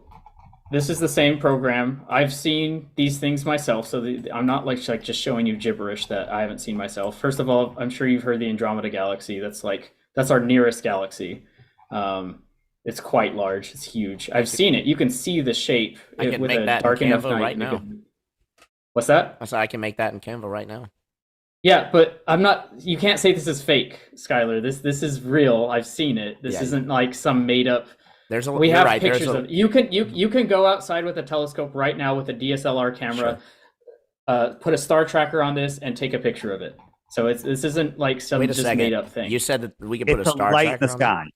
How is it that we're keeping up with this other galaxy, right? That's definitely not within our galaxy, and when we're whipping through space over 1 million miles per second. Well, because space is really big. So here's another one. So here's the Whirlpool Galaxy. I've seen this one too. You can see the shape. You can see the smaller galaxy here. It looks like it's kind of sucking it in. It's really cool. And then here's another one that I've seen, the Triangulum Galaxy. Skylar, what if there was a book that said that these are spiraling lights that were just a couple 100 miles away? And that's what you were taught. Now, if I showed you all these and told you that there were galaxies trillions of miles away with hundreds of billions of stars that are bigger than... But my point is, you could defend either one of them with an equal amount of evidence, which is zero. I'm saying so. Try not to do a spit take. It's sort of like what you're calling it. It's just a matter of like semantics of what you want to say that it is. And then of course, this would be our galaxy that we're inside of. So we're inside. That's the center of it, and you can kind of look away from it. So this is our Milky Way, obviously, and any of us could see that. It's not obvious because you were told that. You're pre-assuming. No. I'm saying that this is all stuff that you can go out and see yourself, and that you can take pictures of. But you couldn't tell what a train light was, right? It's a cool story, bro. It's a cool story. So you have zero proof of it. You were told that it's a galaxy. You were told that it's trillions of miles away. You were told it's 2,000, or you figured out on your own that it has to be 2,500 times brighter than the sun. These are all things that you have zero evidence of. Zero. But wouldn't the evidence be the observation, like looking at it? The observation, but as I said before, if you were taught in school that these galaxies were actually energetic sources of spiraling light that are a couple 100 miles away, that would be your story. Well, hey, and then there's another one. There was something. One of the biggest debates in astronomy was actually this exact point, when we believed that the Milky Way was the entire universe, and we didn't believe there was other galaxies. We didn't even know what a galaxy was, and so where'd he go? I'm still here. I'm here. Right back. Okay. So the point was it was called the Great Debate. You can look it up, where it was Andromeda, that first one that I showed you. They were saying, "Oh, that's actually not a nebula." They thought it was a nebula, and turns out, well, Hubble discovered that it was a galaxy, and you can look up how he did that. But so they changed their story. They literally just changed their story. Well, I think it would better term would be updated their story, but that would be impossible to catch them in any kind of like. Right. How can you falsify the model if you're just going to change it whenever you get narrowed down? It wasn't falsified. It was added because they didn't deny that the Milky Way existed. They just said kind of like refraction. Kind of like refraction was added to save Earth curvature. Well, you and I both know that refraction is a thing.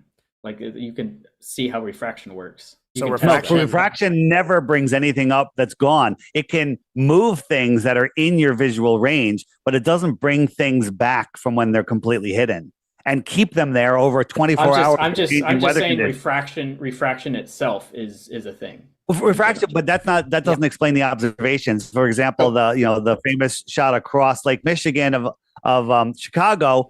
There's a time lapse, 24 hours with different weather coming through day and night, and the buildings never move 1 inch. They're just there the whole time. And we proved that they're not refraction because a couple of our guys got in a boat and watched it and went across the lake, and it should have disappeared at one point because they're getting closer to it. The refraction should change, and it never changed. We proved that it's not refraction. But all I'm saying is, with the Great Debate, it wasn't falsified and like debunked. It was just added onto. They're like, oh, I guess the universe is way bigger than we thought it was.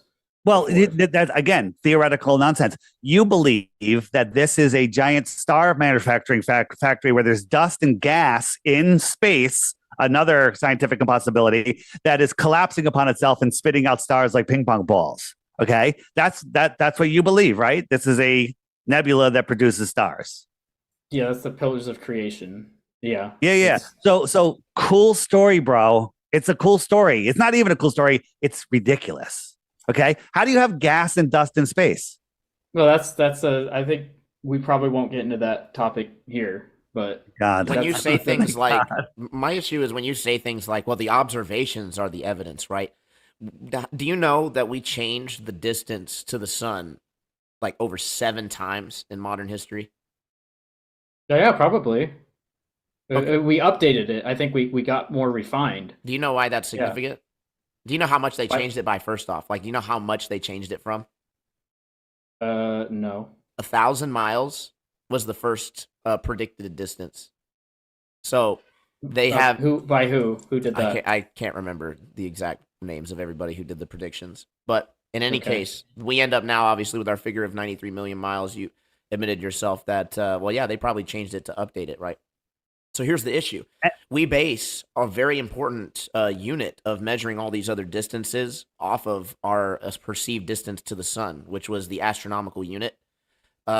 It's also how we defined our speed of light, right? We simply define it as constant.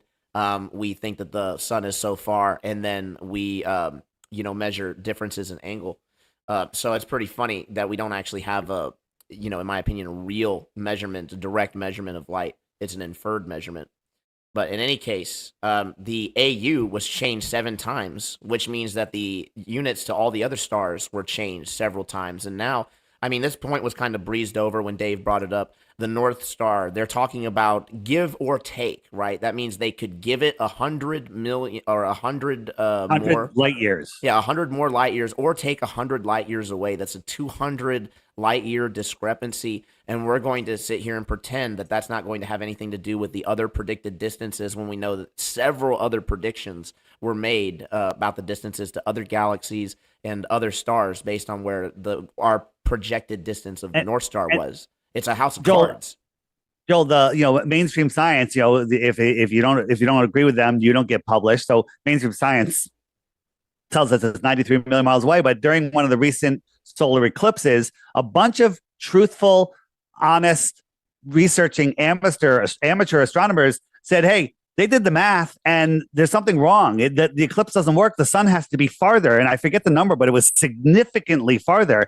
And so all of these chat groups, these articles started popping up, and then they all disappeared. Inside of a couple days, bam, you can't find any of them. It was completely squashed off the internet. And wait a minute. There's something wrong with the eclipse and the shadows and everything. It didn't line up. And that was just squashed, and nobody heard about it. That's interesting. It is interesting. So I got an okay and an interesting. Would you be able to acknowledge that, again, this is why I say it's theoretical at best. I'm not saying that the theory can't work, right?